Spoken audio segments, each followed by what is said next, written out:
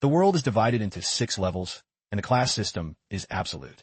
This rule was established by the hero, the 7th Blade Emperor. Even as the strongest first sword emperor in history, who killed the Dark Spirit King to save humanity, he was no exception. The sin of betraying the country is punishable by death. In a small shop, a young man in tattered clothes with his legs chained is being repeatedly beaten by 2 other youths. They throw bitter insults while striking him. "Go die, you Lancelot bastard, you traitor." The young man who is just beaten trembles as he stands up, clutching his stomach. Despite the assault, he shows no fear. "Cough. You're just the city lord's lackeys, yet you dare act like the masters?" Yitian. Lancelot, though in a losing position, remains defiant. He flips them off and speaks with utter disdain. "A few years ago, you weren't even fit to carry my shoes." As soon as Rattan Lancelot finished speaking, the two became enraged. A long-haired guy rushed up and kneed Rattan Lancelot in the gut, causing him to spit out a mouthful of blood. "You bastard, just die." The other one immediately rushed in to beat JT Lancelot. JT Lancelot fell to the ground, using his hands to protect his head from the continuous strikes. Not only did he beat him, but he also insulted him. "You're the grandson of that traitor Labat. The fact that the king let you live until now is a miracle. Drop that annoying, arrogant look.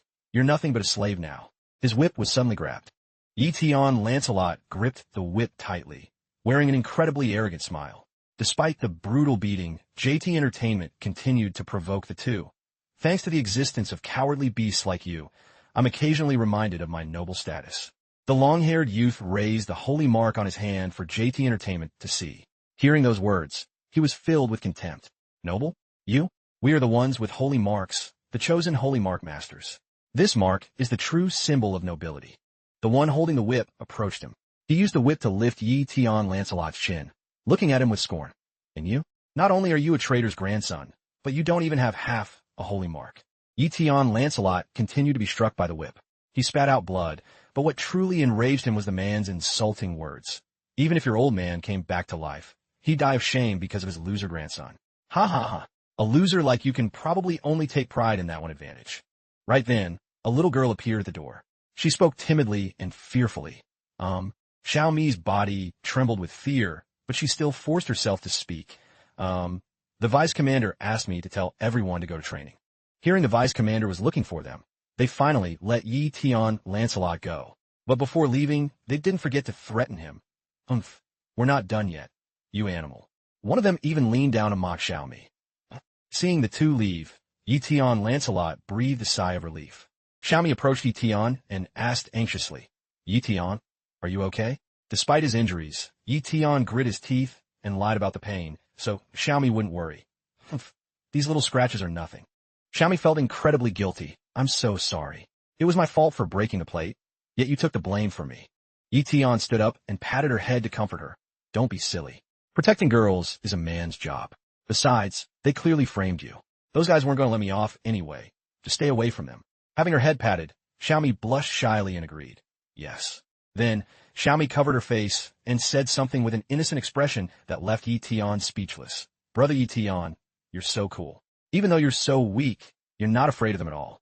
Hit right where it hurts, Yitian asked helplessly, "Are you low-key roasting me?" Seeing Yitian misunderstand her, Xiaomi waved her hands frantically to explain. No. I don't think Yitian is like a slave." Yitian became even more dejected at her explanation. "Fine. The more you talk, the more it hurts." Before they could chat longer, another person appeared and interrupted. "What are you two slacking off for? Get out there and work." In Girl Arab City, at the combat skills training ground, the commander kept shouting, "Stay sharp. You are the strongest protectors of Girl Arab City. Stay sharp and train." Yitian silently listened to the commander's encouragement. At this moment, his job was cleaning weapons. Yitian held a sword in his hand. As he polished it, he thought, "I've been forced into slavery for 5 years now." He recalled that horrific day when his entire family was killed. His parents entrusted his younger sister to him. "Yitian, take your sister and run, fast." Yitian would forever remember the sight of his parents holding each other as 2 soldiers pierced them with a spear. Yitian cried out in despair. "Father, mother." Worst of all, he couldn't protect his sister. His sister, Erin, was taken by a soldier right before his eyes. Yitian called her name in total desperation. "Erin, my sister." Whenever Yitian recalled those painful memories, he felt a surge of hatred. Damn it. It's all his fault. If he hadn't betrayed the Empire. He remembered each of his enemies. I will definitely never forgive those people. Suddenly, another slave approached and slapped Yi-Tian. What are you gnashing your teeth for? Clean them quickly and send them out. That slave left in a foul mood, grumbling. So unlucky. Why did the higher-ups throw a traitor's useless grandson in here with me? Yi-Tian rubbed his head and grit his teeth. Damn it. First, I have to find a way out of this situation. Before he knew it, Xiaomi was by his side. She offered, Yi-Tian, let me help you clean. Xiaomi sat down next to Yi-Tian, happily helping him polish the swords. She asked curiously, Brother Yi-Tian, you seem like you're not backing down, huh? Yi-Tian explained to her, Xiaomi, no one is born half-breed. He looked at the back of his hand with determination. Once I can manifest a holy mark, no one will dare do this to me again. Hearing Yi-Tian talk about holy marks, Xiaomi was shocked. Oh, aren't holy marks innate talents? Yi-Tian revealed his painful past. After his clan fell, those who wanted the secret power of the first Sword Emperor imprisoned him. Every day, they drew his blood, performed surgeries, tested drugs, and conducted various abnormal experiments. Xiaomi covered her mouth in shock, her eyes filled with pity for Yi-Tian. He remembered being in the lab, strapped to a bed with no escape. They even injected dark cells into his body to stimulate his potential. A doctor holding a large syringe said perversely, just enough stimulation will do. After being injected with the strange drug, Yi-Tian collapsed in agony. However, the twisted doctor realized it couldn't awaken the holy mark power within him. Stimulation isn't enough, not enough, but there was nothing they could do. Yi-Tian continued. Later, they discovered I could never awaken the power of a holy mark. Yi-Tian continued to be traded like a commodity. So, they simply sold him to the slave masters here. He spoke about the method he thought would work to activate the holy mark. I believe that if my body can endure enough stimulation, I can activate it. That's why I let them beat me. Hearing this, Xiaomi was stunned by his extreme method. Your method is a bit. But while they were talking intensely, the two bullies from earlier returned. They grabbed Xiaomi's hair. She screamed in terror, but her pain didn't move them at all. The one holding her hair had a savage look. I told you to get the potion, and here you are slacking off? Yi-Tian looked at them in surprise. Immediately, Yi-Tian stood up with a half-clean sword, trying to rescue Xiaomi. He shouted, let her go. Philo licked his lips, drooling with a perverted expression as he spoke to Xiaomi. Little slave, if you serve me well, I'll forgive you. Xiaomi realized what he wanted and begged for mercy. Please let me go, Lord Philo. Philo's accomplice stood there staring at Yi-Tian. He said confidently to Philo, even if you openly lure another slave to work for you, the city lord won't blame you even if you're caught. Yi-Tian was naturally no match for them. He lay helpless on the ground, gritting his teeth and cursing. You scumbags, let her go. He threw the sword he was cleaning toward them and screamed, let Xiaomi go. However, the man easily deflected the sword Yi-Tian used to attack with just one finger. He spoke with utter contempt. See that? This is the innate power of a holy mark master. You're jealous, aren't you? Then, with a flick of his hand, the sword flew back to attack Yi-Tian. Here's a little lesson for you. Fortunately, as the sword arrived, Yi-Tian managed to jump back just in time to escape. But the man wouldn't let him off easily. The sword continued to chase Yi-Tian, despite his attempts to flee. Finally, unable to dodge anymore, the sword struck him. He let out a pain cry. Yi-Tian fell to the ground wounded. He clutched his side, coughing repeatedly. Cough, cough, cough. While the guy laughed maniacally. Ha ha. Ha ha ha. He even spewed more toxic words. I control the trajectory of the airflow in the palm of my hand. You think you can hide? But at that moment, someone else appeared and asked coldly, what do you think you're doing? The commander, Philip, followed by two slaves, asked icily, instead of going to training, what exactly are you doing here? Philo immediately approached Philip, acting like a total snitch while pointing at JT and shifting all the blame onto him. Vice Commander, this slave used a weapon to ambush us. We were just using a bit of holy mark skills to teach the brat how to be a better slave. But Philip's reaction was completely unexpected. He exposed the guy's lie right then and there. You clearly intended to kill the kid with one strike, but failed, didn't you? Being called out, the guy panicked. Well. Philip called out the name Lancelot with a cold expression. Lancelot. Rattan Lancelot. He suddenly lunged forward and delivered a gut punch to Rattan. Oof. Rattan was caught off guard by the strike. He knelt on the ground with one hand clutching his stomach, his body trembling in pain. A figure appeared behind him. It was none other than the guy who had attacked him with the sword earlier. He pressed Yi-Tian's head hard against the ground and raised his fist. You actually dared to dodge my sword earlier? Today, you're dead meat. The man ignored Yi-Tian being pinned down and said coldly, I intentionally hit your wound again. You're quite the man for not crying out despite the pain. It's a pity, just like the rumors say, you don't have a single holy mark. Only Xiaomi worried for him. She screamed, Rattan, your father, Dean Lancelot. That was the first among the 5 great sages of alchemy in the Empire. Your mother, Elena Lancelot, was also a creative psionic genius. And your grandfather was the Empire's first sword emperor, Liba Lancelot. Yi Tian was pinned to the ground, gritting his teeth in pure hatred as he listened to Philip talk about his family. He touched the sword at his hip, looking down at the struggling Yi Tian with utter disdain. Philip spoke with an air of superiority. The first sword emperor betrayed the Empire and was executed long ago. The Lancelot family was wiped out. Without holy mark talent, you're just a drowning dog turned slave. Since you received the king's grace to live, why can't you just stay in your place? Suddenly, Rattan spat on Philip's boot. His eyes burned with rage. Rattan grit his teeth and spat out every word. Who are you calling a dog? What kind of BS is that? Philip was completely triggered by JT. He drew his sword and pointed it at Xiaomi, threatening him. If you don't know how to behave, then I'll let your friend show you. Philip pointed the sword at Xiaomi, making her struggle in fear.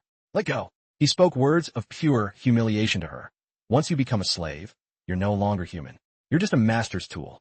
A master can play with you however they want. At this point, Yi Tian was terrified. He screamed, hoping they would spare Xiaomi. Stop it right now.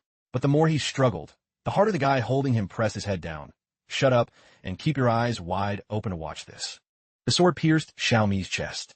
She cried out in agony. It hurts so much. Philip said with a tone of pure contempt for JT to hear. Even if I cut you both into pieces. Yi Tian was being pinned down, but he still tried to push himself up. He screamed frantically, you bastard. Stop it right now. The more he screamed, the more force Philip applied to the sword in Xiaomi's chest. He wore a twisted smile, threatening Rattan. The class system is absolute. Do you want to see how long your guts keep moving after they're ripped out? This scene triggered his painful memories of his younger sister. Rattan grit his teeth, his eyes filled with hatred and loathing. He growled out 2 words, you animal. Suddenly, Rattan's power exploded. He threw off the man holding him and rushed toward Philip at top speed. He screamed in pure rage. I'll make you stop. The man who had been holding the rope was stunned as he looked at the hair in his hand. He couldn't believe the rope had actually snapped. Huh? It's torn? Philip pulled the sword out of Xiaomi's chest, causing blood to splatter everywhere. He shifted his attention to Rattan. Since you're so stubborn and refuse to listen. Rattan lunged at Philip with a ferocious expression. Of course, he was no match. Philip kicked Rattan hard in the chest, causing him to spit out a mouthful of blood. With just one kick, Rattan was sent flying. But as he was about to hit the ground, his body seemed to glow. Rattan felt the sensation of pain disappearing. He wondered to himself, Am I about to die? A voice appeared to answer his question. That's right, my child. You're about to die. Yi Tian seemed to realize something. He asked a series of questions. Is this a holy mark awakening? So extreme stimulation means death. What the hell? The voice continued to ring out. Don't worry, my child. The moment you die is the moment you and I begin our symbiosis. I am the seed of evil. Rattan was shocked. What? Not a holy mark? Evil symbiosis? He immediately resisted. No. Evil is the mortal enemy of humanity. I don't want it. The voice gave Rattan no chance to refuse. You cannot escape. It's rare for a human to be able to share their life with me. I've waited over 100 years. And besides surviving, I'll give you a gift. Rattan didn't believe it at all. He thought, as expected, just a hallucination before death. Too much nonsense. Rattan landed safely on the ground. The hair that had been torn off grew back rapidly at a speed visible to the naked eye. It had completely returned to normal, but it was a different color than the rest of his hair. His entire body burst into flames, and Yi Tian's eyes flashed. All 3 of them were incredibly shocked. Is that brat still standing? The man who had been holding Yi Tian's hair earlier quickly rushed in to kill him. He cursed frantically. Quite the tough nut. Godi. That mysterious voice rang out again, bloodline memory. It allows you to inherit all the abilities of your deceased relatives. Yi Tian remained incredibly calm as the fist approached him. The mysterious voice continued. How powerful you become depends on how strong your family's bloodline is. Yi Tian slammed a powerful punch into the ground. Bloodline memory. Inheritance officially begins. With just one punch, Yi Tian knocked out the slave. He lay face down in a pool of his own blood. Philo dropped Xiaomi to the ground. He couldn't believe what he was seeing. Holy crap. What the hell? Philip was the same. His eyes widened as he grit his teeth, unable to understand what was happening before him. Behind Rattan, it was as if an evil flame had erupted. Philo cried out in fear. This kid has gone crazy. Countless foreign memories flooded into Rattan's head frantically. He clutched his head and screamed in pain. Arg. Yi Tian clutched his head as cold sweat poured down. He asked the mysterious voice, "What is all this information? It's too much. My parents, even my grandfather. Is this what they went through?" The mysterious voice answered, "Yes. What is etched in your mind is their knowledge and experience, along with all the skills they acquired." Half of Ratan's face turned into a demon's face. He still doubted and asked, "Who are you? What do you want?" The voice didn't answer directly. It said, "This is the power I give you. Use this bloodline memory well. I truly hope that day comes." JT realized the voice was dodging his question and shouted, "Who the hell are you?" But the only response was a continuous hee-hee laughter. At that moment, the guy JT had punched woke up. He was furious. "Motherfucker, you dare hit me? You're just a slave." He lunged at Yi Tian once again, arrogantly shouting, "I'm a holy mark master, you little SHD." Coder Philip tried to stop him, but was too late, yelling, "Roy." Roy threw a punch, but Yi Tian easily dodged it. He kept throwing strikes while cursing, "You bastard. You animal. You damn dog." However, all of his attacks were easily evaded by Yi Tian, attacking repeatedly without success. The holy mark on the back of his hand glowed. Roy shouted with determination, "Where the hell do you think you're hiding?" He activated the combat skill, Ai Palm. A palm strike was unleashed, but this time Yi Tian didn't dodge. He stood his ground and blocked Roy's strike with his bare hand. To everyone's surprise, he wasn't injured in the slightest. Yi Tian placed his elbow against Roy's neck and calmly said, "Not only are you running wild, but your breathing is a mess, too." He grabbed Roy's trembling arm and said with pure disdain, "I'm afraid you don't even understand the blind spots of your own technique." Roy began to panic, stammering, "What?" Immediately, Yi Tian used his strength to twist Roy's arm back and swept his leg out from under him. Roy fell to the ground, clutching his leg and screaming in agony. "Arg." He kept rolling around in pain. Looking at the man groveling on the ground, Yi Tian thought to himself, "I can damage him, but I can't break his leg yet." He stared at his hand and wondered, is it because my current physical strength is too weak? It's amazing. Those skills and knowledge I knew nothing about a minute ago. Xiaomi lay leaning against a weapon crate. Philo, seeing Roy trembling and clutching his leg in pain, cursed his partner. "Roy, what are you doing? How can't you even handle a slave?" Meanwhile, Yi Tian realized the voice had said he could inherit the knowledge and experience of his deceased relatives, but his physical strength was still his own. He'd have to get stronger himself. Coder Philip remained silent throughout. Xiaomi called out Yi Tian's name weakly. After observing Yi Tian, Philip thought, his movement skills are completely different from before. That physical power is like a holy mark master's. Could it be? Philo felt enraged that his partner was beaten. He grabbed his sword and rushed forward. "Let me help you." Philo swung repeatedly at Yi Tian, but all his attacks were easily dodged. The fight had attracted a large crowd. Whispers broke out. "Why is it so rowdy? Philo is fighting a slave." A slave, seeing the scene inside, cried out in shock. "Yi Tian." Philip stood there silently, watching the battle.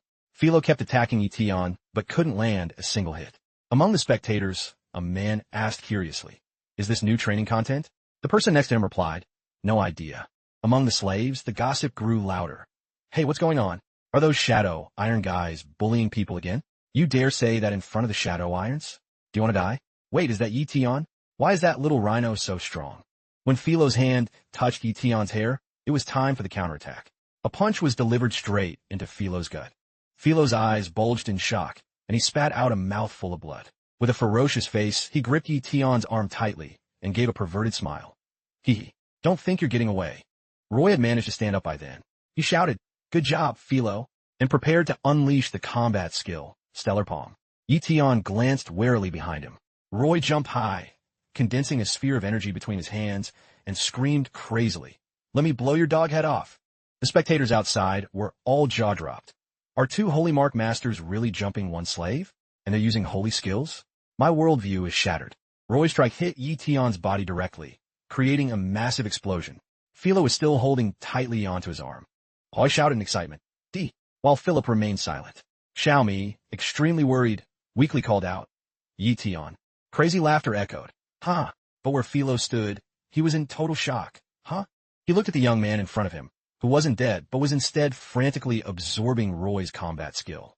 This low-level holy mark skill is so easy to break and absorb. After seeing the scene, everyone there was stunned. They stammered, "WH what?" Yi Tian's body was glowing, his inner power seemingly exploding. Yi Tian smirked. "Let me show you guys something cool. They say that old geezer learned this in the East. This is called," he shouted, through the mountain cow strike. The surge of power emanating from him sent Philo flying, blood spraying from Philo's mouth. Philo crashed down as everyone watched in awe. The whispers started again. Since when did Rattan get this strong? That's insane. As for Roy, he was trembling in fear. Why you? How? Absorbing my power to counterattack someone else? That's not something a normal person can do. Yi-Tian's body was still pulsing with power. He shot a sharp glare at Roy. You idiot, don't you get it? I am now. He reached out his hand as a surge of power appeared. Yi-Tian continued. "That a holy mark master."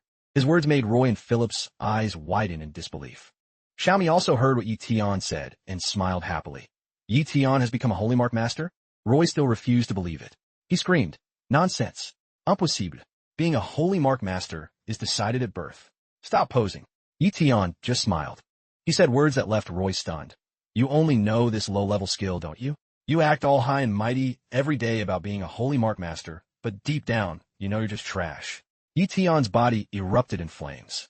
His hands formed a specific seal. "Let me show you what a high-level skill looks like." Behind Yi-Tian, a demonic figure seemed to appear, and his eyes glowed intensely. Roy shielded his eyes with his hands, stammering in fear. What is this?" Yi-Tian's body emitted an incredibly powerful aura, leaving even Philip jaw-dropped. How is this possible? Such a powerful aura. Even if he suddenly got a holy mark, he shouldn't be able to use such a high-level combat skill. He really is a monster. Suddenly, Yi-Tian's eyes widened in surprise. He felt frustrated as he realized, damn it, my current body seems to be only at level 1 holy mark. With just this much strength, I can't use grandfather's powerful moves. Yi-Tian stood in the middle of the crowd. His power suddenly vanished as his hands dropped. The surrounding crowd felt instantly disappointed. Huh? What happened? Where's the ultimate move? Is that it? Why'd he stop moving? Yi-Tian walked up to Roy, who was terrified. Why you? He swung his leg and delivered a hard kick straight to Roy's crotch. Ouch! Roy's face instantly changed color. He squeezed his legs together and screamed. Ayu, my birds are cooked. Yi-Tian said triumphantly. You're done. The onlookers kept gasping. Damn, that's brutal. OMG, where was the ultimate move? Just watching that makes me ache. Terrifying. The pain probably went straight to his head. Roy's face turned pale as he clutched his crotch, groaning in agony. Ugh. Ugh. Ugh. Philip started to lose his cool too. He thought angrily. Is this Brad trying to play me? Just then, a subordinate rushed over to report. Sir Philip, the city lord has summoned you immediately. Philip asked coldly, What's going on? The subordinate pointed in one direction and said uncertainty. It seems like some VIPs have arrived. We need to welcome them. Philip replied, Fine, I get it. Before leaving, Philip didn't forget to warn Yi-Tian. Consider yourself lucky, Yi-Tian. I'll be back for you soon. Yi-Tian looked at him in silence. Philip coldly ordered his subordinates. What are you standing there for? Carry them out. As soon as Philip spoke, 3 or 4 people rushed over to lift and support Philo and Roy. Hurry up. Get them to the Sages Guild. Once they were all gone, Yi-Tian ran to Xiaomi at top speed. He called out anxiously, Xiaomi. Not only that, the other slaves immediately swarmed around him, praising him. Those shadow, iron guys think they can bully us just because they're the city lord squad. Yi-Tian, you really stood up for us today. Kid, you've got real skills. Yeah, totally. But Yi-Tian didn't care what they said. He shouted anxiously, Stop the BS. Help me get Xiaomi to the Sages Guild for treatment. Yi-Tian hurriedly carried Xiaomi for treatment, followed by a crowd. They kept sucking up to him. Thanks to you, we feel so vindicated today. As expected of the first Sword Emperor's grandson. We're following you from now on. But Yi-Tian found them annoying. He thought, these jerks were never this friendly before. Regardless, his heart was racing. Thump thump, thump thump, thump thump. Even he felt like everything that just happened was a dream. This feels like a dream. I actually got a holy mark and those family abilities. They just came to me. Yi-Tian grit his teeth, feeling a surge of anticipation. This was his chance. First, for the sake of his family, he determinedly spat out, revenge. Outside the Sages Guild, Emily was sweeping the yard when a large crowd suddenly arrived. The man leading them shouted, Receptionist. He pointed to Xiaomi urgently. Save her. One of ours is hurt. Help. Yi-Tian was also panicking, holding Xiaomi in his arms and constantly asking, She's going to be okay, right? Emily looked at them, confused. Wait, what happened now? She asked the guy, Are you the city lord's slaves? He immediately replied, Yes, ma'am. Then he started crying and pointed at Xiaomi. I heard the city lord always sponsors the guild. As long as we're his people, the guild will treat us, right? Save her. She's dying. Yi-Tian, hearing him say something so unlucky, snapped. She's not dying, you idiot. Emily looked helplessly at the two arguing. She hesitated and said, then please follow me. Yi Tian kept encouraging Xiaomi. Hang in there. Emily opened the pharmacy door and called to the man inside. Mr. Allen, a new patient is here. Allen was busy mixing potions. Seeing people arrive, he looked annoyed. He stood up to shoo Yi Tian's group away. Don't you know how to knock? What? Not again. Didn't two people just come? I am Busa. He pointed at the large crowd at the door and asked in surprise. Aren't these all slaves? Why did you let slaves in? Emily answered honestly. They're the city lord's slaves. The girl's wound looks bad.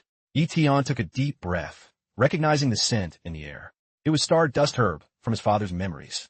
Allen spoke to Emily with a look of pure disgust and disdain. I don't care if they belong to the city lord. They're just a bunch of slaves. We serve the city lord, not them. Kick them out now. Don't disturb my work. Emily tried to persuade him, but Yi Tian saw he wouldn't treat Xiaomi. He begged. We can treat her ourselves. Just give us some medicine and bandages for later. Allen flatly refused. Get out. He occasionally glanced into the pharmacy and told Yi Tian scornfully, one bottle of this is worth more than your dog lives. Get the hell out. It seemed Yi Tian was finally pushed too far. He narrowed his eyes. Suddenly, an explosion went off in the room. Allen shouted in fear, crap. The slaves outside looked in with great interest. Wow, something exploded? Allen rushed back to his potion. He used his holy mark power to stabilize the flask. Damn it. Stabilize, damn you. Suddenly, Yi Tian shouted, startling Allen. Stop right now. You put in too much sulfur, and you're missing cold star and damp herb. If you keep increasing your holy mark power, it's going to blow. Allen was stunned that a kid was lecturing him on potion making. He just blankly went, huh? Just as Yi Tian predicted, Allen's potion began to react violently. He shielded his face and screamed in terror. Whoa. He immediately bolted out of the room. The people outside also ran for their lives. The explosion's out of control. Holy crap, what did you do? Trying to burn us alive? The pharmacy was a mess after the explosion. Allen looked at his spilled, smoking potion with regret. Damn it. What a waste of resources. The slave with Yi Tian reminded him. The others have to go back to work. Save Xiaomi fast. Emily kindly warned him. Mr. Allen, what were you refining? Don't burn down the pharmacy. Allen was furious, so he snapped. What do you know, you country girl? There's only a little star dust herb left. Allen became hysterical, grabbing Emily's shoulders and shaking her. It's all your fault. If it weren't for you jerks, I would have succeeded. How are you going to compensate me? Emily was shocked by the demand and stammered. Before she could finish. Yi Tian set Xiaomi down and said coldly to Allen.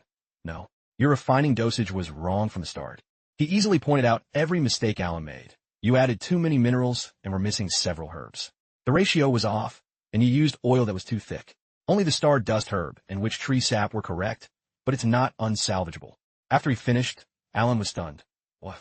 He held up a formula for star-shattering blood and said, using star-shattering blood is a taboo after all. This formula was struck from the guild's records. Looking at the paper in Yi Tian's hand, both Allen and Emily's expressions changed instantly. Emily immediately questioned Allen. What? Star-shattering blood is a forbidden potion. Mr. Allen, surely you weren't. Allen immediately tried to deflect. Nonsense. I wasn't refining that. I was just... He quickly made up an excuse, right? I was just doing academic research. I had no intention of using it. Yi Tian walkit pastalan koldi. He said, star-shattering blood can boost a holy mark, but the side effects are even costlier. If done wrong, it'll drive the user insane. Only a fool would use this. Allen grit his teeth and asked in shock. How do you know about this? Don't tell me you know how to refine it. Yi Tian turned back and stared at him. I can help you refine star-shattering blood. Allen couldn't believe his ears. He stammered. No, impossible. How could a common slave do that? Emily and Allen both stared at him. Emily warned. Hey kid, don't joke around like that. Allen's expression shifted as a realization hit him. He pointed at Yi Tian. Are you the grandson of the first Sword Emperor? If I recall correctly, I've seen your face on a wanted poster. Allen was incredibly shocked. That means, you're Dean Lancelot's son? Hearing this, Emily covered her mouth in surprise. Dean Lancelot? Yi Tian walked to a nearby table and picked up a sprig of herb. Star dust herb. Impressive. Must have cost a fortune. This is my first time seeing it too. Emily recalled in shock. One of the guild's founders. One of the 5 great sages? Allen confirmed. That's right. Only then did he realize Yi Tian was holding a star dust herb and rushed to stop him. Don't touch my stuff. Yi Tian said coldly. I really can help you refine star-shattering blood. Yi Tian's words hit Allen like a bolt of lightning. He was silent from pure shock, while Emily was worried and tried to stop them. Hey, refining that. If the guild leader finds out. Yi Tian looked at Alan and repeated his own excuse. Wasn't it just for academic research? Alan broke into a cold sweat. He began to waver, thinking, is it possible this little brat actually can? Alan grabbed Emily's shoulders and stared at her, right? This is just for academic research. Academic. Emily was put in a tough spot by Alan's pressure. Then, he turned to Tian with an incredibly enthusiastic attitude. Little friend, shall we begin then? Tian held the star dust herb, staring at Alan with a chilling silence that left the man confused. Huh? Over there, Xiaomi is lying on a bench with the slave next to her crying hysterically. Lord, save this poor child. Xiaomi is dying. Despite her pain, the noise is so loud that Xiaomi uses her last bit of strength to say, Senior, can you please shut up? Only then did Alan remember. All right. He rushed over to Xiaomi. His attitude completely flipped from before. Right. Must save my brother's friend first, shouldn't I? Oh, you poor thing. Let me take a look. Xiaomi and the other slave looked at his sudden enthusiasm with nothing but question marks. Alan began using his holy mark power to treat Xiaomi, but he kept a wary eye on Yi Tian, who was refining the star-shattering blood. He thought guardedly, that damn slave. If he dares trick me, he's dead. Don't think using your father's name can scare me. A moment later, he finished treating Xiaomi. The wounds on her body had completely vanished. He shouted, done. Still acting grumpy, he tossed a potion bottle to the slave and instructed, this kid's energy and blood are still very weak. When you get back, give her this potion to replenish her system. The slave took the bottle, looking at Alan with pure worship. I understand. Doctor, you're amazing. I can't believe you brought her back to life. Alan snapped irritably. Shut your trap. Right after that, Yi Tian also shouted, done. Alan said to him, Brother, I've run out of kindness here. You should tell me the refining method for star-shattering blood now, shouldn't you? Yi Tian tossed the freshly refined, star-shattering blood to Alan. Here. Then he hurriedly ran to Xiaomi. He asked gently, Xiaomi, how are you feeling? Meanwhile, Alan looked at the potion in his hand and screamed in shock. It's actually finished. He looked back and forth between the vial and Yi Tian, who was by Xiaomi's side. He said in disbelief, I researched this for 6 months and failed countless times. How could this kid refine it perfectly without any issues? Seriously? Yi Tian ignored his confusion. He was only concerned with whether Xiaomi was hungry. The girl, though healed, was still frail. I want to eat a white jade fruit. Alan still couldn't believe it, so he compared the vial to the description in his manual. He realized it was a perfect match. The appearance is exactly as described. Yi Tian walked over and snatched the vial back. He asked coldly, well, is it good enough? Alan stammered. Yes, it's great. At first glance, it's the real deal. Yi Tian opened the cap and held it under Alan's nose. You can't just look at it, you have to smell it. Star-shattering blood has a fishy scent with a hint of grape sweetness. After sniffing, Alan noted, you're right. I definitely smell the fishy scent and that sweetness. He flashed a sleazy smile. Now give it to me. But Yi Tian simply let go, letting the vial fall to the ground. The vial hit the floor. It shattered into pieces, and the star-shattering blood spilled everywhere. Alan clutched his face, his eyes nearly popping out of his head. He screamed in horror. It broke. Yi Tian didn't regret it all. He gave a thumbs up and said cheerfully, academic research concluded. Alan looked at the shards on the ground, heartbroken. My star-shattering blood. My star dust herb. It's over. All gone.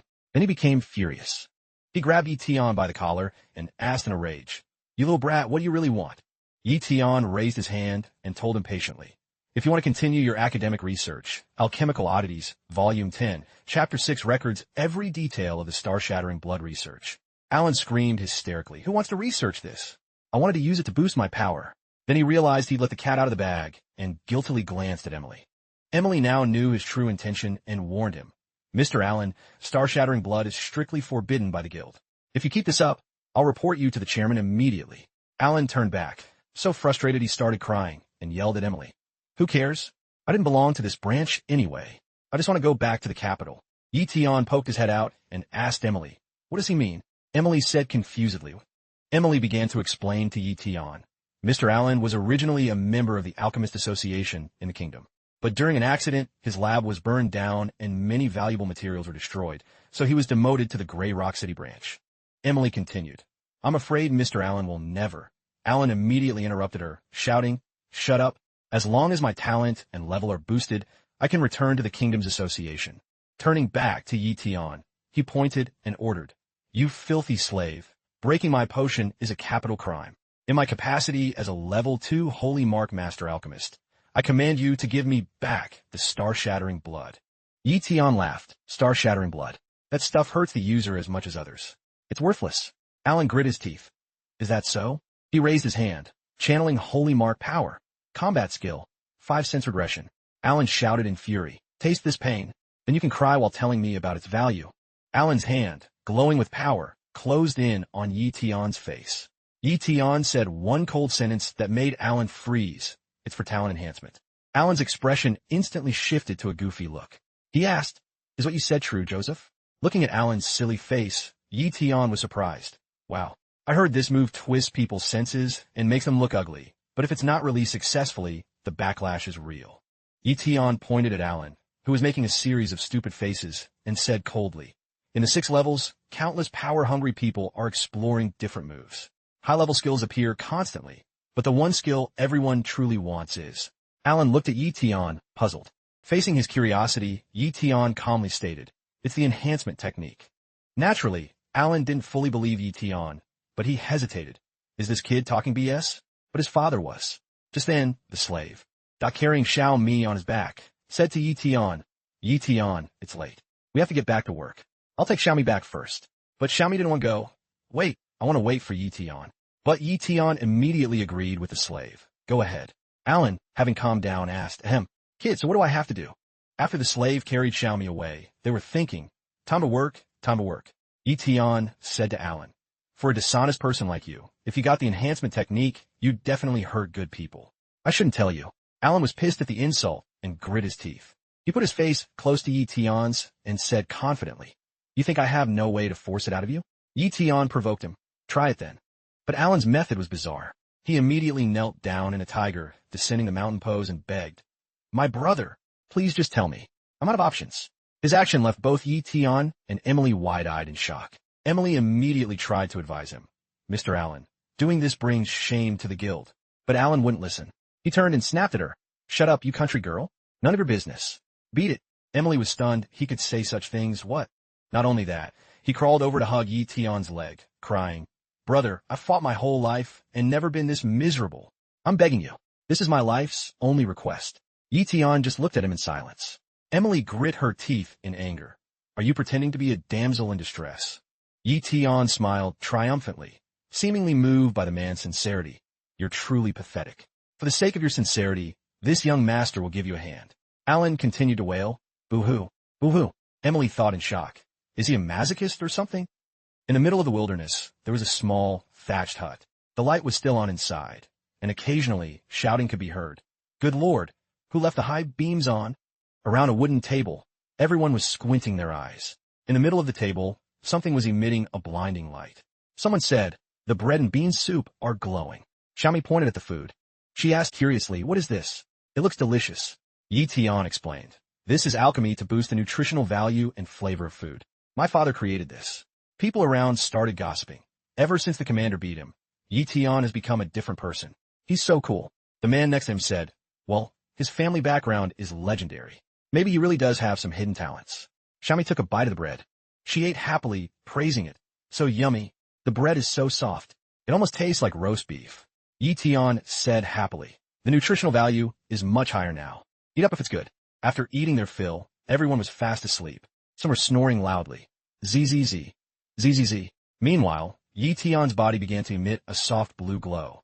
While Yi Tian was asleep, his body automatically activated natural psionic recovery. He snapped his eyes open, feeling proud. He thought, as expected of the move my genius mother developed, I can boost my body's recovery speed through sleep. With just 3 hours of sleep, all my fatigue and aches are completely gone. Yi Tian looked at his hands and told himself, if I hadn't received the holy mark, I wouldn't have known how weak my body was. Father, mother, I've inherited your power. I must get stronger and escape this life. He clenched his fists with determination. I will avenge you both. Yi Tian pushed the door open and went out to train. Now that his body was recovered, he could finally start his real training. Right now, Yi Tian is all alone outside. He mutters to his late grandfather, even though I hate your guts, I have to borrow your power to forge this body of mine. Grandfather, First Sword Emperor Liba, I'm using your combat skills to temper my form. With that thought, his power erupts. Yi Tian leaps into the air, activating First Form, Radiant Nirvana, Nirvana body break. Yi Tian's face contorts in agony as he clutches his head. This technique stimulates the body's ultimate potential, forcing every part into a high-intensity state. This simple yet brutal training method allows the body's condition to evolve rapidly. He collapses to the ground in pain, spitting out a mouthful of blood. Ugh. But this method comes with a price. It inflicts severe damage on the body. Yi Tian painfully wipes the blood from the corner of his mouth, surprised by his grandfather's sheer ruthlessness. So this is the secret to getting strong, Liba? No wonder you were a total beast. This method is exactly like a demonic transformation, but countless glowing embers emanate from Yi Tian's body. He clenches his fists, making a promise to his late grandfather. I'll definitely be more cold-blooded than you and become even stronger than you. The next day at the Grey Rock City Sages Guild, Alan's voice rings out. What? That little brat better not be playing me. He's frantically rummaging through the warehouse, searching for something. Alan mutters skeptically. Is it really here in the guild? Alan grit his teeth, recalling his conversation with Yi Tian. Yi Tian had handed him a piece of paper, saying, collect as many of these materials as you can. Alan looked at the list and asked suspiciously, Yi Tian, is this the secret enhancement formula? Yi Tian replied, no, this is just stuff I need. Yi Tian pointed at him and snapped, shut it. Helping you isn't free. This is the price you pay.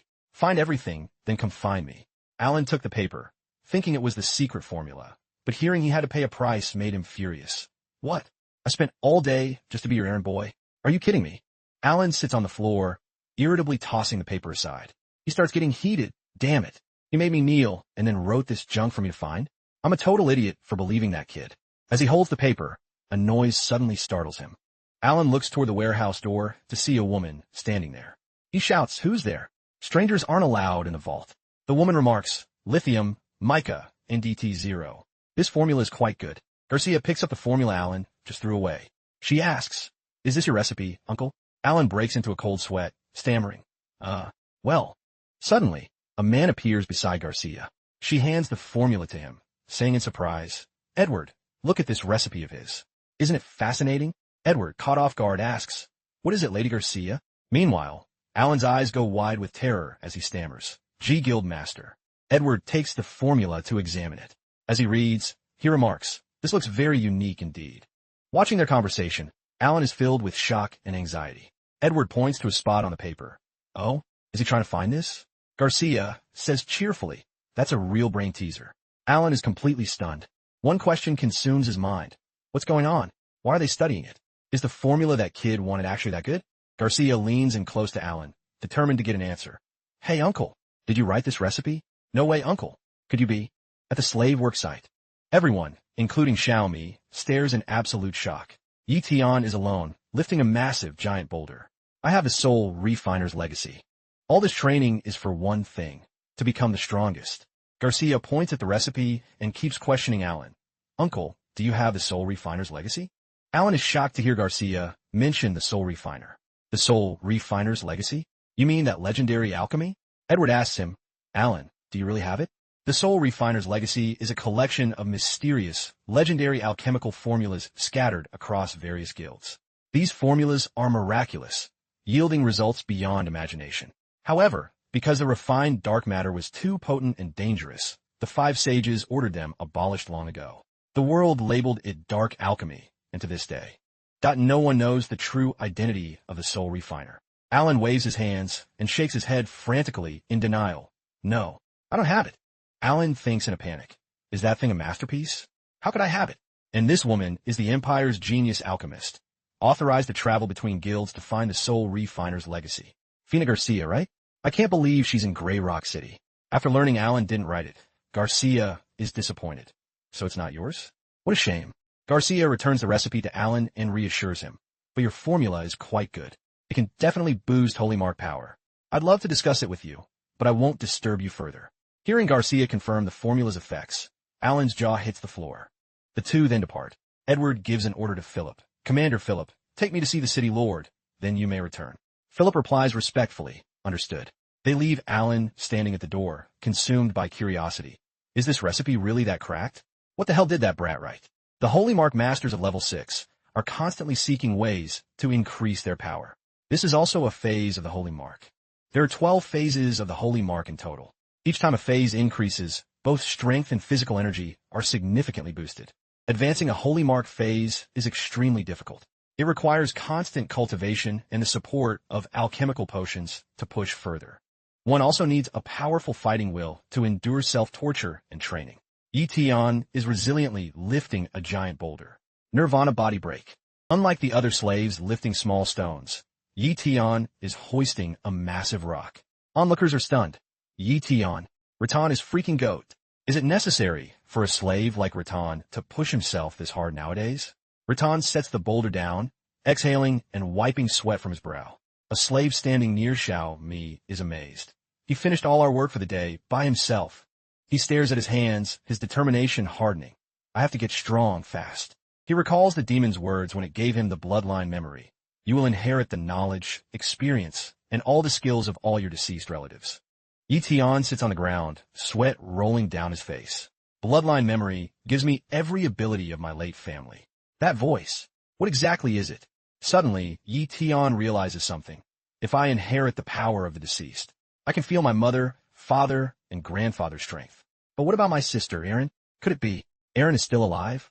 Thinking this, Rattan is overjoyed. That would be amazing. Erin must be alive. She was born with a holy mark. She's no pushover. She's my only family. I have to find her. Rattan stands up, testing his aching arms. He's surprised by his current physical state. As expected of Liba's combat skills. In such a short time, my body already feels like a soldier's. But this move drains too much energy. I can't get recovery meds right now. So time for a change of plans. Yi Tian lies face down on a mat, shirtless. He closes his eyes, enjoying Xiaomi's massage while using natural recovery. Yi Tian thinks happily. Natural recovery restores my physical state while I sleep. With an external massage to help, I can recover even faster. This is my custom move, supernatural recovery. The next day, his body is back in peak condition. Yi Tian shows off his fit physique, making Xiaomi shyly cover her face. Yi Tian is finally in top form. Xiaomi blushes and looks away, but her hand secretly pokes at Yi Tian's abs. Though recovered, he still has concerns. Simply converting mass into recovery won't increase the total strength of a level 1 holy mark like mine. The main issue is my holy mark level is still too low. Suddenly, someone calls from outside. Hey Yi Tian, someone from the Sages Guild is calling for you. They said they'd wait at the gate. Yi Tian brightens up, full of anticipation. Is it Alan? Looks like he got all the materials I need. It's about time. The scene shifts to the Sages Guild gate. Yi Tian arrives as instructed to wait, but Alan is nowhere to be found. He sniffs the air suspiciously. Where is everyone? Yi Tian begins to search the area. He suddenly turned serious and became extremely vigilant. A sword lunged toward where he was standing with lethal intent, but luckily, Jithian managed to dodge it. Jithian looked toward one side, remaining on high alert. It turned out the ones who just attacked him were Calder and his lackey Roy. Calder touched the sword at his hip and threatened him. Jithian, you injured my holy mark master, so it's time to pay your debt. Roy, emboldened by Calder's presence, said arrogantly, you actually showed up just because we called? Seeing the two people he didn't want to meet in front of him, Jithian asked curiously, what is Shadow, Ironwatt? So it was you guys who summoned me? Roy maintained his utter contempt for Jithian, spitting out insults. As if we go looking for you, huh? Calder demanded that Jithian kneel and apologize. Jithian, if you're a level 1 holy mark master, why do you hesitate before a level 2 like me? If you're willing to kneel and beg, I might reconsider. Jithian gave a cold laugh. He pointed at him with total disdain. Stop talking nonsense. Do you actually want to beat me or not? Seeing no reaction from Calder, he continued to provoke him. Have all the holy mark masters I thrashed become useless? Running out of people to fill the squad's ranks? I can see your Shadow Iron group has reached its limit. Calder was successfully triggered by Jithian. He drew his sword and said furiously, you're choosing the hard way over the easy way. Jithian showed no fear or panic. He said arrogantly, that's more like it. If you want to make a move, just do it. Calder swung a strike toward Jithian. Combat skill. Tiger Cleaving Gale. Jithian quickly jumped to avoid the blade. He was surprised, the skill. He was actually able to easily block Calder's downward slash with his foot. Jithian continued. Is mid-tier. Jithian pulled back his leg. Calder was forced to retreat by the kick. Jithian easily pointed out the flaw in the technique. A level 2 holy mark master with a mid-tier skill and NDT 0, but you're not fast enough to take advantage of it. The two Shadow Iron members behind Calder were stunned. How could this brat dodge Tiger Cleaving Gale? Meanwhile, Calder remained completely silent, as if his secret weakness had been exposed. After a long silence, he said coldly, "You've grown stronger, Raton. Truly impressive." As soon as he finished, Calder leaped up and swung his sword. Tiger Link Slash. While attacking, he didn't forget to look down on Raton. But so what? You still can't overcome the gap in holy mark levels. Tiger Link Slash came crashing down. Raton leaped high to evade. The Tiger Link Slash strikes were unleashed repeatedly. Raton didn't counterattack. He chose to keep dodging. Raton was pushed back. Holding a sword in his hand, Raton remarked, "This skill." He quickly rushed forward and landed a strike that injured Calder. He stated firmly, "Is low tier." Roy and the other lackeys stood, their jaw dropped, as if struck by lightning. They both had the same thought. What? Jithian held his sword near Calder, much to the man's shock and fear. Jithian continued, "Even if your power is great, your openings are everywhere." Surprisingly, Calder grabbed Jithian's blade with his bare hand. Fresh blood stained the blade red. He winced in pain. Ugh. Cold sweat poured down his face like a river. Calder's expression looked terrible. Gripping Jithian's sword tightly, he cursed, "You bastard." Still unwilling to give up, Calder raised his sword and shouted, "I am a level 2 holy mark master." Jithian stayed silent. He stared at the man with his eyes. He was using the psionic ability, Phoenix Killing Intent. Calder's eyes suddenly glazed over. He seemed to have become dazed. Calder's body went stiff, making it hard to move. He remained frozen in a combat stance with his sword pointed forward. Jithian immediately retracted the Killing Intent. He said triumphantly, "Killing Intent retracted. That move just now." A vision of a fist kept appearing in Calder's eyes. He finally realized, psionic. Just like that, Jithian landed a painful punch right in the middle of Calder's face. A total counterslap.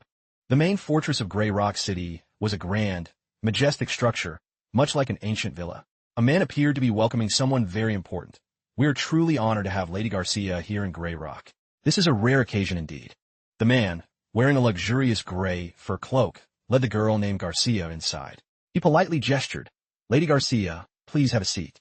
"Thank you very much." He was the city lord of Grey Rock, Rudolph Hermann. Garcia went inside and headed for sofa. While hanging his fur coat on the rack, Rudolph asked Garcia about the rumors that she was searching for the Soul Refiner's legacy. Rudolph quickly sat down opposite her. To facilitate their discussion, he smiled and remarked, "You truly are the genius alchemist entrusted with such a heavy responsibility by the Empire." Garcia felt slightly embarrassed by the praise. "You're too kind, my lord."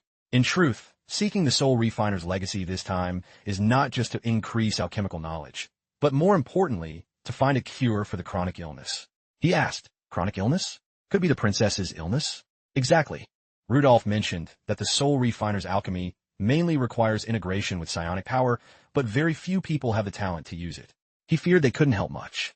After all, only those with psionic talent can understand the mysteries of the legacy. Garcia answered frankly, "It's fine, my lord. Allowing me to stay here for a while is already a big help. Finding the legacy is the responsibility of someone with psionic talent like me." Hearing this, Rudolph continued to flatter her. Truly worthy of Lady Garcia. Not only a young mid-tier alchemist prodigy, but also gifted with psionic talent. "You are the glory of the Empire." Garcia laughed at that. "Huh, you're overpraising me again. But yeah, keep 'em coming." After the exchange with Rudolph, Garcia decided to take a walk outside the city. She thought to herself that there seemed to be no psionic talents in this city. Although she had no current clues for the chronic illness, it was better to be safe and careful. Prevention is better than cure. Because she, Garcia, absolutely could not fail. Suddenly, a brawl broke out behind her. A man was sent flying by a strange burst of light. Garcia turned around and was startled. Wasn't that the guy? The subordinates ran to him anxiously. "Vice Commander." He was hit with such force that the wall behind him cracked. "Damn it, that brat is too strong." Garcia realized, "Wait, isn't that Mr. Calder, the man who showed me around? What on earth is happening?" Even after being sent flying, Calder still acted arrogant until his opponent pointed a sword tip at his face. Jithian showed no mercy. Holding the sharp blade steady, he looked down at him with contempt. "Let's end this, Calder." Calder was terrified and didn't want to provoke Jithian further. He admitted defeat. "Fine. Fine. You win this time. I surrender, okay?" But before he could finish, Jithian plunged the sword tip into his thigh. Calder screamed in agony. "You bastard. What do you want?" Garcia and the subordinates witnessed everything. "Vice Commander," Jithian said, "didn't I say it? Let's end this." But he wasn't going to let him die that easily. Jithian bluntly pulled the blade out, causing blood to spray from his thigh. "You brat, are you insane? I'm the Vice Commander of Shadow Iron, the City Lord's own squad. You dare kill me?" Jithian replied. "Didn't you want to kill me before?" An eye for an eye. He was a man who settled scores. Combined with what Calder had done to Xiaomi, there was no way he'd let him die in peace. The subordinates were truly terrified of Ji Thian and didn't dare intervene. This kid, he's clearly just a level 1 Holy Mark master. Yet he defeated a level 2 vice commander? How is that possible? Garcia couldn't just stand by anymore, so she stepped in and spoke to Zion without a hint of fear. Hey kid, Lord Clauder has already surrendered. Why do you have to be so heartless? Besides, aren't you a slave? Killing a Holy Mark master is a major felony. Don't do something stupid. Zion looked at her, finding her an eyesore. He snapped back. What the hell does this have to do with you? Why are you sticking your nose in my business? What did he just say? This guy actually dared to talk back to her like that? Garcia had just stepped out for a walk, and already she was getting a massive reality check. She gritted her teeth, fuming at Zion. Even the city lord treated her with total respect. Yet this slave brat dared to be so rude to her? Has the status of slaves in Grey Job gotten that high? Right then, Mr. Allen was tiptoeing past with a pile of medicines. But somehow Zion spotted him anyway and called him over. Speak of the devil. Do you have those ingredients I asked for? Mr. Allen was dazed. Huh? Oh, a slave? No, Brother Zion, is that you? Mr. Allen answered awkwardly. I finally found the stuff you wanted in the next town over. I've got it right here. But please call me Mr. Allen. By the way, what are you doing? Things look a bit intense. Garcia recognized him too. Oh, that's the uncle I met at the guild before. Zion put on a wicked grin and replied, Oh, Allen, I was just about to kill someone. Once I'm done, I'll head over to your place. Hearing that Zion still planned to kill him, Clauder jumped in terror. He started wailing at the top of his lungs, No, no, no. You can't kill me. I'm begging you. Please don't kill me. Zion was a straight-up demon. He ground his heel into the man's wound and said, How pathetic. You look so pitiful. Fine, I'll let you live. Ha ha ha. The bystanders were like, Is this guy a total sadist or what? Having dealt with Clauder, Zion left, telling Allen, All right, let's head to your alchemy lab. He left the stunned crowd behind. One passerby even tried to scavenge Clauder's sword since it looked like top-tier gear. Clauder, a broken mess, was helped up by his attendants, having barely escaped with his life. His face turned pale with rage. That damn Zion. How dare he humiliate a vice commander like me? Just wait until the commander returns. You're a dead man for sure. Zion and Mr. Allen walked away, discussing the materials. Are you sure these ingredients are right? Zion asked. Hey, are you questioning my expertise? I had to hit up 3 different markets just to find that horn fat. Garcia, having been ignored the whole time, puffed out her cheeks in a huff. That rude brat. If you didn't know who I was, I'll let it slide for now. So annoying. I'm going home to sleep. I go out for one walk, and all I see is nonsense. But when she heard horn fat, she perked up. Horn fat? Could that be the thing from that guy's recipe? Could that recipe have been written by that slave kid? She watched the two of them walk away, deep in thought. Zion and Mr. Allen arrived at the alchemy lab. Mr. Allen told him, I was lucky to find all this. Well, the quality of the spirit soundgrass is a bit mid for your standards, but consider the checklist complete. Zion pointed at the cauldron nearby. I need to borrow your alchemy pot to refine what I want. Allen was flustered. Wait a second. Before that, weren't you going to show me how to upgrade my talent level? Zion let out a sigh. Fine. What's your alchemy grade? Allen replied shyly. My grade is just low tier. Zion gave him a look of pure contempt, his lip curling. What? Isn't that the bottom of the barrel? I thought you'd be at least apprentice tier. Is the bar for the Sage Guild that low these days? Allen glared at him. He was a level 2 Holy Mark master, after all. Who was this kid to talk big? Zion laughed and scratched his head. Well, my alchemy and psionics are both low tier too. Hee hee. Allen's head practically inflated with rage. Then aren't you the same as me? Talk about the pot calling the kettle black. But then Allen noticed something. Wait. No. A kid like you actually has psionic talent too? Humans with holy marks usually have 3 types of skills. Combat skills, alchemy, and rarely, psionics. Together, they're called holy skills. Combat skills involve training the body to unleash powerful, destructive attacks. Alchemy involves controlling the power of the holy mark to refine, decompose, and fuse matter to create herbs and gear. Psionics uses soul power to cast special magic or even illusions. But because this talent is extremely rare, the skills developed are quite limited. Holy skills are generally ranked into 5 levels: low, apprentice, mid, high, and peak. Unlike holy skills, talent is something you're born with. The higher your talent, the easier it is to raise your grade and use higher level skills. The holy mark stage is represented by 12 levels. It affects physical strength and energy. Talent grade affects the ability to learn advanced skills. While Allen was deep in thought, Zion placed a hand on his back. Mr. Allen yelled out, Whoa, whoa. Brother, what are you doing? Zion replied, I'm going to use psionics to stimulate your soul heart. Stimulate my soul heart? Zion closed his eyes and concentrated his energy. A soul heart can boost your perception, which helps a lot in sharpening your alchemy skills. But it's only a temporary buff, and it'll leave you exhausted afterward. Use it only as a last resort. But with your current skills, you don't really have a choice. This sounds like a temporary dopamine hit for the body, so don't abuse it, folks. Search Google if you want to know more. Alan was scared, worried Zion might mess him up. He had heard that psionics involved training soul power. Even at low tier, this talent could change one's strength completely. He was truly jealous that Zion had this gift. Zion smirked. Just a stroke of luck. Then he activated his psionics on Mr. Allen, looking like he was transferring internal energy in a martial arts movie. And yet, it actually worked. Allen felt himself. Amazing. I can feel the power flowing through me. I feel like I could do anything right now. Alright, I've boosted your soul heart for a short time. Practice alchemy as much as you can, and you'll definitely improve. How much you grow depends on what you make. Zion told him to try helping him craft some medicine to see how it went. It would definitely benefit him. Alan nodded eagerly. Okay. What do you want me to do? I'm feeling full of energy. Dragon breath liquid. That's what I want. Just follow my lead, and I'll handle the finishing touches. Your lead? Dragon breath liquid. And after that, the alchemy room was more chaotic than it had ever been.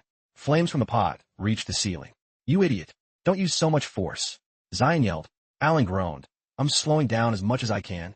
Control it better. This is too hard. Wah. After a period of struggling, it was over. Mr. Allen held 3 small red vials, grinning wildly. I did it, and I got 3 doses. Even though I don't know what this is, I can feel it's at least mid-tier. I actually crafted a mid-tier medicine. My alchemy is leveling up.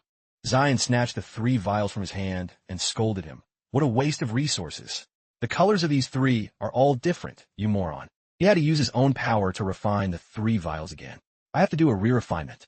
His power was limited, so he only used it when necessary. You even know how to do soul refining. Finally, he added soul power, turning it into soul liquid. The 3 vials glowed with a beautiful, refined blue light. Holding the 3 vials, Zion was satisfied. Done. Wow. As expected of a former top-tier family. This is so high-end, Alan marveled. He wondered this secret technique. It looks like the legendary Soul Weaver art, right? Zion said casually. The Soul Weaver legacy? Yeah, that's me. Alan was speechless. Wait, for real? He was stunned to his core. Seriously? Talk about jumping out of the frying pan into the fire. Alan looked at the 3 red vials in Zion's hand with awe. This is legendary alchemy, isn't it? The legacy of the Soul Weaver? That's right. Oh my god. Is this for real? Are you pulling my leg? How did you get your hands on this? Zion explained to him that. It was many years ago. An alchemy researcher went to various sage guilds to combine souls. Because this type of alchemy carried potential dangers, it was banned in the Empire. With my father's help, that person managed to hide their true identity. That person later became my mother, Irina Leslot. From what I know, my mother didn't want her past to be known, so she later dedicated herself to studying psionics and became a famous imperial genius. The Soul Weaver became a secret, and since it's a secret, Zion added, this whole thing isn't a big deal. Mr. Allen thought, not a big deal. That's exactly what the big shots are dying to find. Is this kid trying to be a rebel, or what? Zion handed a vial to Alan and concluded, anyway, it's no big deal. I'll give you a bottle of Dragon Breath liquid, but you better keep your mouth shut about the Soul Weaver legacy, got it? No big deal. The guy thought, feeling threatened. What exactly does this liquid do? It's the first time he's ever seen anything like it. Yi Tian explained it to Alan so he'd understand. You know our power is limited, especially since I'm still at a low holy mark stage. Besides natural recovery, we can absorb the surrounding natural energy to replenish ourselves, even if it's just a small amount. The Dragon's Breath potion enhances that absorption efficiency. It helps people like us recover much faster, making it a great tool for cultivation. So that's how it works. Truly a fine item. Alan excitedly admired the vial in his hand. With this, and since my soul heart has been stimulated, it won't be long before I can upgrade my talent. When that time comes, I'll be able to return to the Sages Guild in the capital. Yi Tian suddenly questioned him in a serious tone. Mr. Allen, are you really content just going back like that? What do you mean? I've done all of this just so I could quickly return to the capital. Don't you dare try to order me around anymore. He pointed at Alan's face as if accusing him. Don't you want to become a true powerhouse? His finger moved closer to Alan's face. Even if you return to the capital, what could a level 2 holy mark master with low-tier alchemy like you even become? I'm afraid you'll just be another mediocre alchemist in the capital, living a dull and meaningless life forever. Alan tried to protest. You're full of it. I can keep getting stronger. Stronger? How? By using star-shattering blood? Yi Tian offered him a reasonable time frame. stay for 2 months. If you stay here for 2 months, I can help you reach level 3 holy mark. What? 2 months? Is that even possible? But you must agree to one condition. Yi Tian patted his shoulder and said confidently, become my sponsor so I can participate in the judgment duel and shed this slave status first. This status is holding me back and restricting me way too much. It's annoying. Judgment? A duel is an opportunity where a criminal, if they can secure a recommendation from a level 2 holy mark master or higher, and pass a test of strength, will be granted a pardon, lose their slave status, and be released from prison. Although they remain under a certain level of supervision, they are essentially free.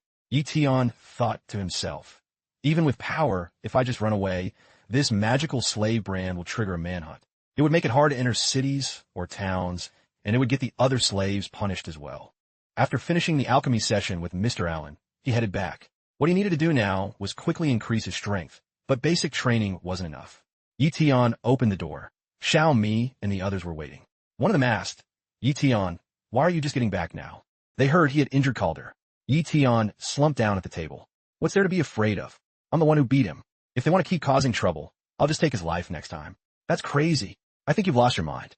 The guy with the messy hair said worriedly, even if Calder is no match for you, don't forget they have a big brother, the commander of the Shadow Iron Squad, Abdi. He's back in Grey Rock City. He's nothing like a noob like Calder. Abdi is also the chief military officer of Grey Rock City. He's the real deal, a terrifying figure. He definitely won't let you off easily. Yi Tian felt intrigued. Chief military officer? Interesting. He stood up from the table, his gaze firm as he spoke to everyone. Then let him be the opportunity to help me level up. He'll be the perfect stepping stone for my success. The other slaves were at a loss. This crazy Yi Tian. He's not joking this time. He could actually lose his life. Xiaomi was also more or less worried about Yi Tian.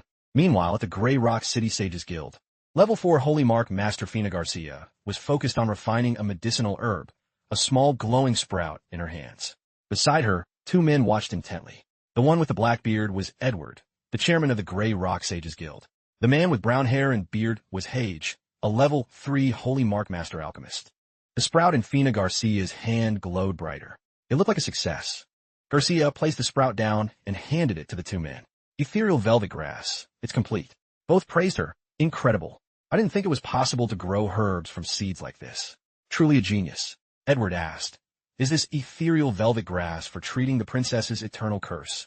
Garcia lifted the grass and admired it. Ethereal velvet grass can absorb the eternal curse and convert it into frost essence.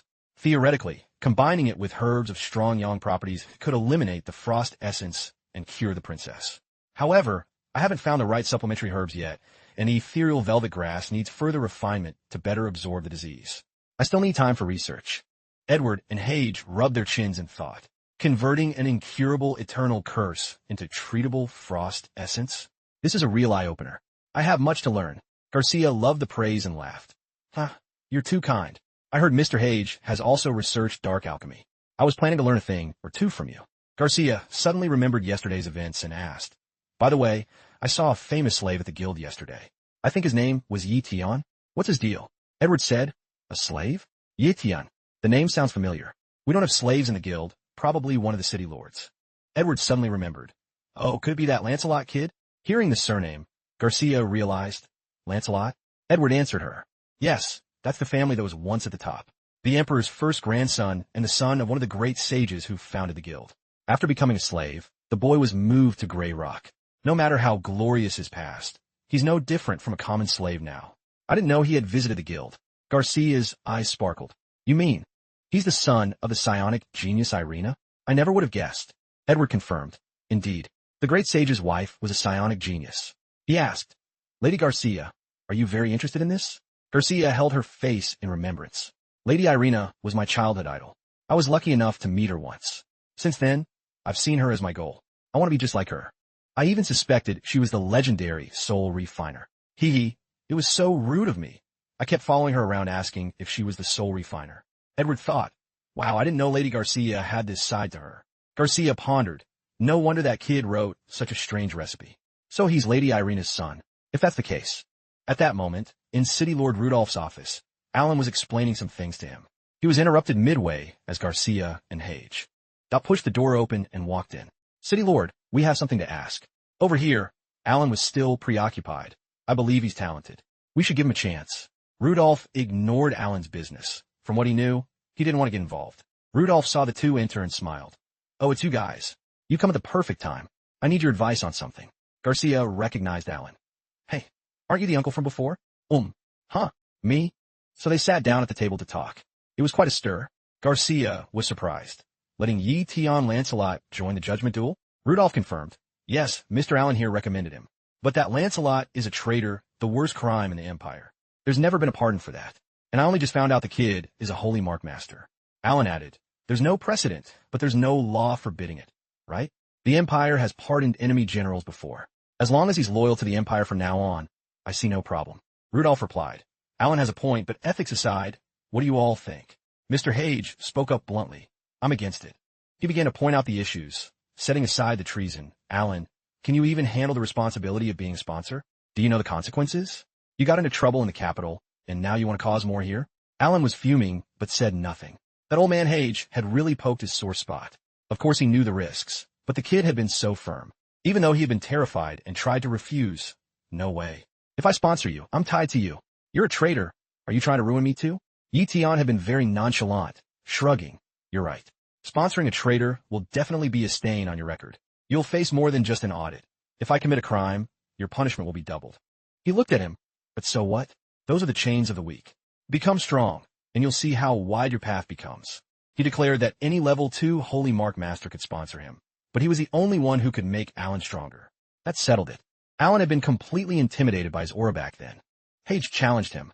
Alan, show me your resolve. Alan became tense. At that moment, his will seemed to have been snatched by the boy. He couldn't refuse. Or rather, the boy made him not want to refuse. Who doesn't want to be strong? Rudolph said gloomily. Alan, if you sponsor him, the City Lords Guild will also have to bear responsibility. Lady Garcia, what do you think? It was a tough call for everyone, but Garcia was silent for a moment before saying, isn't this actually a good thing? She spoke up enthusiastically. The judgment duel isn't easy to pass. If he really has no talent, he'll stay a slave. But if we can bring him into Grey Rock's forces, I'm sure the Sovereign will be impressed with the City Lord. Don't you think that makes sense? Plus, I'd like to meet him. Rudolph liked that logic, and his mood improved. Lady Garcia is right. That's the answer I needed, hee. What about you, gentlemen? Mr. Hage replied. In that case, the Sages Guild should take full responsibility. He boldly volunteered. Please allow me to be the judge for this judgment. We'll conduct a top-tier judgment test. If Yi Tian Lancelot fails, Alan will be punished and permanently expelled from the Sages Guild. How about it? Alan cried out in his head. Permanently expelled? That old geezer Hage is really out to get me. He must really hate my guts. Garcia whispered to City Lord Rudolph. Isn't this a bit too much? Rudolph nodded. It is, but it shows we're taking this seriously. The City Lord asked Alan, well, what do you say? Alan didn't dare ask for more. He was just glad to get him in. I have no objections. It's up to you all. The City Lord finally made his decision. He announced, very well. I will allow the slave, Yi Tian Lancelot, to participate in the judgment duel for a chance at a pardon. The test will be held at the martial grounds in 3 days. Notify him immediately so he can prepare. Outside, Yi Tian Lancelot was still busy training. Holy skill. 4 stream palm. He was using his power to lift large blocks high into the air, keeping them suspended. Spectators watched with admiration. Whoa, they're flying. That's so cool. Can Yi Tian make us fly too? Yi Tian focused on his training. It was all thanks to the Dragon's Breath potion that he could do this with more power than before. His level had reached low tier. Once he secured his freedom, his growth rate would skyrocket. Level 1 Holy Mark, low tier combat skill, low tier alchemy, low tier psionic power. He would train even harder to prepare for the judgment. She said, we meet again. Mind if I have a word with you? Seeing another girl approaching, Zion thought to himself, another assassin? Seriously, why is everyone so eager to send me to the afterlife? Ever since Zion decided to enter the judgment duel, the slave quarters had been buzzing with gossip. Hey, did you guys hear? That brat Zion is actually going to fight. 2 guys were cooking while discussing Zion's situation. If he wins, I guess he won't be a slave anymore. Is that kid really trying to bounce? Xiaomi overheard them as she walked by, looking concerned. I guess becoming a Holy Mark Master really changes everything. Hearing the boys talk, Xiaomi started overthinking. Now, that Zion is a Holy Mark Master, is he just going to ditch me? A Holy Mark Master possesses 3 types of talents: combat skills, alchemy, and psionics. If any single talent reaches mid-tier, they're considered a master of that craft. Generally, a Holy Mark Master specializes in one and is titled accordingly. Those focused on combat are combat mark masters. Supporters are alchemy mark masters, and magic users are psionic mark masters. It's extremely rare for someone to master two talents at mid-tier. People label them based on their combination. For example, combat and alchemy makes a tactical mark master. Mastering alchemy and psionics makes an all those psionic mark master, while combat and psionics makes a battle psionic mark master. Therefore, a holy mark master who masters all three talents is known as an omni-saint. Garcia walked up to greet Zion. Zion Lancelot, we meet again. Zion grimaced. Is this another assassin coming for my head? Man, just let me go home in peace. Garcia said, I assume you've been notified. The city lord has accepted your duel request. She added a warning, but don't get it twisted. This test won't be a walk in the park. Zion didn't really take her words to heart. He was just wondering who this girl was, acting like they were besties. Wait, who even are you? He genuinely couldn't remember. Seeing his goldfish brain in action, Garcia snapped. Are you for real right now? My name is Fina Garcia, an alchemist from the Imperial Sages Guild. After she introduced herself, Zion finally recalled a bit. Oh, so you're that person from back then. Garcia's ego inflated instantly. Hee, so you do recognize me. Of course you do. I'm unforgettable. The one back in town when I was fighting the vice commander. You're that busybody who stuck her nose in my business. Garcia felt insulted. Is that all you remember? She was shaking with rage. Oof. Calling her a busybody. How rude. Meanwhile, Zion was observing her. He could feel a dense holy mark energy coming from her. She was a level 4 holy mark master. However, since she was an alchemist, she wouldn't be as dangerous in a brawl as a combat master. At least she wasn't an assassin. Zion asked blankly. So what do you want from me? She replied, I came to tell you that your chief examiner is Mr. Hage from the Sages Guild. He's a level 3 holy mark master, and he's not going to let you pass easily. Zion answered nonchalantly. If it was just an alchemist, he had nothing to worry about. Even level 3 combat masters weren't his match. Garcia said, You're only level 1. How can you be this cocky? Alchemists have their own ways of fighting. Don't underestimate them. Besides, Mr. Hage, that is a holy mark master who wields dark alchemy. His personality is a bit prickly, too. He's definitely not the sweet, friendly type who'll go easy on you. Zion thought it over. That's true. Standard alchemy isn't combat-oriented, but dark alchemy is a whole different beast. He was still curious. Is that all you came here for, Miss Garcia? Nothing more important? Garcia was stunned. Does this guy even know how to talk to a lady? Suddenly, she became awkward, fidgeting and twisting her body. This test is going to be brutal. Lancelot, if you need anything, you could just ask me. Zion looked suspicious. Why would you help me? And what's with the weird squirming? You look ridiculous. Just think of it as me admiring your talent. I just want to see you get your status back. Zion thought she was acting exactly like a busybody again. Garcia couldn't exactly blurt out, I'm a huge fan of your mom. So she just made up another excuse to help. Zion suddenly stepped close and put his hands on her shoulders.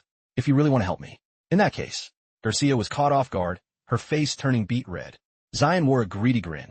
In that case, can I borrow some cash? Wait, what? She was speechless. Her idle son was a gold digger. She felt like he was beyond saving. As evening approached, Zion slowly walked back to his quarters. He thought about the sudden encounter with Garcia. That girl acting all helpful for no reason. She's definitely got an agenda. Xiaomi was sitting in the yard, still waiting for him. Zion, you're back. She handed him a tray of bread. It was past dinner time, but she had saved him a portion so he wouldn't go hungry. Zion gave her a warm smile. Thanks a lot. You're always looking out for me with these meals. Zion sat down next to her and started wolfing down the food. Xiaomi sat quietly beside him before whispering, Zion, I heard you're about to lose your slave status. Is it true? He answered casually, Oh, you already heard? I was just about to tell you. He focused on eating to recharge. Seeing him eat with such gusto made her happy. Zion, you're truly amazing. You always said you'd escape this life and never stop trying. And now, you're actually doing it. Her voice suddenly turned somber and lonely. She felt shy and added, If you get your freedom back, you can leave behind a burden like me who just causes trouble. Leaving here without any baggage. I'm so happy for you, Happy? Every word she said felt like a knife. Zion nearly choked on his food. Zion knew she was just scared of being abandoned. He gently patted her head to comfort her. You dummy. How could I ever leave you here alone? You're my dear sister. I've already made plans to buy your freedom, so don't worry. I'm not the type to run for it and leave you behind. Xiaomi's face turned red as if she had a fever. Her eyes went wide as she looked at him. Then, out of pure embarrassment, she turned her head away. Zion asked, Hey, what's wrong? Are you so touched you're about to cry? Xiaomi scooted about 3 meters away from him. No way. Zion, you smell super weird. It's gross. Don't come near me. Zion was floored. Huh. It must be the lingering scent of that poison from earlier. Night fell, but Zion couldn't sleep, his mind racing. He tossed and turned while everyone else was fast asleep. The difficulty of this duel is going to be way higher than I expected. My current state might not be enough. Zion clenched his fists, focusing on his energy. I need another breakthrough. I have to push harder. In the following days, Zion focused entirely on training. While working as a slave, he chose the heaviest boulders to carry to build his combat strength. Back at home, Xiaomi would massage him, helping his body absorb energy naturally without much effort. She even gave him extra food and water to help him bulk up and stay healthy. Finally, the day of the judgment duel arrived. Zion stood alone in the middle of a massive arena. High above were the spectators. City Lord Rudolph Hermann spoke. Zion Lancelot, your judgment duel has been processed. If you pass today's test, I will pardon all your crimes and restore your status as a commoner. Zion knelt respectfully. Thank you, City Lord. The moment had finally come. Outside the arena, many slaves and his friends gathered. Zion, we're here for you. Go get him. Seeing the commotion, Rudolph asked, are those slaves cheering for the Lancelot kid? Manager, deduct their pay later. Fina Garcia, sitting next to the City Lord, that was also silently rooting for him. Zion Lancelot, I'm counting on you. You better pass this. Alan stepped onto the field to call him. Zion. Zion turned back. Oh, Alan, I've been waiting for you. Alan looked like he was about to faint. If anything happened to Zion, he was cooked too. Seeing him shaking, Zion asked, what's wrong with you? Alan, looking gloomy, waved him off. It's nothing. I've just been under internal investigation for 2 days. It's a bit draining. A bit was a massive understatement. Alan took out a small chest and handed it to Zion. When the lid opened, a sword appeared. This was the blade Zion had asked Alan to keep safe. Now, it was time to return it. Zion had been waiting for this. Mr. Hage showed off his skills, flying down from above and landing gracefully. He beat his chest and introduced himself. My name is Hage. I am your opponent for this test. Zion Lancelot looked him up and down with a hint of judgment. The master of dark alchemy, is this dwarf? Alan whispered from behind. Zion, I bet everything on you. Don't you dare lose to that old man. Our futures are on the line. From the start, Mr. Hage showed his hostility toward Zion. He stepped forward, and despite his small stature, he spoke with a threatening tone. I suggest you give up now, Lancelot. I won't let you pass. That idiot Alan dared to sponsor you, dragging the Sages Guild into this mess. If I let you pass, the guild will be linked to a traitor again. The kingdom is already in chaos. I won't let the guild go down with you. Zion questioned him back. Linked to a traitor? What do you mean by that, Mr. Hage? She said, we meet again. Mind if I have a word with you? Seeing another girl approaching, Zion thought to himself, another assassin? Seriously, why is everyone so eager to send me to the afterlife? Ever since Zion decided to enter the judgment duel, the slave quarters had been buzzing with gossip. Hey, did you guys hear? That brat Zion is actually going to fight. 2 guys were cooking while discussing Zion's situation. If he wins, I guess he won't be a slave anymore. Is that kid really trying to bounce? Xiaomi overheard them as she walked by, looking concerned. I guess becoming a holy mark master really changes everything. Hearing the boys talk, Xiaomi started overthinking. Now that Zion is a holy mark master, is he just going to ditch me? A holy mark master possesses 3 types of talents: combat skills, alchemy, and psionics. If any single talent reaches mid-tier, they're considered a master of that craft. Generally, a holy mark master specializes in one and is titled accordingly. Those focused on combat are combat mark masters. Supporters are alchemy mark masters, and magic users are psionic mark masters. It's extremely rare for someone to master 2 talents at mid-tier. People label them based on their combination. For example, combat and alchemy makes a tactical mark master. Mastering alchemy and psionics makes an all-though psionic mark master, while combat and psionics makes a battle psionic mark master. Therefore, a holy mark master who masters all 3 talents is known as an omni-saint. Garcia walked up to greet Zion. Zion Lancelot, we meet again. Zion grimaced. Is this another assassin coming for my head? Man, just let me go home in peace. Garcia said, I assume you've been notified. The city lord has accepted your duel request. She added a warning, but don't get it twisted. This test won't be a walk in the park. Zion didn't really take her words to heart. He was just wondering who this girl was, acting like they were besties. Wait, who even are you? He genuinely couldn't remember. Seeing his goldfish brain in action, Garcia snapped. Are you for real right now? My name is Fina Garcia, an alchemist from the Imperial Sages Guild. After she introduced herself, Zion finally recalled a bit. Oh, so you're that person from back then. Garcia's ego inflated instantly. Hee, so you do recognize me. Of course you do. I'm unforgettable.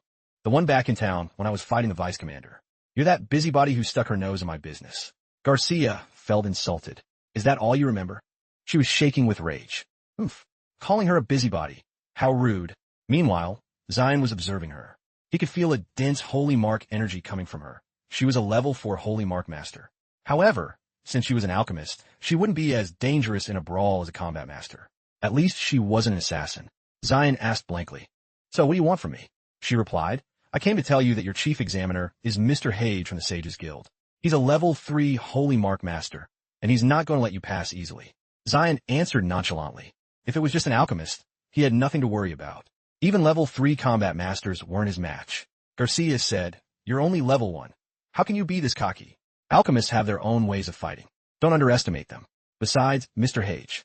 God is a Holy Mark master who wields dark alchemy. His personality is a bit prickly, too.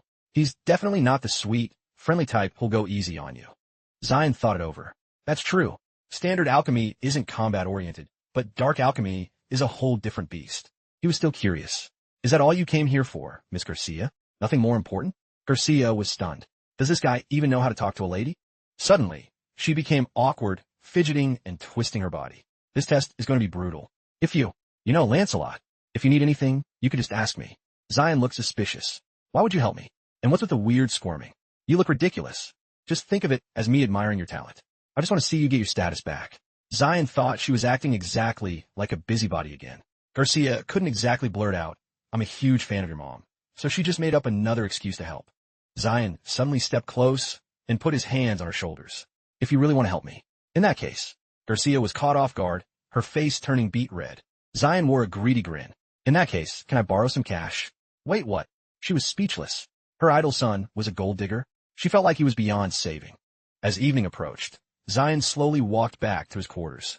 He thought about the sudden encounter with Garcia. That girl acting all helpful for no reason. She's definitely got an agenda. Xiaomi was sitting in the yard, still waiting for him. Zion, you're back. She handed him a tray of bread.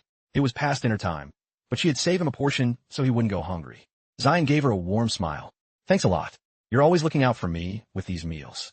Zion sat down next to her and started wolfing down the food. Xiaomi sat quietly beside him before whispering, Zion, I heard you're about to lose your slave status. Is it true? He answered casually, Oh, you already heard? I was just about to tell you. He focused on eating to recharge. Seeing him eat with such gusto made her happy. Zion, you're truly amazing. You always said you'd escape this life and never stop trying. And now, you're actually doing it. Her voice suddenly turned somber and lonely.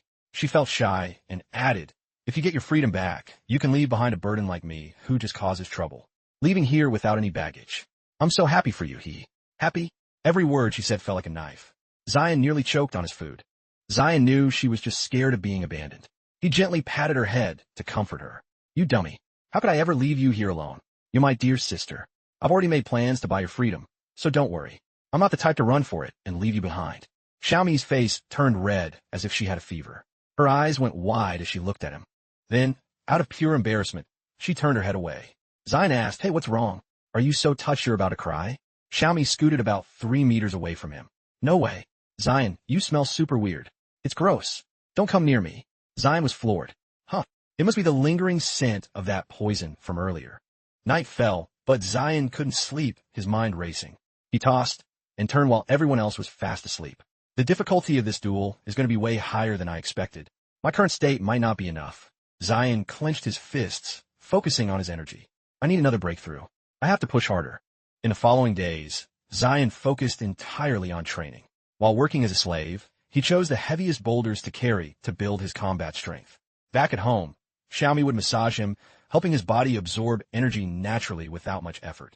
She even gave him extra food and water to help him bulk up and stay healthy.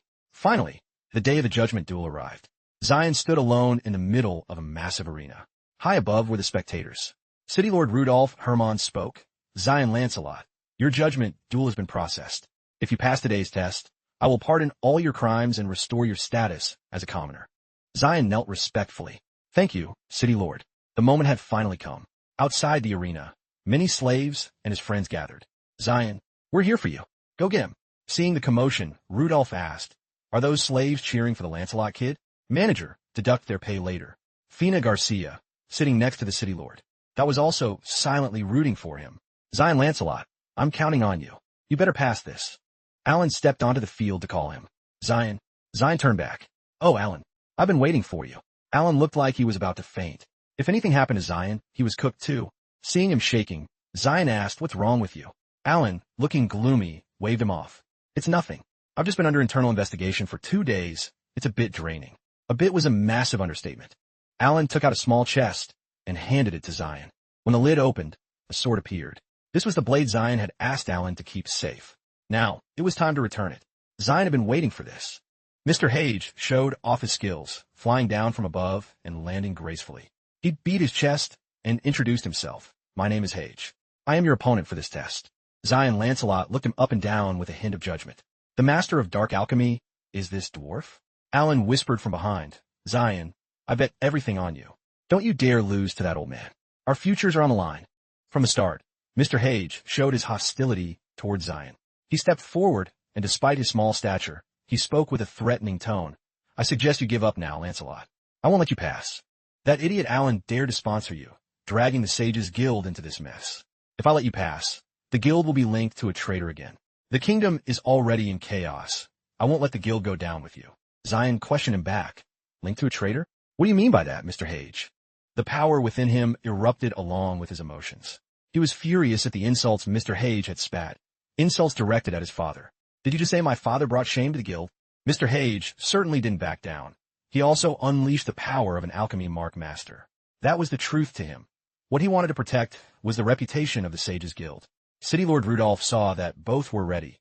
Each was bursting with power, just waiting for the signal to tear into each other. The City Lord announced, "The judgment duel of Zion Lancelot officially begins." Zion looked up at the sky, where his parents were always watching. Reputation? Even though his father was the founder of the Sages Guild, there was no place for him here. It seemed that even if he escaped slavery, the Lancelot blood flowing through him meant the road ahead would be far from smooth. If that was the case, then let them feel the wrath of the Lancelot bloodline. They were nothing but a bunch of critics calling themselves high-level sages of wisdom when they only cared about their own skins. Seeing that Zion had no intention of backing down after his threat, Mr. Hage began to deploy his technique. "I gave you a chance, Lancelot." Red and blue talismans flew out as dark power ignited around him. Zion Lancelot watched him unleash the holy skill. This is the Dark Demon Talisman. Hage's red and blue talismans transformed into 2 glowing, ferocious beasts charging straight for him. Zion stepped back, centering his stance to counter. The test had begun. The 2 terrifying beasts closed in on Zion. They grew to a massive size, as if to swallow him whole. This was the Dark Demon Talisman. The spectators started clutching their heads, feeling helpless for Zion. They were terrified by that ghastly holy skill. Good grief, what the hell is that? That's too scary, isn't it? Zion is cooked for sure. The gap in power is just too wide. How can he even fight? Alan stood there watching, not daring to utter a single word. In the crowd, little Xiaomi silently whispered his name, Zion. Up on the spectator stand, Garcia watched the match. She knew that was the Dark Demon Talisman, a technique that uses the blood of demons through alchemy to create summoned beasts. This was dark alchemy. Not many soul refiners were licensed to use it. Mr. Hage really isn't pulling his punches. Zion, can you handle this? His oppressive power and that terrifying move are insane. Down below, Zion remained calm, analyzing the technique to find the right counter. This was also an alchemy technique his mother had developed before she passed. The caster must constantly channel mana into the summoned beasts to maintain them, which meant if he defeated the caster, the 2 monsters would vanish. But the problem was, how to get past the monsters to reach the caster. Mr. Hage created a blue magic circle to protect himself, standing behind the 2 terrifying creatures. They were positioned like sentries. Is this the dark rear guard? Suddenly, the red monster struck first. It swung its iron axe at Zion, but luckily, he leaped high into the air to dodge the blow. The slaves covered their eyes, too afraid to look. My God, that thing is way too powerful. Zion remained suspended in midair, having jumped to evade and keep his distance from the 2 monsters. The blue monster unleashed a move toward him to attack. Mr. Hage controlled its every move. As the blue monster's attack drew near, he thought, "Let me see how you dodge my soul orb while you're stuck in midair." Zion replied, "Who said anything about dodging?" He used his sword to parry the soul orb and used the momentum to backflip. Luckily, Zion maintained his balance and landed safely. These 2 monsters know how to coordinate. Mr. Hage's strategy is pretty tight. Zion took a good look at the overall situation. So that's how it is.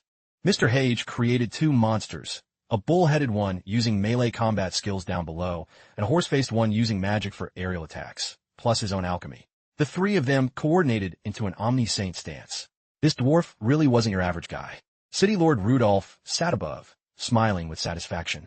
Truly worthy of Mr. H. This offensive looks like it'll blow the whole arena away. It'll sweep that kid right out of here. Zion held his sword in front of him, lightly stroking the blade. No matter how grand your stance is, a fake is still just a fake. Zion channeled his holy skill throughout his body. What could a man do when standing before a true Omni-Saint? The bull-headed monster lunged forward to attack Zion. Zion got into position. He knew exactly how to handle it. Just a fat cow with nothing but brute strength. Taste some real combat technique. Zion jumped up and brought his sword down on the fat bull, but the creature quickly blocked the strike. Having his strike blocked, Zion leaped high into the air once more. Every time he was in the air, the alchemist controlled the horse-faced monster to fire a soul orb. Firing magic as soon as I jump? Are you guys just following a script?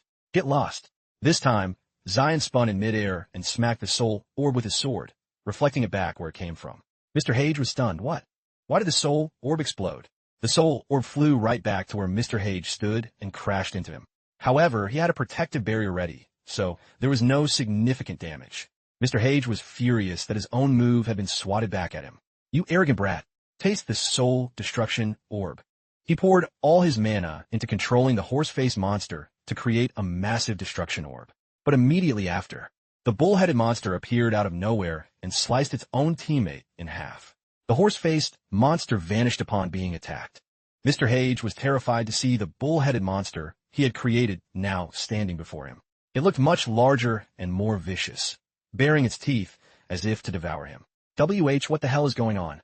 Taking advantage of Mr. Hage's panic, Zion closed the distance and shattered the protective barrier, finally forcing him out into the open. Realizing things were going south, Hage released a cloud of smoke to hide and limit Zion's vision. He hid in the smoke, planning a surprise attack from behind. The city lord above was shocked by what he just saw. What just happened? Why did that bull-headed thing slice up its own teammate? Garcia realized. That was an illusion. How does this Zion kid know how to use psionic power? He used an illusion on the bull monster while Hage was distracted by the soul orb and lost sight of him. The smoke began to dissipate. Mr. Hage stood facing Zion Lancelot. He finally realized. Mind control magic? I didn't expect a brat like you to be so persistent. He shouted while regaining control. But if it's a creature without its own will, you'll be out of luck. Mr. Hage successfully reclaimed control of the remaining bull monster. He commanded it to strike Zion one last time with a decisive blow. The giant monster swung its sword. Zion stood his ground, waiting to see. Zion observed that the monster's power was overflowing. So Mr. Hage poured all his own strength into this monster. Looks like you're betting everything on this one attack. Fine then. I'll also bet on this one move to make you yield completely.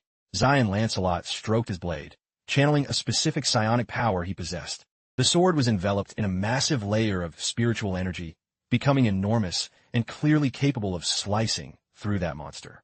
Zion swung the sword and shouted, "Combat skill, Divine Rakshasa, Heavenly Blade." Everyone was collectively stunned. What on earth? Alan was amazed. Oh my god, that sword is blinding. Even the city lord couldn't help but exclaim, what terrifying power. Garcia wondered, is Zion really just a level 1 Holy Mark Master? After everything he's pulled off and that insane power, just how strong will he be when he actually levels up? Zion declared as he faced the massive beast ready to pounce. This blade of mine will sever the chains of your fate, to be created only to serve as someone else's puppet. As soon as he spoke, Zion's sword sliced clean through, cleaving the bull monster in two. Heaven-rending slash. The monster let out a final, pained roar. It gradually dissolved into thin air, meaning Mr. Hage's massive mana reserves had been completely spent. Zion's sword didn't survive the strike either, shattering into pieces. Not that it mattered. It was just a blade he'd swiped from Vice Commander Calder anyway. The pressure from that final slash created a massive shockwave that rippled toward the slaves in the stands. They ducked to avoid it. Could that brat Zion take it easy for once? If the arena gets wrecked, we're the ones who have to fix it. Slave life sucks. Mr. Hage collapsed, completely exhausted. He tried to do the most, but ended up doing too much for his own good. Zion wasn't doing much better, but at least between the two, he was the only one still standing. Shaking slightly, he walked up to Hage, pointed his broken hilt at him, and asked, "Got anything else to say?" Mr. Hage hung his head in defeat. "I lost. A total and utter defeat." He finally stood up and announced to the crowd, "Zion Lancelot, you have passed the combat phase. From this moment on, Your crimes are pardoned, your freedom is restored, and you are a citizen of Grey Rock City. The stands exploded as the slaves cheered for Zion. He had finally done it, achieved the goal he had always fought for, winning his freedom and stepping onto the path of the truly strong. Alan was outside, bawling his eyes out. Well, mostly crying for his own skin. Since Zion won, he was safe for now. Great job, Zion. You did it, kid. The older slaves were touched too. The kid's grown his wings. He's finally free to fly. Xiaomi was just as happy, silently wiping away tears. He's free, and he could buy my freedom too. Zion is so incredible. He swung his great sword in a decisive arc, but it missed. Zion stayed focused and dodged the strike. Zion leaped high to stay out of range of the frenzied, sweeping blade. He used his broken blade to parry one of the blows. Commander Abdi flew into a rage. Is this all you've got? He swung the blade back again to build momentum. A sharp, direct strike lunged at Zion. Combat skill, Wolf Moon Slash. The range of the slash was wider than expected. It looked like it had hit Zion Lancelot, but luckily his reflexes were sharp. He leaped high and flipped backward to avoid the hit. Zion avoided a head-on clash with Abdi, instead using his own unique tactics. He chose a large boulder nearby and channeled psionic energy from his broken sword into it. Combat skill, Efropalm. He used the force to launch the rock as a shield. Abdi's attack slammed into the boulder, shattering it into 100 tiny pieces. Shards of rock flew everywhere, and the dust once again obscured the view between them. Abdi struggled to find Zion's silhouette. Taking advantage of the confusion and Abdi's opening, Zion lunged out of the smoke to catch him off guard. He darted past him to maintain a safe distance. Old man Abdi went ballistic. You little brat. You dare try to cheap shot me? Get back here and take your medicine. He screamed at Zion to fight him head on like a man. But in the middle of a fight, who actually listens to their enemy's trash talk? Zion ignored him, moving with agility and constantly dodging Abdi's lethal strikes while the old man chased him down like a madman. The city lord observed from above and commented, "Looks like that Lancelot kid is no match for Ironwind. He's been running away this whole time." The servant beside him chimed in, "Perhaps his energy is finally spent, sir." Over here, Lady Garcia was watching along with little Xiaomi. Garcia clenched her fists. As she suspected, the spiritual power she transferred to him still wasn't enough for the fight. Zion. Xiaomi was also on edge, unable to stay still. Suddenly, a sharp crackle of static electricity sparked between the two girls. The static was so strong they both winced and pulled away. Where did this static come from all of a sudden? Garcia clutched her arm where the spark had hit. She noted, ever since the match started, the air has been getting incredibly dry, and the static just keeps building up. In the sky, dark clouds had gathered, storm clouds packed with massive amounts of static energy. Both of them looked up. Is it about to rain? It was clear just a minute ago. Garcia realized it wasn't just the weather. This isn't just nature. Based on her experience, she knew this wasn't a coincidence. Zion continued his hit-and-run tactics, dodging whenever Iron Wind closed in. After running for a bit, Zion suddenly stopped in the center of the arena and turned to face him. For the first time, it looked like a real showdown rather than a game of tag. Abdi looked dissatisfied. "You're quick on your feet. I'll give you that. You're clearly slower than me. Yet you've dodged every single attack. But all you've done is run. You finally realize you don't have what it takes to face me. Huh? Wait, what are you doing?" Zion looked at him and smirked. He pressed his palms firmly against the ground, as if he were absorbing something. His body began to crackle with the surrounding static. "Yeah, like you said," Zion thought, "my own power isn't enough to take you down head-on. That's why I'm borrowing from nature." Zion channeled the static into a formation he had secretly drawn on the ground. And, as it turned out, Commander Abdi was standing right in the center of it. The formation began to glow with the natural energy Zion had gathered. Abdi was caught off guard. What is this? The spectators were equally stunned. "Is that a formation?" Alan shouted. "Did Zion set that up?" Lightning began to strike more frequently, terrifying the crowd. "Oh my God, the lightning is hitting. We can't even leave now." Fina Garcia finally put the pieces together. So that's why the weather changed so suddenly and the static appeared. I get it now. Zion wasn't running away. He was setting up a formation, using his remaining strength to condense nature's power to peak levels. He used the thunder summoning circle. Zion continued to funnel static into the formation while Abdi found himself unable to escape. "No imposible. You're just a level 1 holy mark master. How could you?" Zion told him. "I'm using this move to settle this once and for all." Then, having gathered enough lightning, Zion swung his sword, his eyes flashing with electrical sparks. "Heavenly thunder, officer!" With no way to hide or defend, Abdi screamed, and no, before a massive pillar of lightning cascaded from the heavens, slamming directly into his entire body. It felt like the heavens themselves were punishing him for the absolute trash way he'd lived his life. The entire formation glowed as it channeled as much lightning as possible, acting like a massive lightning rod. When the dust settled, nothing was left of the formation except a smoking crater from the sheer intensity of the strike. Tiny sparks still flickered at the bottom of the pit. Zion finally collapsed, exhausted after using every last drop of energy. He panted, Did I get that old bastard? Zion didn't let his guard down yet. The dragon breath potion had boosted his connection to nature, allowing him to summon that much lightning, but it had also drained him completely. That was the potion's major drawback. Down in the crater, Darabi's body lay slumped and motionless. Did I actually do it? Did I really defeat a level 3 combat mark master? City Lord Rudolf Hermann was terrified. What the hell just happened? The servant whispered, Looks like it's over, sir. Impossible. Iron Wind is a beast. How could this be? Garcia and Xiaomi were secretly relieved that it seemed to be over. That was incredible. Currently, Garcia couldn't even gauge Zion's true potential. Cough did Zion win? But the situation on the field wasn't what everyone expected. Zion Lancelot bowed his head and gritted his teeth. Damn it. I guess the energy I gathered still wasn't enough. Because that bastard Iron Wind Abdi was crawling out of the crater. He was pretty banged up, but overall he was still standing. He spoke. Impressive. Truly impressive. I never thought you'd have this kind of power, Lancelot. The crowd was shocked once again. The match wasn't over yet. Iron Wind Abdi hadn't been taken down. City Lord Rudolph smirked. I knew it. He's not that easy to beat. Philip cheered. Haha. That's my commander. Go get him. Damn, that Iron Wind guy had the tankiness of a beast. Commander Abdi clenched his fists, gathering a mysterious purple energy. If he hadn't used this specific move, he probably would have been finished.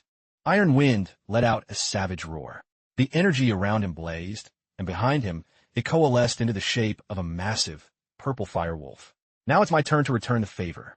Kumbaskid, Gustwolf Decide. Zion Lancelot's jaw dropped. Holy incarnation skill? He still had this up his sleeve? This time, he was really in trouble. His psionic energy was bone dry. How could he possibly keep going? He proudly introduced the giant wolf beside him. This is the wolf spirit. It can devour energy. If the wolf spirit hadn't swallowed a portion of that lightning strike, I truly would have lost to you. The fact that you forced me to this point proves you've got real skills, Zion. But you won't get a second chance. Now go to hell. Abdi and the fire wolf roared in unison. He lunged forward, landing a direct punch on Zion that sent him flying back. He was incredibly fast. Mr. Allen, Garcia, and Xiaomi all screamed. He was too quick. Zion was in deep trouble. What could he do? The wolf spirit even leaped up, snatching away another chunk of Zion's psionic energy and holding it within its maw. Zion tried to channel his remaining energy to brace for the impact, but he still crashed hard onto the ground. Commander Abdi laughed triumphantly while his wolf greedily swallowed the stolen energy. Hee. No matter how much power you have, the wolf spirit will devour it all and convert it into my own. Zion gritted his teeth, enduring the pain. Damn it, his last bit of strength had been stolen. He couldn't sustain the thunder summoning circle anymore.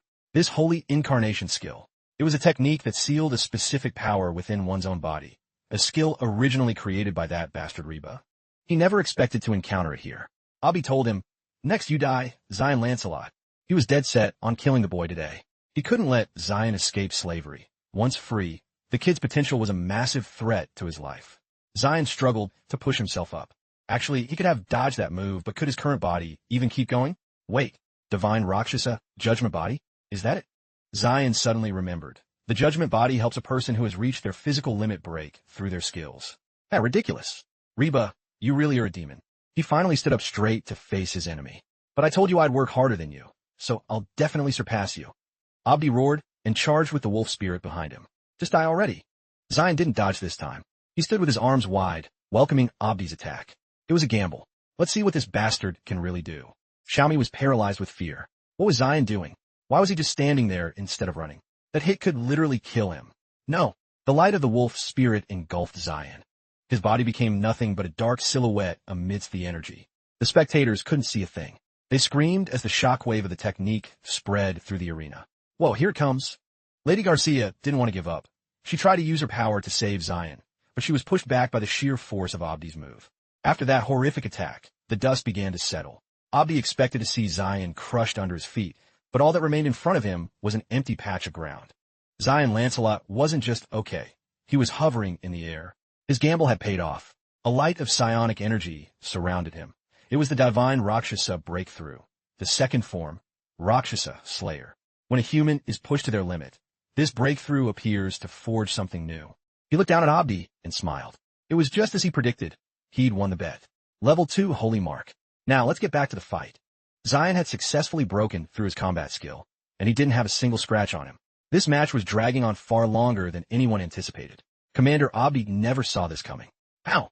How is this even possible? No way. Zion, that's the sign of a Holy Mark breakthrough. Two symbols of the divine Rakshasa breakthrough, second form, Ender Rakshasa, appeared on Zion's palms.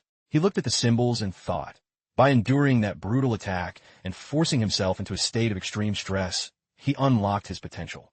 It was a terrifying method. The injuries he took were real, and if he'd overdone it, he'd be dead. But he won the bet, and that's why he was still standing. Zion bluntly informed his opponent. Listen up, Iron Wind Abdi. I've broken through to level 2, and my strength is fully restored. Now, I can actually beat you. Ready, Commander? He provoked him. Anytime, anywhere. I can take you down. Iron Wind was pushed past his limit. Don't test my patience, boy. He was truly losing it. Oof, you arrogant brat. So what if you hit level 2? There's still a massive gap between us. No matter how much power you have, my wolf spirit will seize it and give it to me. Zion's mind immediately started racing. First, he had to remember how to deal with a wolf spirit that eats energy. The Holy Incarnation skill. Its source is stolen power that doesn't belong to the caster. Even if it's sealed in the body, the power never fully submits to the host.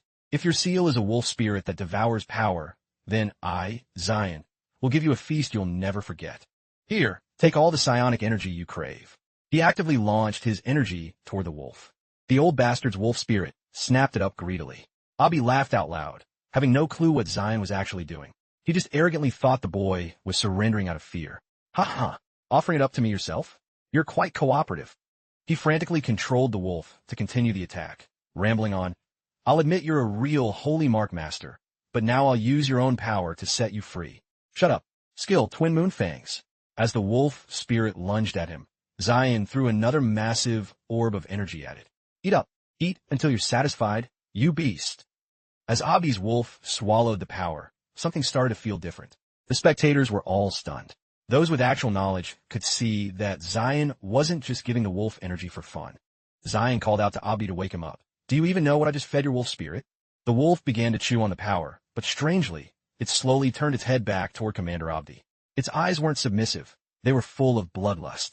Abi felt a chill. Wait, what? Zion spoke each word slowly and clearly. That was seal-breaking energy, old man. Try laughing now.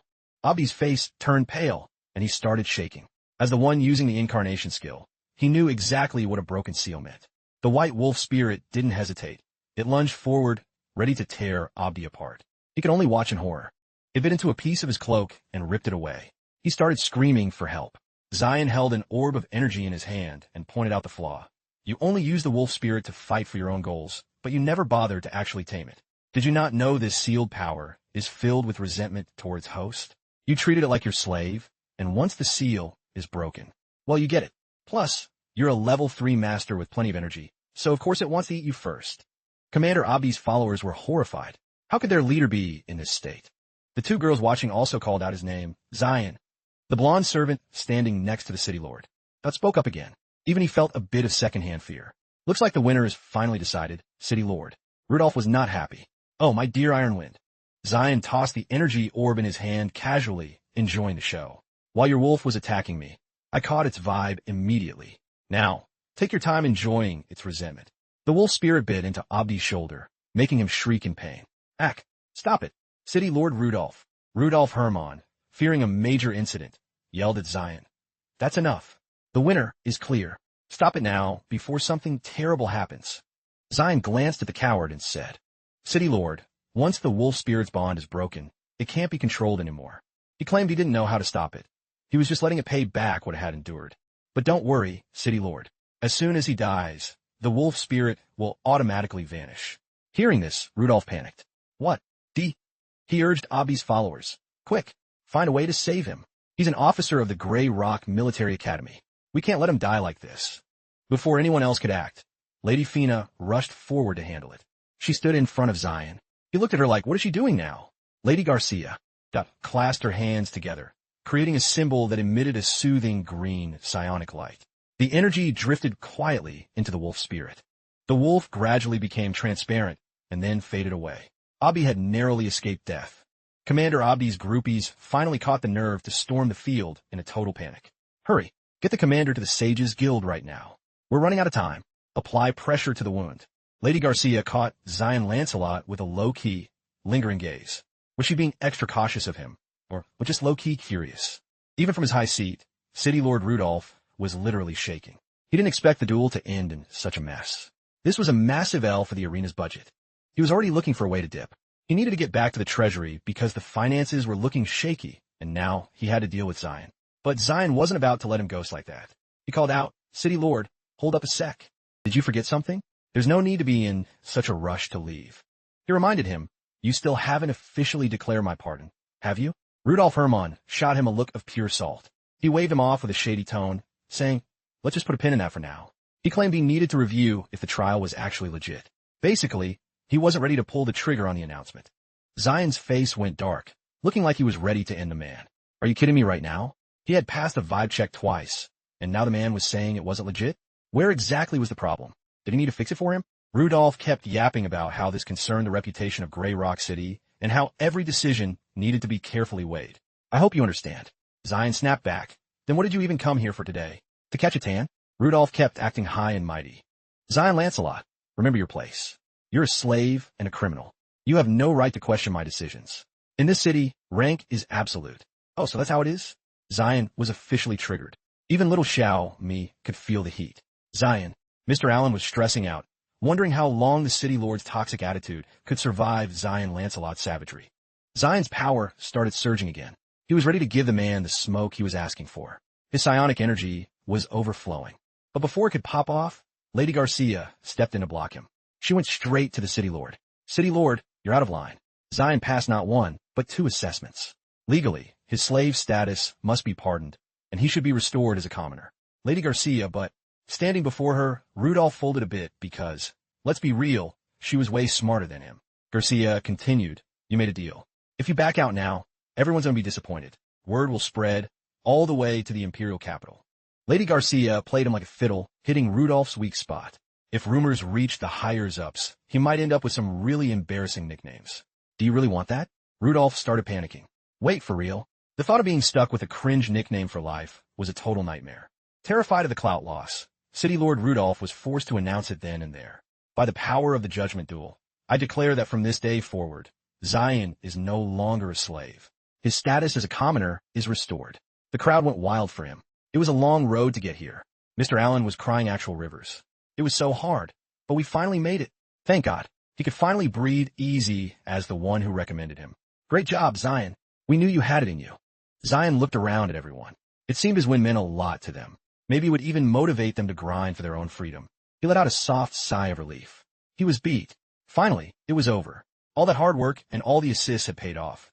Zion saw Lady Garcia looking back at him and gave her a cheerful thanks. But she just shot him a look of pure ugh and rolled her eyes. Then she just walked off. He had no idea who'd tick her off this time. Talk about a mood swing. Xiaomi ran out and dove straight into Zion Lancelot's arms, hugging him tight. "Zion." She buried her face in his chest. She whispered, "This is so great, isn't it?" "Eh, yeah, Xiaomi. We did it." Xiaomi wasn't just happy. She was overjoyed. She cried as she hugged him.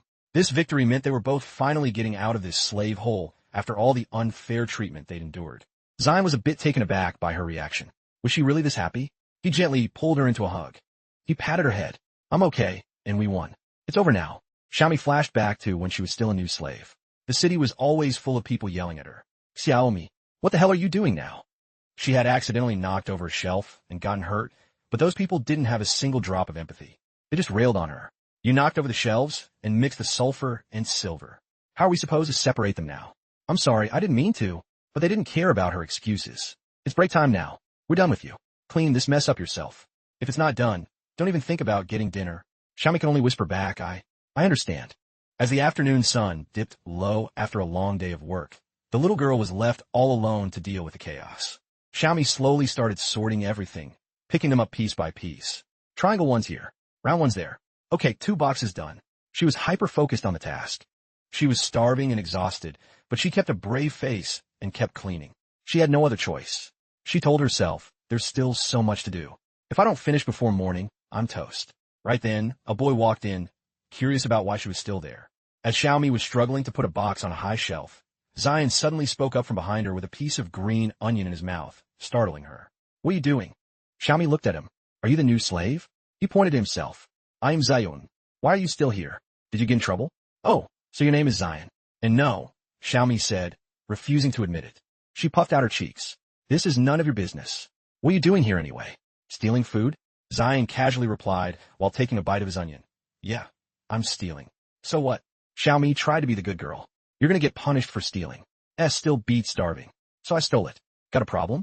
Xiaomi turned back to her work. She tried to give Zion some newbie advice. You better learn the rules or you're gonna suffer. Now go away. Stop distracting me. Zion didn't care, but he noticed she had bumped into the wooden shelf, making it wobble. Zion reacted just in time, pulling Xiaomi away as the shelf crashed down right where she had been. Watch out. The cabinet hit the floor, and all the boxes she had just organized were ruined. Zion inspected it for a second. The legs were rotten from dampness long ago. One touch, and it was over. You okay? Wait, where'd my onion go? Xiaomi was physically fine, but she was basically having a mental breakdown. Everything she had worked on was back to square one. She started bawling. Oh my god. Oh no. I worked so hard on those, and now it's all for nothing. Wah. Seeing her cry like that made Zion panic. He didn't know what to do, so he just stuffed an apple in her mouth to keep her quiet. Shoo, keep it down. We're gonna bring them all in here.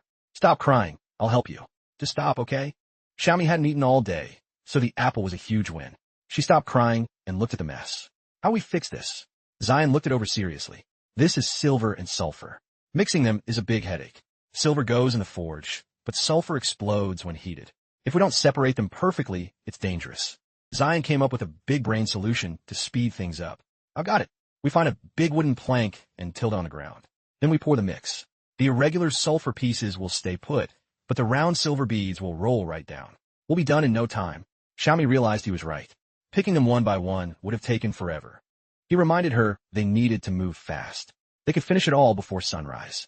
Xiaomi shyly asked Zion why. Why are you helping me? Zion gave a humble answer. Didn't you say stealing gets you punished?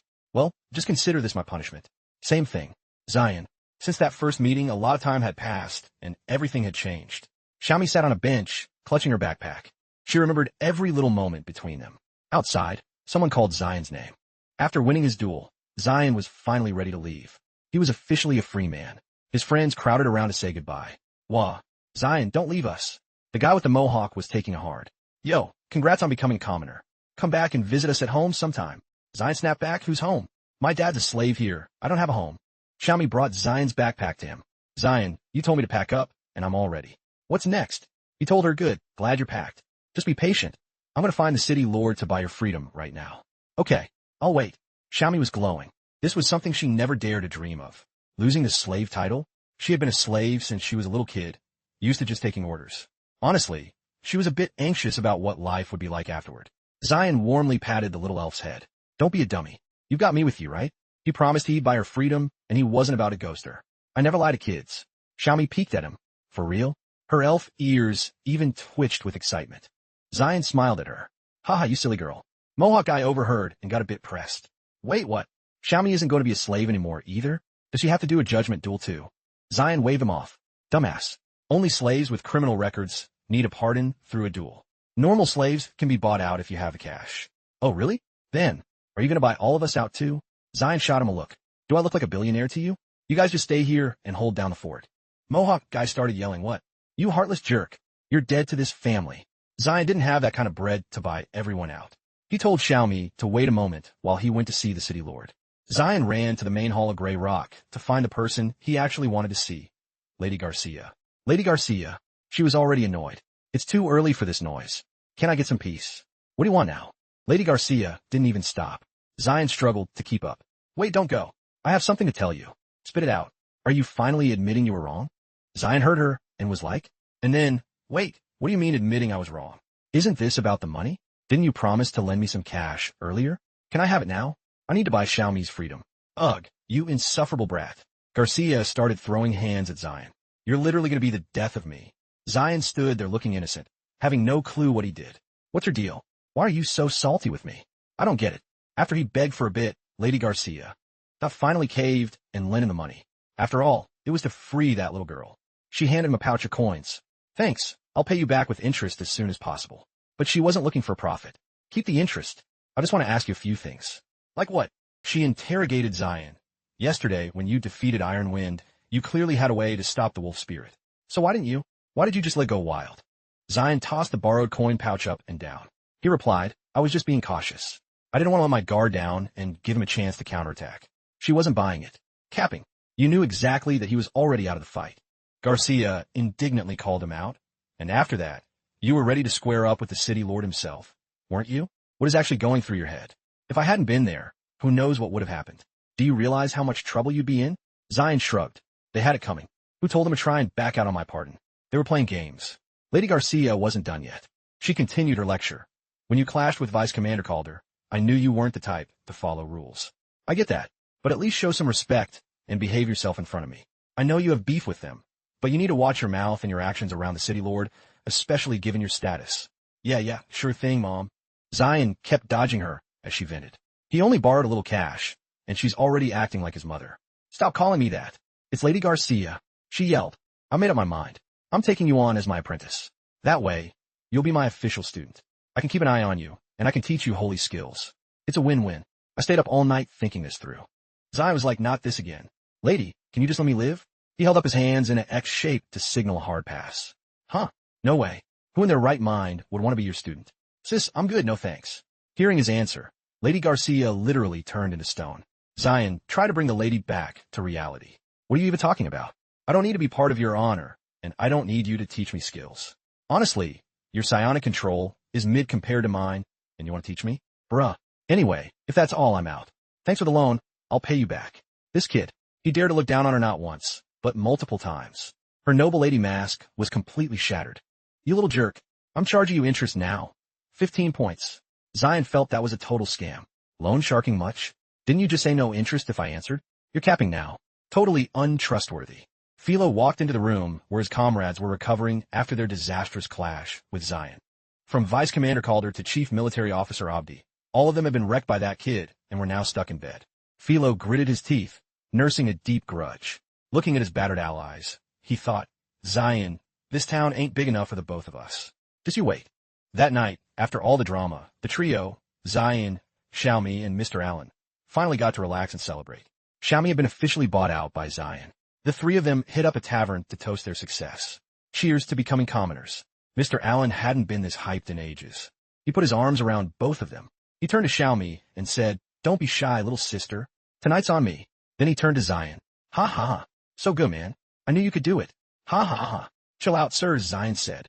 Mr. Allen leaned in close to Zion, acting all mysterious. Zion, don't forget your promise to me. From now on, I'm following you. Wherever you go, I'm there. Zion backed away. What's the move? You trying to spy on me? Seeing he was misunderstood, the old man waved his hands frantically. No. It's not like that. Even though I'm your sponsor, I have a sense of responsibility and kindness. Zion told him whatever, but the problem was City Lord Rudolph didn't want him leaving Grey Rock City. When Zion went to pay for Xiaomi's freedom, the Lord said, Zion, even though you're a commoner now, you're still under my surveillance. Unless you're forced to leave, you're absolutely not allowed to step 1 foot out of Grey Rock without my permission. Remembering that made Zion's blood boil. TCH, that bastard is just looking for ways to gatekeep me. I really should have given him a piece of my mind. Mr. Allen shushed him. Don't say that so loud. Xiaomi looked on innocently. She spoke up based on what she gathered. So, Mr. Allen is treating us to a nice meal just to spy on us? No, it's not like that. You guys have to trust me. Zion felt that if it was just Allen spying, life would be much easier. Zion pointed to the mark on his face and told Xiaomi, they mostly use this slave mark to keep tabs on us. The slave mark? This mark acts as a magical tracker. If we try to leave the city through a magic checkpoint, they'll catch us easily. Xiaomi was confused. But we're not slaves anymore. Why do we still have the mark? This mark can't just be deleted, or at least it's extremely hard to do. Even if we're free, it stays. Each mark looks independent, but they're actually symbiotic. To remove one person's mark, you'd have to remove every single slave's mark at the same time for the magic to vanish. Unless someone dies. Otherwise, if you miss even one person, it stays. Mr. Allen saw how stressed they were and jumped in. Come on, don't sweat it.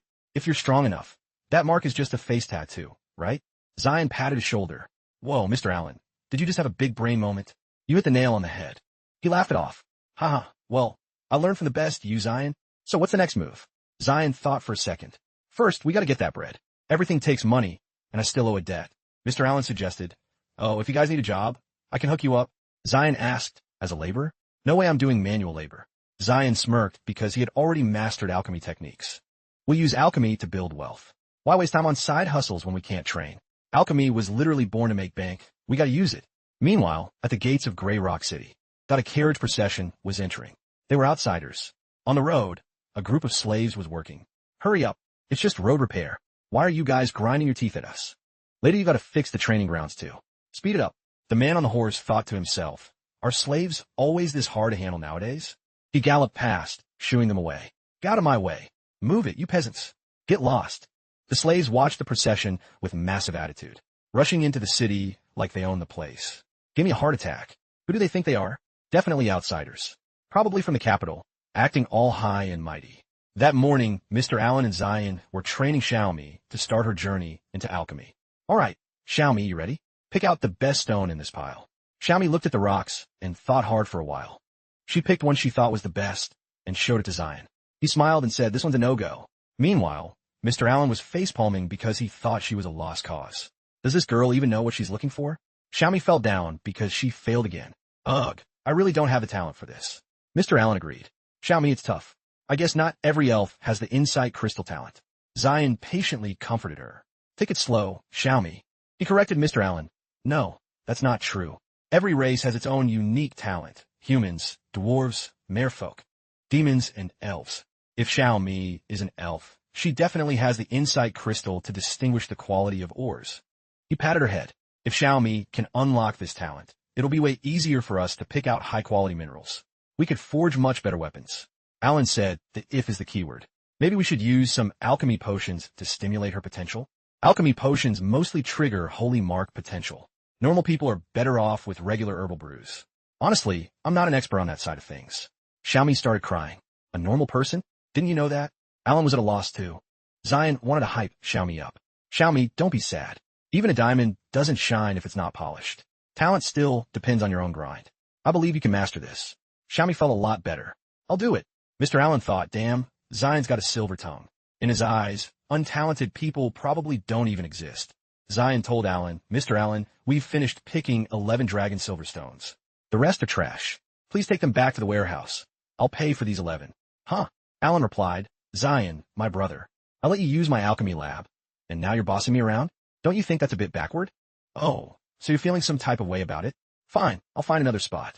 I was going to teach you a secret alchemy technique, but since you're complaining. Mr. Allen immediately grabbed the rocks and ran out, his eyes sparkling.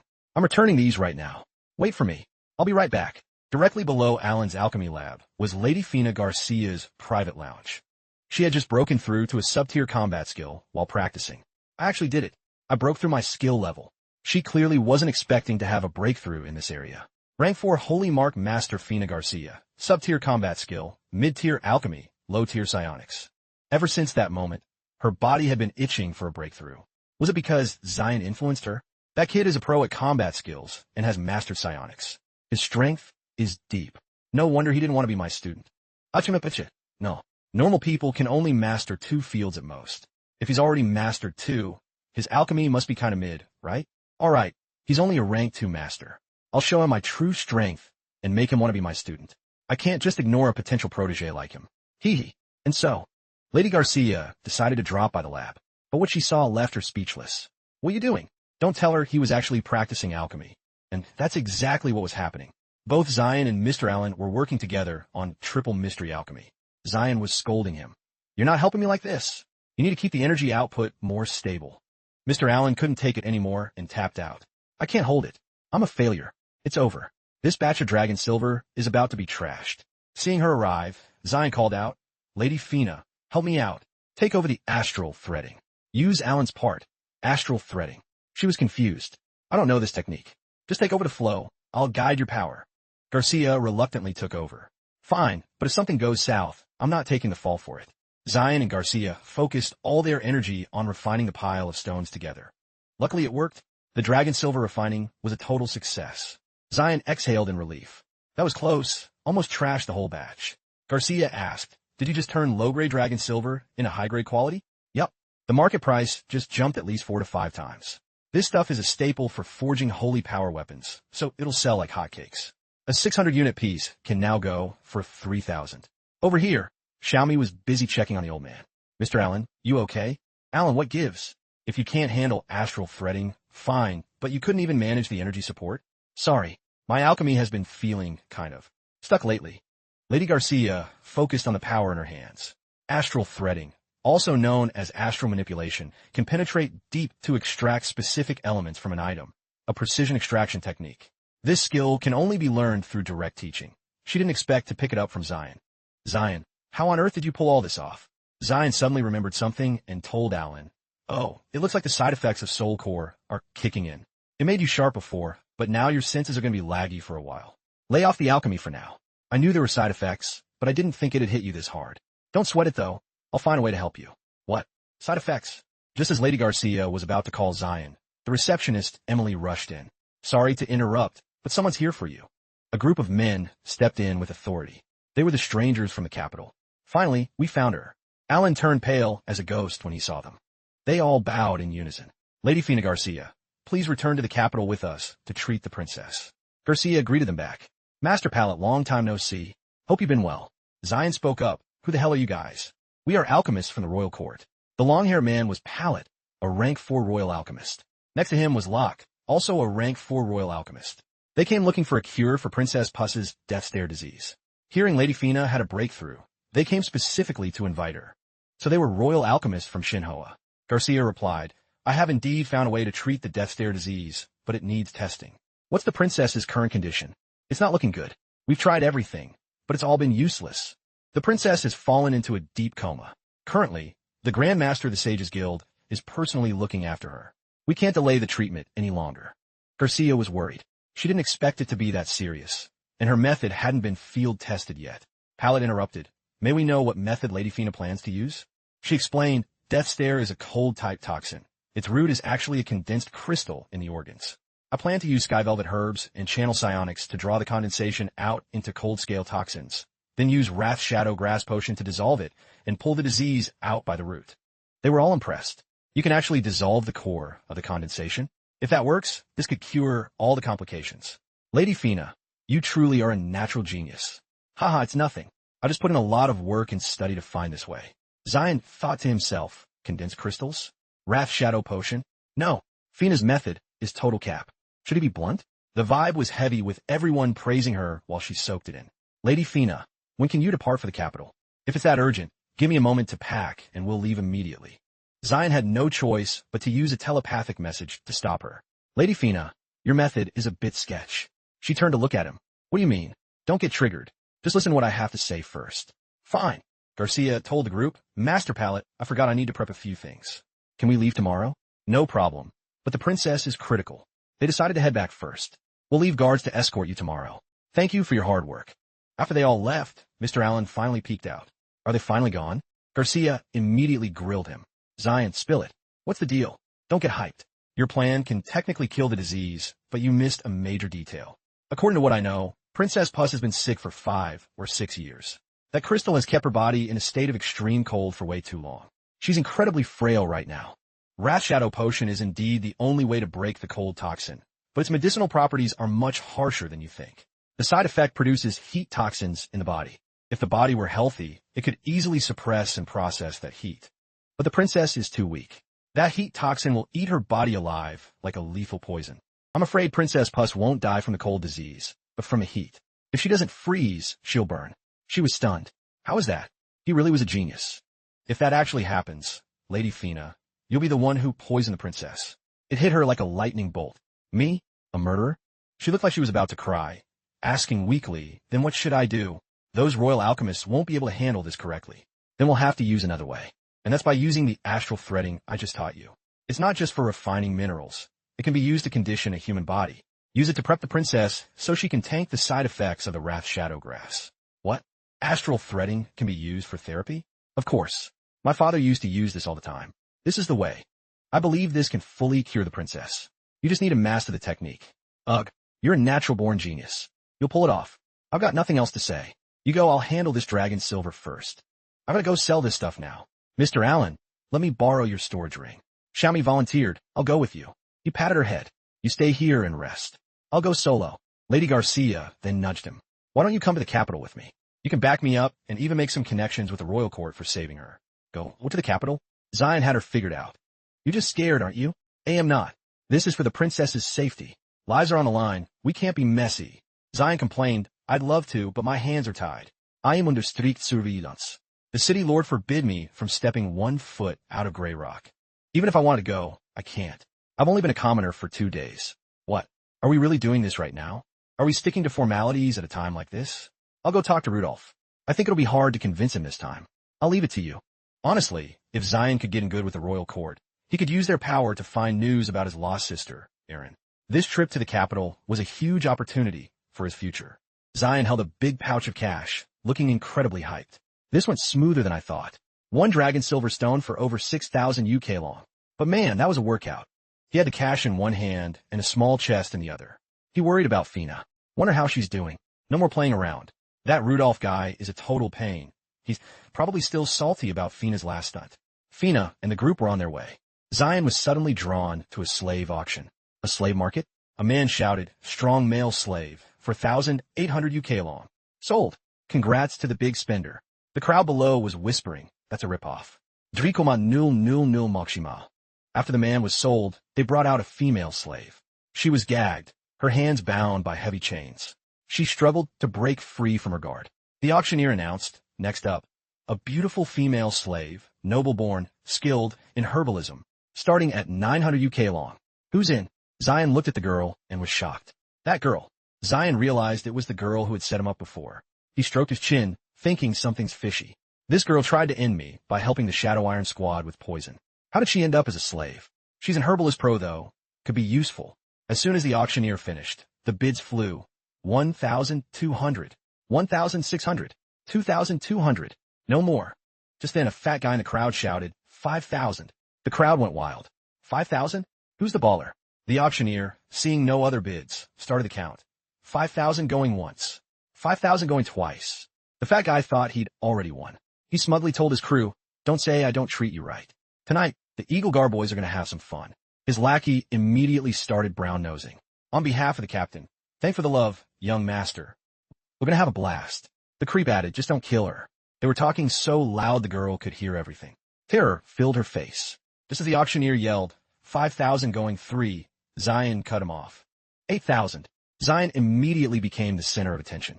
Everyone stared at him, but they all thought he was just a total simp. Is this kid crazy? Burning cash like that?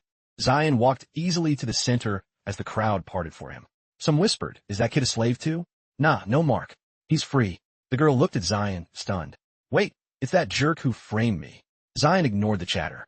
The auctioneer continued, 8,000. 8,000 going once. Below, the fat guy's lackey whispered in his ear, young master, that guy's clowning us. What's the move? The fat guy was triggered. What? That kid thinks he can flex on me? The auctioneer called, 8,000 going twice. The fat guy wasn't about to lose to some kid. He jacked up the price. 10,000. Everyone gasped. Zion, looking cool as a cucumber, called out 15,000. The fat guy was officially triggered by Zion. He barked through gritted teeth, what? 15,000. The lackey next to him, seeing his boss about to lose it, tried to talk him down. Chill, young master. Let this guy have her. Let's just go to the Grand Blade Spa. It's only 200 ahead there. But the fat guy wasn't about to let someone snatch what he wanted so easily. He snapped at his subordinate. Shut up.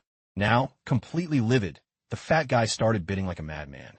I want to see who actually dares to play with me. 20,000. His lackey stood by, clenching his teeth and fists, cheering him on. That's the spirit, young master. However, things didn't go his way. Zion didn't even flinch before raising the stakes. 25,000. After he spoke, the fat guy and his lackey just stared at him stunned.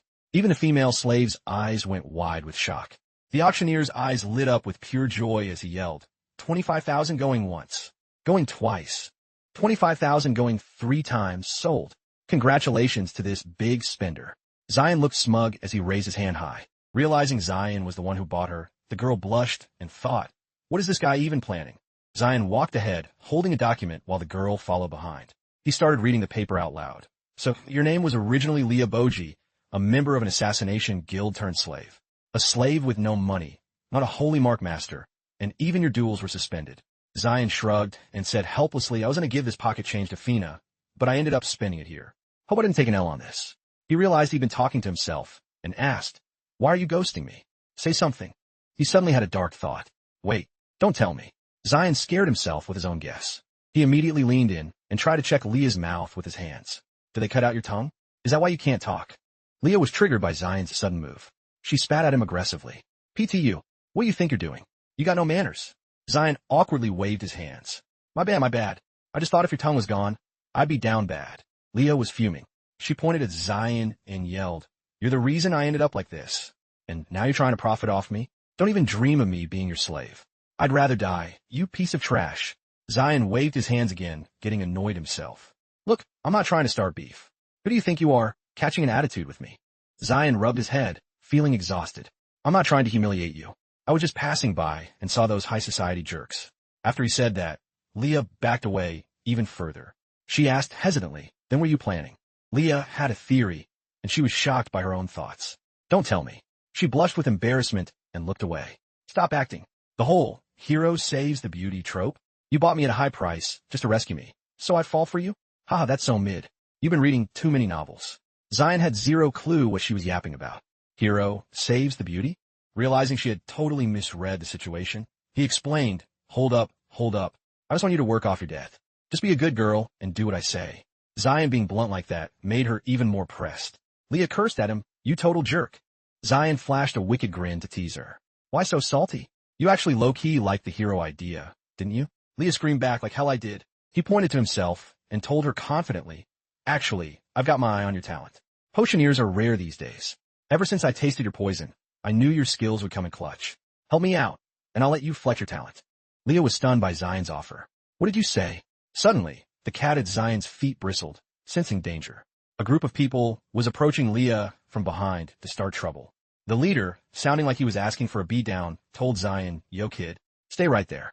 The fat guy from before, still salty about Zion snatching his prize, had chased him down with his crew. He told Zion, you've got guts, stealing my property and making my boys look like clowns.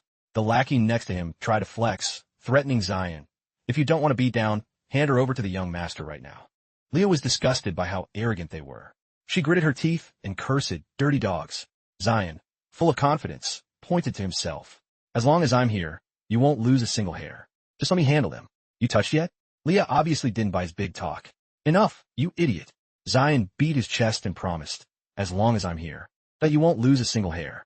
He ignored Leah's yelling behind him. All of you, get lost. The fat guy pointed at Leah, completely ignoring Zion. Gutsy move, trying to play hero in front of me. I'm taking her today. Hand her over. Obviously, Zion wasn't handing her over. The fat guy ordered his men, boys, get him. Zion pushed Leah behind him. Stay back. Both lackeys charged at once. The two of them combined their moves to create a massive tornado, sweeping up everything in its path. Zion was surprised. A combo move? Leah looked terrified. She screamed, A silhouette could be seen inside the swirling tornado. Then, a hand reached out from the center of the vortex. It turned out the silhouette was Zion, who had been sucked inside. He didn't hold back on the praise. No cap, that's a perfect combo move. You guys must have practiced that a lot. The fat guy, his lackey, and Leah. And even the two who made the tornado were all shocked. What? One of the attackers was stunned, wondering, he took a direct hit from the flaming vortex punch, and he's fine. The fire swirling around Zion slowly faded. He hovered in the air, his voice full of contempt for the two. It's just a low-level combo. Even for a rank 2 Holy Mark Master, breaking this isn't that deep.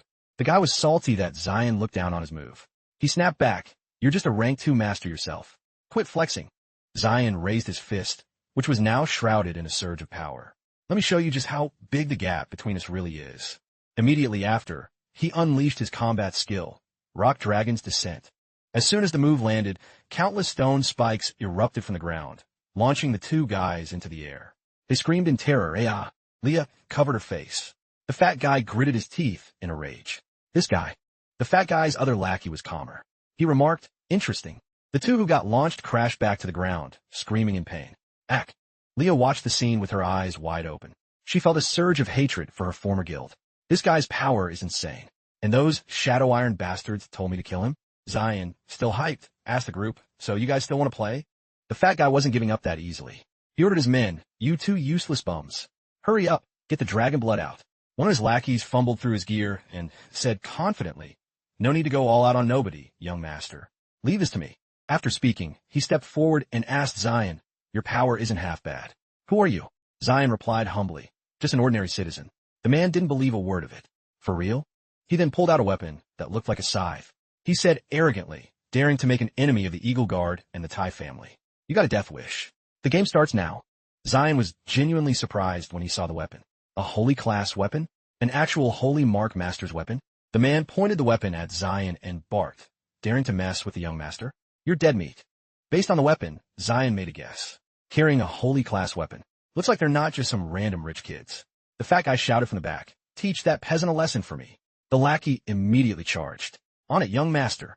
Zion slammed both hands onto the ground, and a golden light began to envelop him. He shouted, "Huh!" Instantly, a barrage of stones flew toward the man. He dodged them all as he closed in. Once he was near Zion, he launched his counterattack, leaping high and raising his weapon to strike. Full of bloodlust, the lackey yelled, "Die." Zion immediately used his rock dragons to descend again. The ground where he sat suddenly surged upward. The attacker was shocked, but luckily he braked just in time, or he would have slammed head first into the stone pillar. Zion sat on top of the pillar, observing the weapon. A holy class weapon made through alchemy, combined from various special elements with different properties. Even a regular person could unleash power with this. That weird-colored fire, that's soul-snatching flame. Fire that can destroy the soul. Making a holy tier weapon with that isn't easy. The guy below looked up at Zion and said with pure contempt, "You're just a broke ghost, aren't you?" He then swung his weapon, slicing through the base of a small rock pillar where Zion was perched. The pillar instantly shattered into fragments. Zion leaped into the air, his voice flared with anger. "Talk about arrogant. To deal with the likes of you." Debris from the destroyed pillar continued to rain down incessantly. However, that didn't stop Zion's assault. Moving with blinding speed, he lunged forward and grabbed the man's face. Zion added with pure contempt, "I don't even need to break a sweat. My bare hands are enough." Leah watched their battle from the sidelines, shielding her face from the shockwaves. She gritted her teeth, terrified by Zion's raw power. This guy's a monster. The rumors about him being a Lancelot descendant are definitely no cap. The fat guy barked an order at Wave, "Don't kill him. We're taking them to the hunting grounds in the capital." Zion caught the mention of a specific location, the capital. His eyes widened as he immediately went on high alert. Before Wave could counter, Zion swiftly grabbed his wrist with one hand and slammed his other hand onto Wave's face. He then used the momentum to leap backward, creating distance to avoid the next strike. Unable to land a killing blow, Wave unleashed his combat skill, Ghost Shadow Afterimage. This technique allows for multiple strikes while spreading received damage across clones. Zion dropped into a low stance, focusing on how to counter Wave's move. "Wait, did they just say they're taking me to the capital? I've got it." Wave, while fighting, didn't miss a chance to brown-nose his boss. "Young master, you've got great taste. Using them as prey is the move." To Leah's shock, the iron shackles on her wrists were suddenly snapped off. Zion turned back, using what little time he had to warn her. "It's not safe for you here. Do you know where the Sage's Guild is?" Leah, still rubbing her sore wrists, let out a confused huh. Zion saw her dazed and urged her, "Go. Run now and tell my friends." He quickly finished his instructions to Leah. "Tell them I'm heading to the capital. Get moving." He then refocused his attention on Wave. Before she could react, Zion scooped Leah up in his arms. She let out a startled yikes, as Wave stayed hot on their heels. "Where do you think you're going?" Zion suddenly let Leah go, dropping her down. He urged her urgently, "Go now." Leah panicked. "Wait, you want me to jump from here?" Leah tumbled down the small mound Zion had been sitting on earlier. She managed to scramble down to the ground. Above, Wave and Zion were still midair. Leah looked up at Zion, thinking this guy's actually legit. Just then, one of Wave's afterimages slashed at Zion, but he dodged. In the distance, another clone charged in with high-speed weapon strikes. Behind Leah, Zion was fighting like a madman while she ran for her life. "That jerk actually let me go? Fine, I'm done with you. I'm not being your slave anymore." A look of pure disgust crossed Leah's face. She had no intention of doing what Zion asked, telling me to go to the Sage's Guild. I hate those guys the most. Meanwhile, back with Zion. Wave was almost at the point of wounding Zion, but Zion managed to catch his hand. The two landed on the ground as a pillar of purple light enveloped them both. Zion kept a death grip on Wave's wrist. He didn't miss a chance to taunt him. "What kind of trash move is this? Is that all you've got?" Wave didn't let Zion's taunts get to him. He let out a snide smirk. "Heh, you little brat. Immediately after, his weapon began to glow. Wave asserted with total confidence, "The gap in our power is still massive." Zion found himself alone in a pitch-black void. He realized with shock, a vision-type combat skill. Several bright spots streaked past Zion's back. They were moving incredibly fast, and disturbingly, they were shaped like skulls. He looked up to see a swirling vortex above, relentlessly sucking everything into its center. While Zion was distracted, a monster lunged out of the darkness with its jaws wide open, intending to swallow him whole. Leah hid in a corner, staring at the black smoke. She couldn't see what was happening to Zion inside the cloud. A moment later, as the smoke cleared, the situation became clear. Wave was holding Zion by the throat, lifting him off the ground. She thought in terror, "Is he dead?" Leah knew things had gone south. She immediately bolted. She gritted her teeth and ran like her life depended on it. The fat guy was laughing triumphantly, but then several armed men ran up. They asked in surprise, "Wave, what do you think you're doing?" A soldier pointed at Wave, who was still choking Zion. "You dare to start a fight here?" The fat guy was livid at the interruption, but knew he couldn't cause a scene. "What a mess. Let's move." He ordered them to leave. Elsewhere, Fina was walking away, fuming. She cursed under her breath. "I can't believe City Lord Rudolph is such a pain to deal with." Rewind to a few hours ago. Fina's talk with Rudolph hadn't gone well. He sat at his desk, pen in hand. "Lady Fina, a man must be true to his word. I said Zion must stay under surveillance, and I won't back down. Don't you agree?" Rudolph was getting annoyed too. Kids these days have no sense of priority. "Seriously." Fina opened the door to the room, still angry. "I'm back, Zion." But Zion wasn't there. She searched the room, and when it was clear he was missing, she froze. "Wait, where is he?" Xiaomi, who was holding some books on the floor, looked up. "He hasn't come back. He's been out for over 2 hours. Fina was surprised. "What? Where'd he go?" Alan was sitting on the sofa. "Probably out buying minerals. Or maybe he took the cash and went somewhere fun." Xiaomi, when a man gets money, he changes. Hearing Alan talk trash about Zion, Xiaomi got mad. "Zion isn't like that. Not at all." Fina sighed, hands on her hips. "That jerk. Let me go." "Fine, I'm done with him." Xiaomi kept trying to defend Zion. Zion usually doesn't meet anyone. It must be something important. Alan kept pouring gasoline on the fire. "He's definitely out chasing girls." Fina turned to leave. She told the two, "When he gets back, tell him I'm waiting for him at the guild archives." Xiaomi agreed, understood. Meanwhile, on a street corner, a guard holding a torch pointed at a man moving goods nearby. "Halt!" The man, seeing he was caught, turned pale. "Oh no." Laquan and 2 others approached. "Don't you know slaves aren't allowed out alone after sunset?" The porter waved his hands in terror, explaining, "Our master isn't here yet. He sent us to move these." Laquan didn't believe a word. "Moving goods? Looks like you're trying to escape." "Arrest them." The porter tried to explain further. "No, sir. We're really just moving cargo." Laquan gave them no chance. "Enough talk. Pay the fine, or I'm selling you to the slave traders." Leah, hiding nearby, saw everything. She gritted her teeth, face full of hatred. "These thieves. I know that guy from the Shadow Iron Squad. If I get caught now, I'm in deep trouble. I'll wait until they clear the area, then sneak away." Leah was terrified, clutching her head and trembling. "Those bastards from the Lightless. As soon as they found out I was caught, they kicked me out. Nobody can be trusted." Leah said in total despair, "I've hit rock bottom." "Dad." The scene shifted back to Wei's group. He led the way on horseback, followed by 2 prisoner transport wagons. Specifically, in one of those 2 prisoner transport wagons, Zion was there. He slowly opened his eyes. The scenery outside was completely foreign. Zion looked around, gauging the time it took to reach the capital. "Is this the outskirts? We'll be at the capital before sunrise." Inside the wagon, Zion showed zero fear or anxiety. Instead, he flashed a smug grin. I actually made it out of gray rock. As long as I can prove I was kidnapped, Rudolph won't have any excuse to penalize me." His grin accidentally agitated the wound on his chest. Zion clutched it, wincing in pain. "Ow, that hurts." To pull this off, I had to play the part and take a real beating.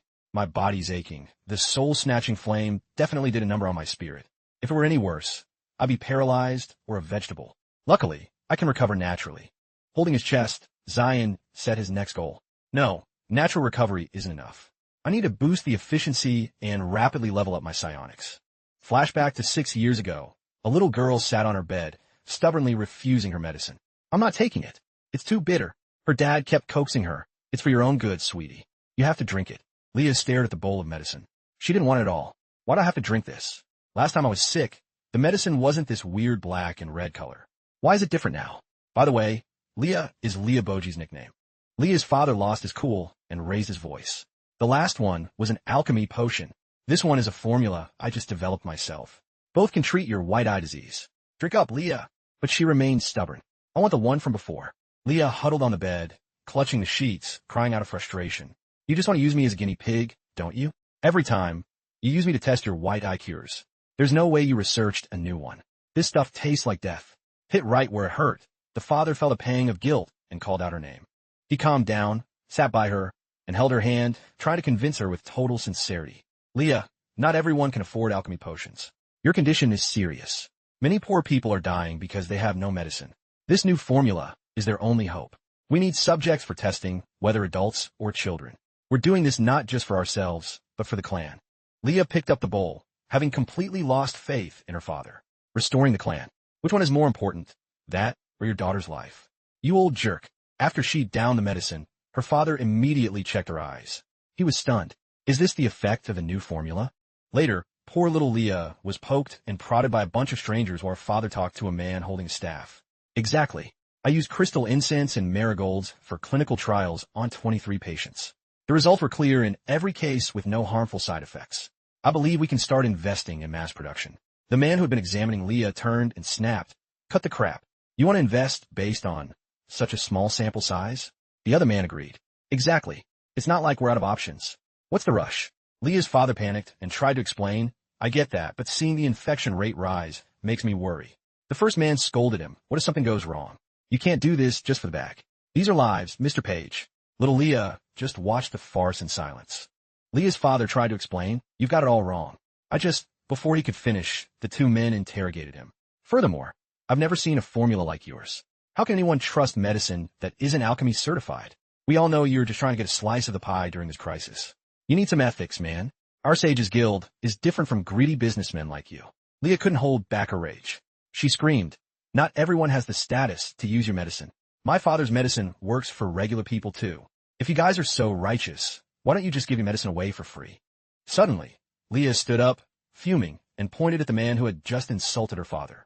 If you're going to talk about ethics, look in the mirror, uncle. The man, shocked to be called out by a kid, yelled, Do you have any idea how much it costs to brew one bottle? You're all talk. His partner chimed in. Know your place, brat. Vo Y, seeing his daughter being disrespectful, warned her, Leah, that's enough. After the shouting match, the man identified as the vice president made a decision. Fine, let's test it. On a small scale first. Vo Y was stunned. Wait, for real? The man who had opposed it was also shocked. The vice president ignored them. Leah was totally lost. The vice president continued, but we need church approval first. We can't shoulder the liability. Leah only caught one word. The church? I get it now. Vo Y held a list while Leah stood beside him, helplessly watching their family's belongings being hauled away one by one. In the end, we were forced to donate all our herbs for free. Those people were shameless. They practically bankrupted us. Leah felt like it was all her fault and apologized to her father. I am sorry, Dad. He looked surprised. For what? Leah lowered her head. She really felt she was the problem. It's because of me. They're just making trouble. Why won't they just drop it? They can't just rob us. What if we change our minds now? He spoke gently to her. Leah, do you know what restoring our clan really means? Without thinking, she blurted out, making bank. He began to tell her a story from his past. When I was young, I was very sick. In my darkest hour, a kind person saved me. That person was your mother. Leah's eyes went wide. She listened intently as he continued. Your mother helped so many people. Just hearing her name made people feel safe. I was no exception. Vo Y placed his hand over his heart, his eyes shining with hope. I hope our Page family can be like that too. I want people to hear the name Page and feel like they have a backbone, a support system that gives them peace of mind. After hearing her father's story, Leah was bursting with pride for her family, especially her dad. But then, that she felt a wave of disappointment after what happened yesterday. But the cost is just too high. Paige knelt down to comfort her. Everything has its hardships. If we always duck and weave to avoid them, we'll only drift further from our goals. So it's fine. He placed his hands on her shoulders. Besides you, there's nothing I wouldn't give up. Leah, thank you for everything you've done. I'm so proud to have a daughter like you. Let's rebuild the clan together, okay? Back to the present. Leah had just woken up in what looked like a storage shed. Still lost in her memories, she looked around dazed. Is it morning already? Wrapped in a cloak that covered her entire body, she prepared to move. She carefully mapped out her next move. Gotta be careful not to oversleep. When the city guards switch shifts, I'll sneak into a merchant caravan and I'm out. Right now, she was starving. So hungry. I haven't eaten in 2 days. Seeing guards, Leah pretended to browse some oranges, but she was low-key monitoring the situation. If this fails, I've got to run. Can't get caught. Behind her, Alan and Xiaomi were talking to a guard. Alan was frantic. His name is Zion Lancelot. He hasn't been home since yesterday. Leah's eyes widened when she heard the familiar name. Zion Lancelot. Behind her, Alan was holding up a sketch of Zion, searching everywhere. Leah was suspicious. They're looking for Zion? Wait, are they the friends he kept yapping about? Alan pointed at the sketch, speaking urgently. He's not just some random guy. Please, you have to start a search. The guard replied flatly. If he went missing yesterday, he's not within the search radius today. Alan was terrified. What? Leah stealthily followed Alan and Xiaomi, keeping her face hidden. Her mind was a battlefield of conflicting thoughts. I should tell them. No, the deal's over. I can't get involved. My own situation is already trash. I don't need more smoke. I don't even know if he's dead. Zion, I'm sorry. She went silent, remembering her father's words. If we always avoid hardships, we'll only drift further from our goals. Then she remembered Zion's words when he first rescued her. Come work for me, and I'll let you use your real talent. Let's rebuild our clans together. And she remembered how Zion risked his life so she could escape. Leah fell deeper into thought. She gritted her teeth. It looked like she had made a decision. She approached Alan while they were still arguing with the guard. That kid is only 16. The guard was getting fed up. Isn't he a young man then? Only little Xiaomi noticed her arrival. Leah pulled back her hood and told Alan, Zion Lancelot. I know where he is. Her words immediately caught Alan and Xiaomi's attention. Meanwhile, a group of riders was galloping toward the capital. Fina led the group, exhausted from pulling an all-nighter. Couldn't find Zion anywhere all night. I guess I'm heading to the capital to treat the princess alone. That brat. Nowhere to be found when he's actually needed. She looked down at her hands. At least after a night of studying astral threading, I've made some progress. Otherwise, this would be a total headache. But this move is a bit. Fina recalled her time buried in the library, scouring every book. But she couldn't find what she was looking for. Nothing. 0 records of anyone using astral threading. If a Grand Sage had used this move, it would definitely be in the books. Fina sat before 2 massive stacks of books, rubbing her forehead, trying to remember if she'd seen this method elsewhere. But this doesn't feel like total cap. I feel like I've seen it somewhere. Unless it's in the Imperial City records. Fina seemed to have found something. Her eyes went wide. She opened a small chest, and a book enveloped in a golden glow suddenly appeared on the table. Fina couldn't believe it. No way. She started flipping through the pages like crazy. Fina finally found it, a record of astral threading. Alchemy that utilizes a small portion of one's own soul to attack the enemy's life force via astral threading. Fina pointed to a spot on the page. Here it is. No wonder I couldn't find it in the guild records. She pulled something out. This is the legacy of his soul leader. It's the only info I've gathered. Why didn't Zion? If he's a great sage, it's normal for him to have access to soul leader archives. So the move is legit. But I've only just scratched the surface. Can I really cure the princess? If Zion were here, even if he couldn't come to the capital, he could have coached me. But I'm out of options. A flame flickered in Fina's hand. She was determined. There's still time. I'm going to grind this out myself. I am the Empire's genius alchemist, after all. Fina had stayed up all night. I've practiced all night, but I'm not sure how effective it'll be. Just then, a voice called out, Lady Fina. In a twist of fate, the man escorting Fina was the same fat guy who tried to buy Leah, and the one who had kidnapped Zion. Fina said politely, Thank you for escorting me to the capital. It must be hard on you. The fat guy placed a hand on his chest, brown-nosing her hard. It's nothing. Protecting a beauty like Lady Fina is an honor.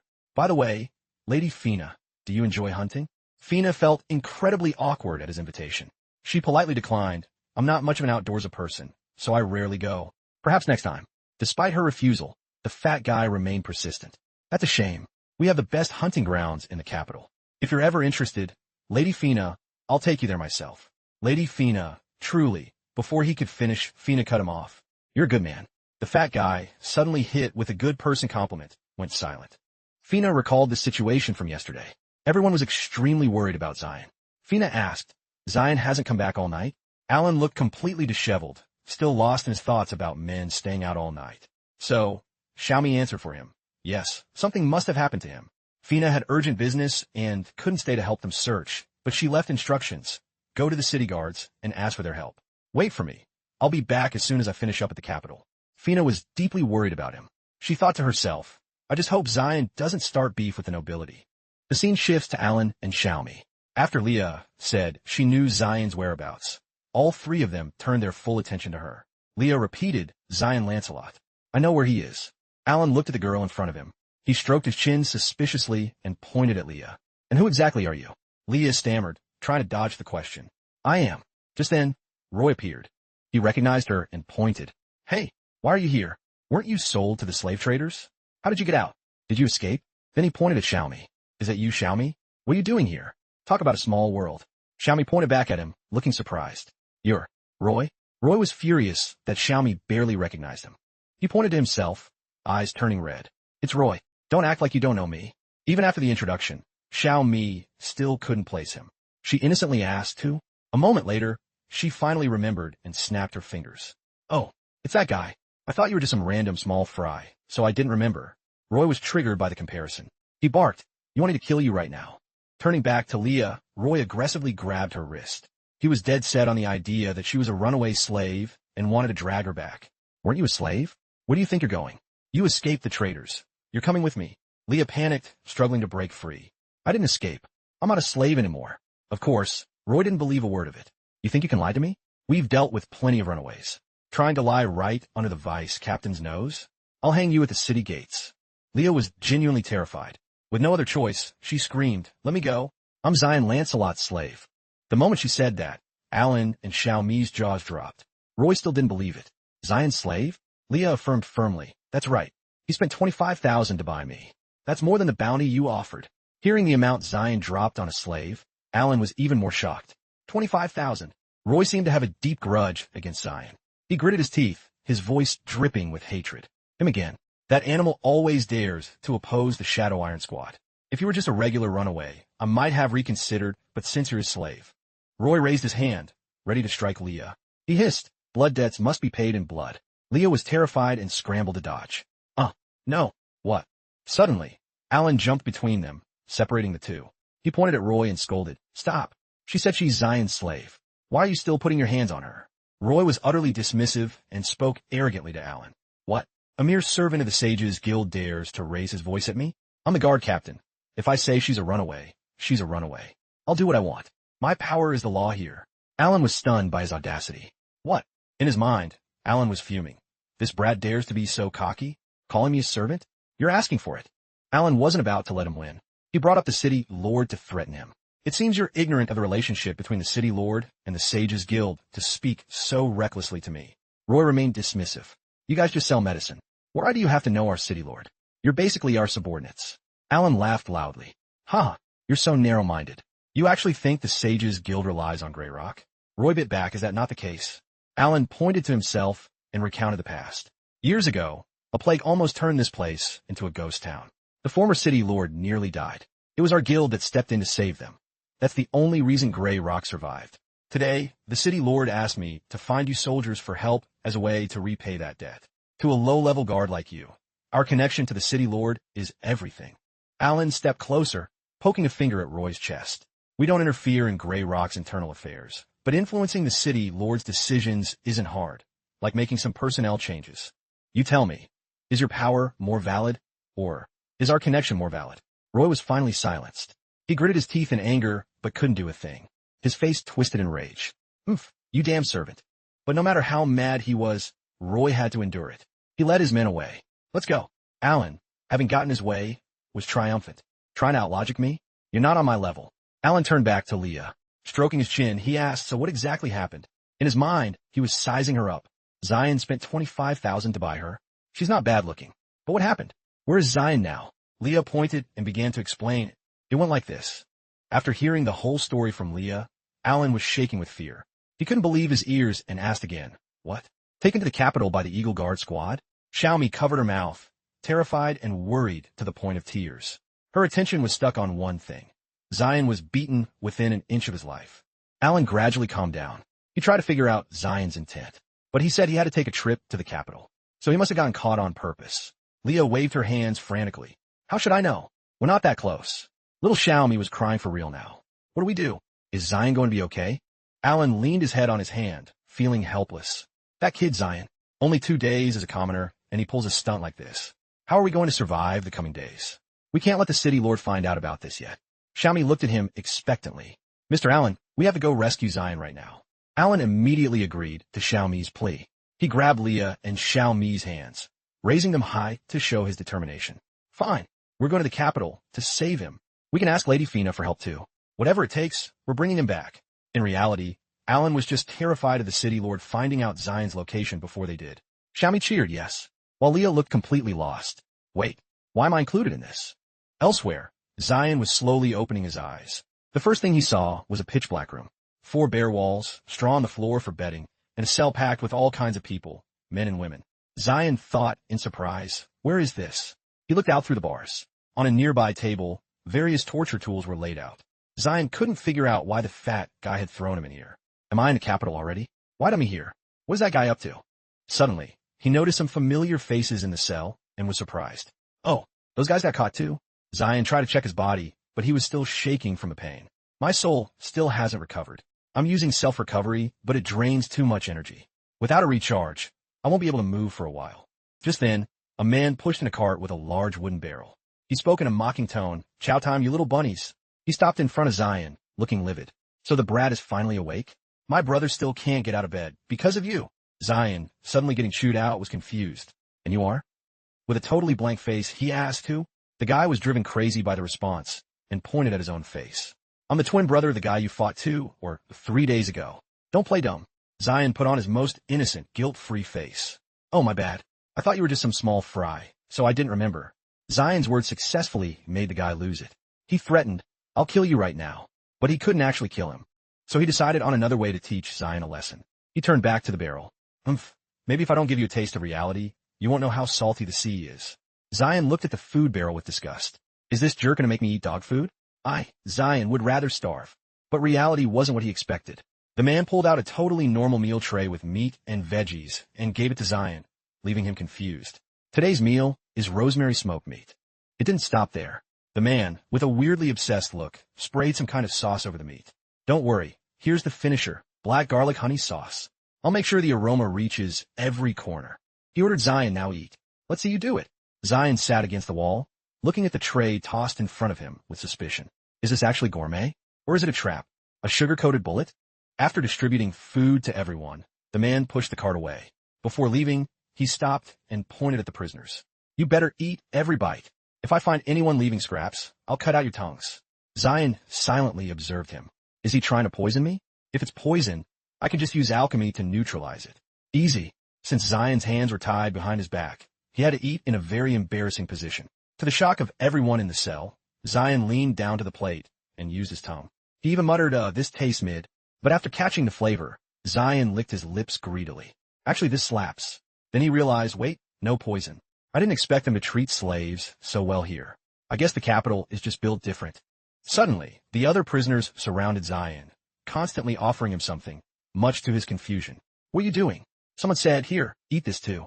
Eat mine for me. In the whole room, only one man didn't join the crowd. He sat calmly, eating while watching the scene unfold. Eventually, the plate in front of Zion was piled high with smoked meat.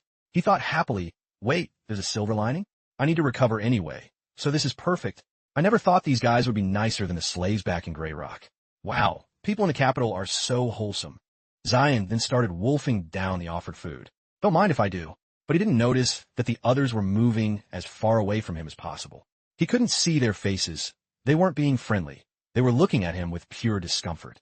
Meanwhile, at the imperial palace of Shinhua in the capital, Fina was kneeling before the king. King Avigles sat on his high throne, looking down at her. So, you're the Empire's genius alchemist? A pleasure to meet you. Fina replied humbly.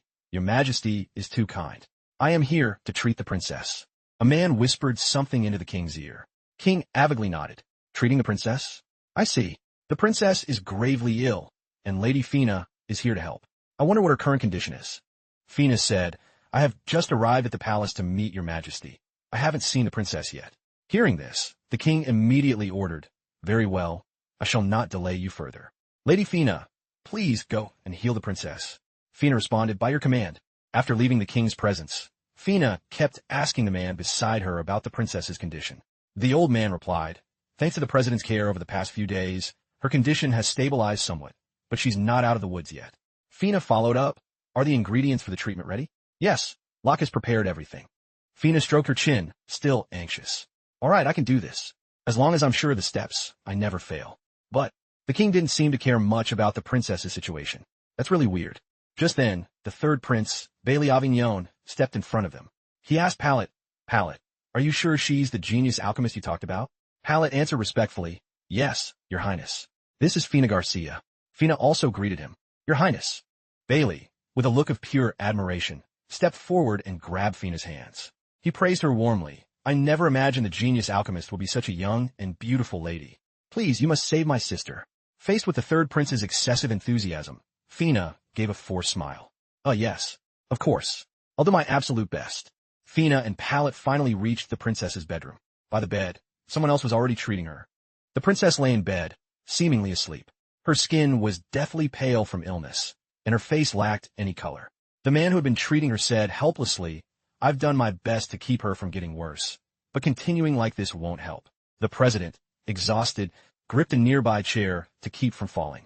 He let out a heavy sigh. Palette rushed over to support him. President, you've worked too hard lately. Please go and rest. The president felt a deep sense of self-reproach for not being able to cure her. I'm old and useless now. Palette quickly cried out, not at all. Fina picked up a sprig of herbs from the table and examined it for a moment.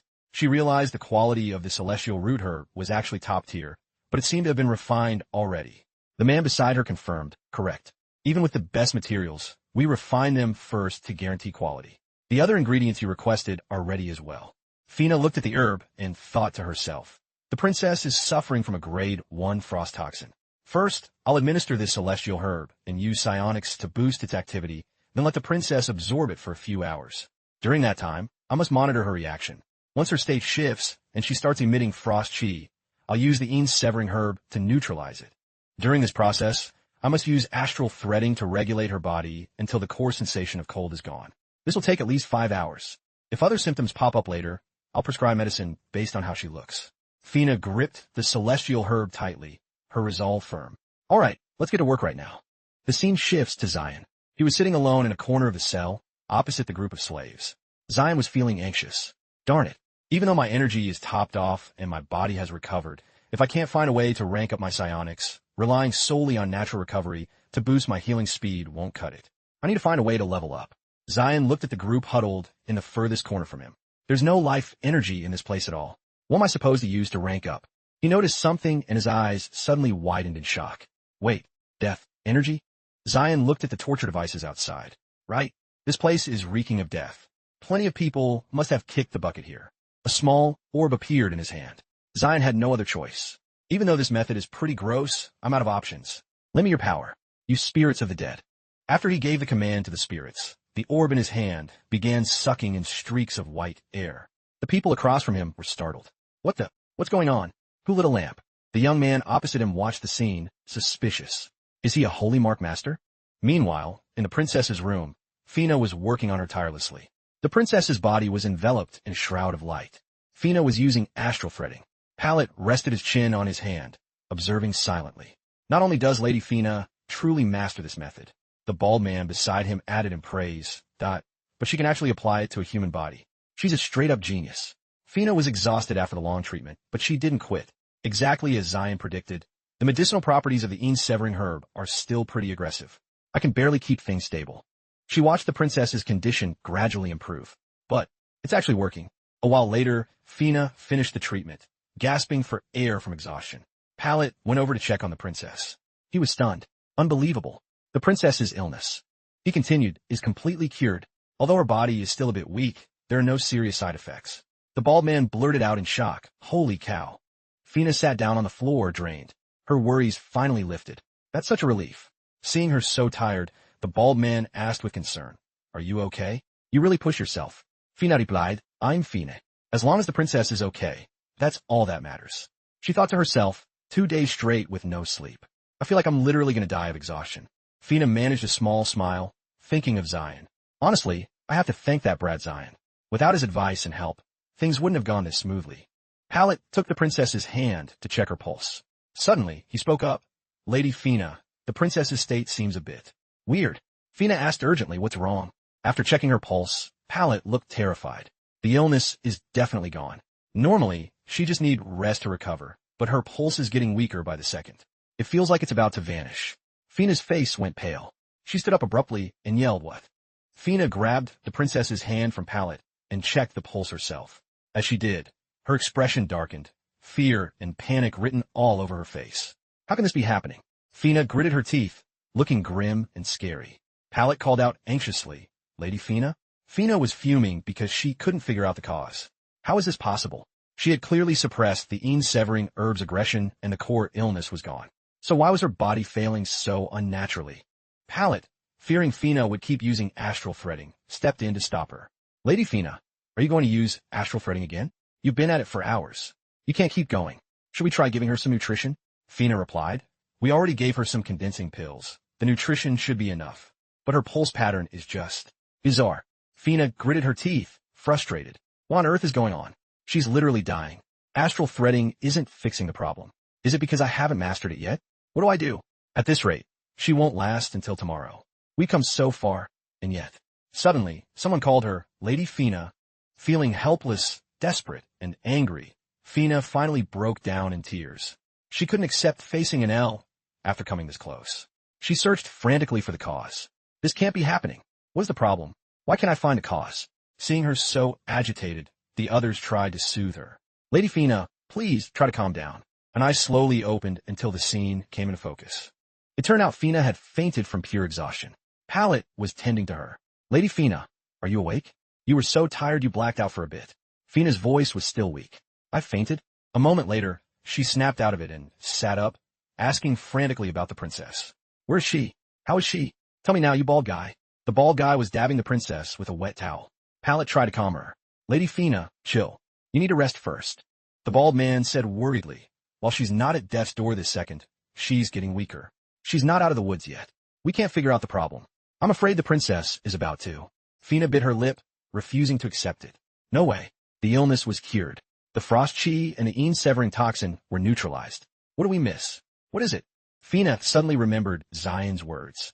He had said so confidently, my father often used this to regulate his own body.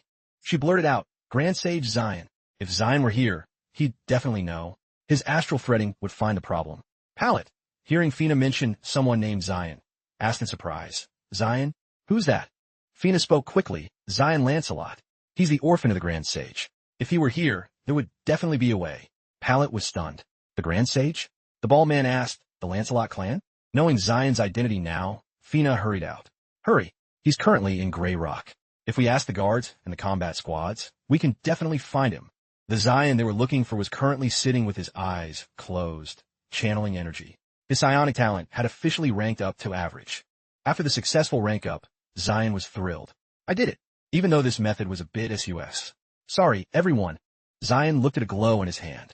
The spirits not only have consciousness, but they actually still hold a tiny bit of power.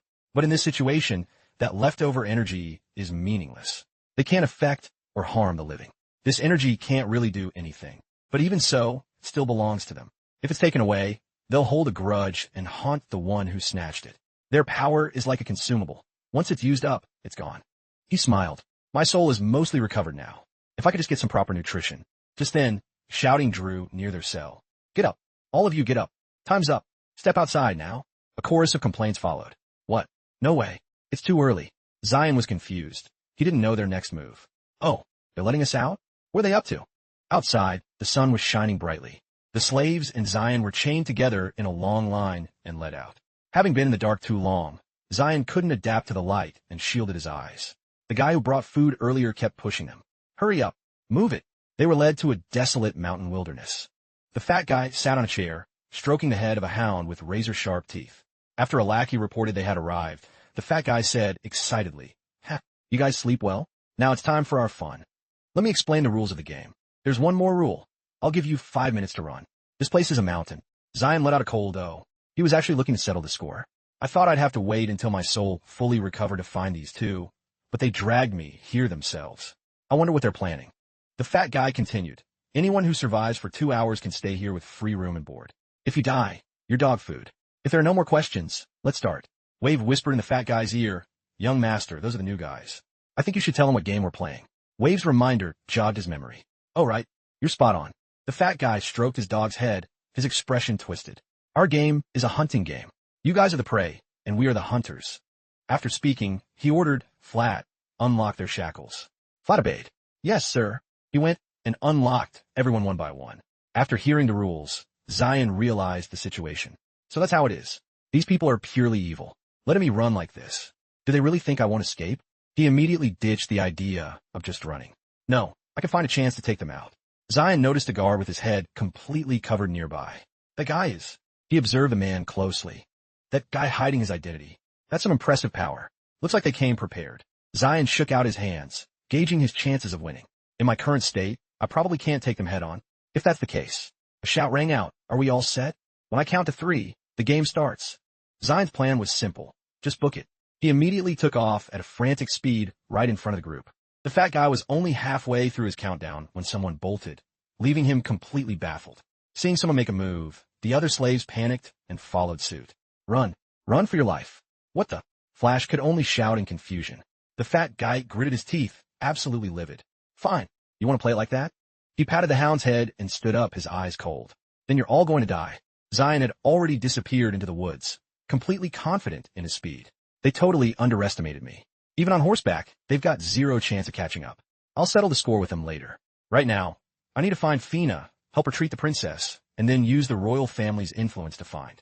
Zion was still feeling himself and his speed, when a young man suddenly pulled up right beside him. He called out while running, "Wait up. Hey, man in front." Zion looked at him, genuinely puzzled. The young man asked breathlessly, "Brother, are you a holy mark master?" Zion was shocked by the guy's pace.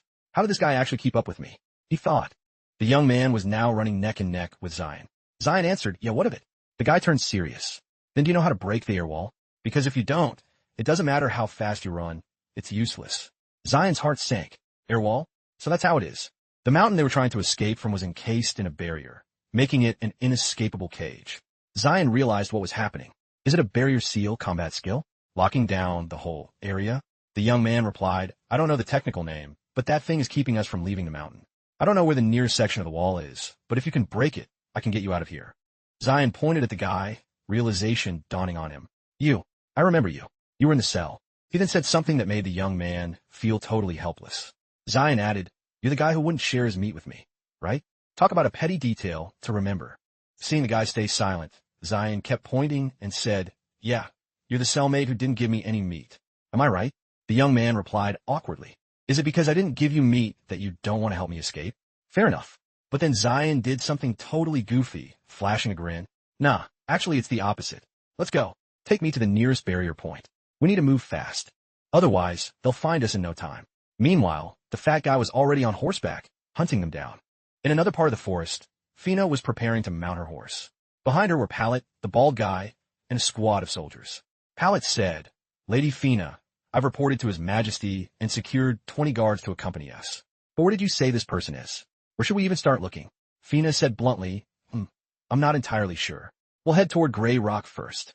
We have to find him, no matter what." Fina jumped onto her horse. The bald guy said, "Don't worry, my lady. I'll have the Eagle Guard squad assist us. When it comes to tracking, they're the best in the business." Fina felt a bit relieved. "Thank you. Let's move out." But then, a commotion broke out nearby. A man's voice could be heard shouting from inside. "This is really important. Please let us through." No matter how much he pleaded, he was blocked. "This is the king's palace. If you have a problem, go to the security office." The man persisted. "I need to find someone inside." Fina recognized the voice instantly. That sound. She hurried outside. When she saw who it was, she was delighted. "Is that you?" "Mr. Allen." "Xiaomi." Xiaomi immediately called out, "Lady Fina." Allen saw her too, and let out a surprised eh? Fina asked in amazement, "What are you guys doing here?" After hearing their story, Fina was stunned. "You're saying Zion was kidnapped and taken to the capital?" Xiao Mi nodded. "Yes." This girl saw him getting beaten up and dragged away with her own eyes. Pallet pointed at them and asked, "Are you guys talking about the person Lady Fina is looking for?" Locke, hearing that the person Fina wanted was kidnapped, flew into a rage. "How dare they? Who has the guts to kidnap Lady Fina's person? I don't care who did it. I'm going to destroy them." Xiaomi tried to remember the name. I think it was. Before she could finish, Leah spoke up. "The Eagle Guard squad." A fat guy leading the Eagle Guard took him. Locke froze. "The Eagle Guard?" All eyes turned to Locke. Pallet immediately questioned him. "Locke, what's the deal? Isn't the Eagle Guard under your jurisdiction?" Fina added, "The Eagle Guard? Lord Locke, unless." Locke looked completely out of it, as if his soul had left his body. He was trying to process the massive amount of information. "The Eagle Guard? My people? Who am I? Why am I here?" Locke's face turned pale. His mind was a chaotic mess. Pallet immediately barked, "You idiot. Go find them. Your son is about to be in deep trouble." Fina was also desperate. "Lord Locke, do you know where they took Zion? Take us there, hurry." Locke held onto a tiny shred of hope. Maybe it's just a misunderstanding." Pallet snapped at him. "Your son has been a troublemaker his whole life. It's not just a one-day thing." Meanwhile, Zion was placing his hand on the barrier to test it. "So that's the play. They said we could run, but they've actually sealed off the entire hill." "Real classy." The young man asked worriedly, "Is there any way out?" Zion sighed. "Even at my peak, breaking this barrier would take a lot of effort, and my soul hasn't fully recovered its power yet. But there's another way to break this holy skill." The young man was surprised. "Another way?" He explained to the young man, "We take out the caster directly. My guess is the old man in the cloak set this up. His power must be at least level 4 holy mark." The guy asked nervously, "Can you even beat him?" Zion affirmed with total confidence, "Of course. But first," he pointed at the young man and said, "I'm going to need you to step up." Back with the fat guy, he was holding a bough while his dog sniffed the ground. He was puzzled. Usually they scatter in different directions. So why is the scent leading to just one spot? Wave suggested. Maybe they changed their strategy and grouped up to escape together. The fat guy grinned excitedly. "Perfect. Exactly what I wanted. No time limit this time. Kill them all." Suddenly, Wave pointed at a tree. "Young master, look up there." The fat guy was surprised. "Oh, found a target already?" It was the young man from before. He was perched on a branch, holding a rock. The fat guy shouted up at him, "What the heck? You think climbing that high is going to help you escape? You're kidding, right?" Unexpectedly, the guy chucked a rock at the fat guy. He managed to dodge, but his dog wasn't so lucky. The rock clocked the hound right in the head. The fat guy went ballistic. "He actually tried to hit me? You want to die? How dare you hurt man's best friend?" After throwing the rock, the guy immediately bolted. The fat guy's squad gave chase. He yelled after him, "You're not getting away. I'm going to end you." The young man remembered his conversation with Zion. He had been horrified by Zion's request. "What? You wanted to go out there and draw all the fire?" Zion had said, "Exactly. I can tell you've got some skills, and you're pretty fast. Just buy me 10 minutes. Actually, 8 minutes is enough. I need to go into a deep soul recovery state. Once my soul is restored, I'll handle them easily." Zion patted the guy's shoulder. "The catch is, while I'm recovering, I'll be completely defenseless. If they touch me, I'm toast. I need you to keep their eyes on you, just for this short time.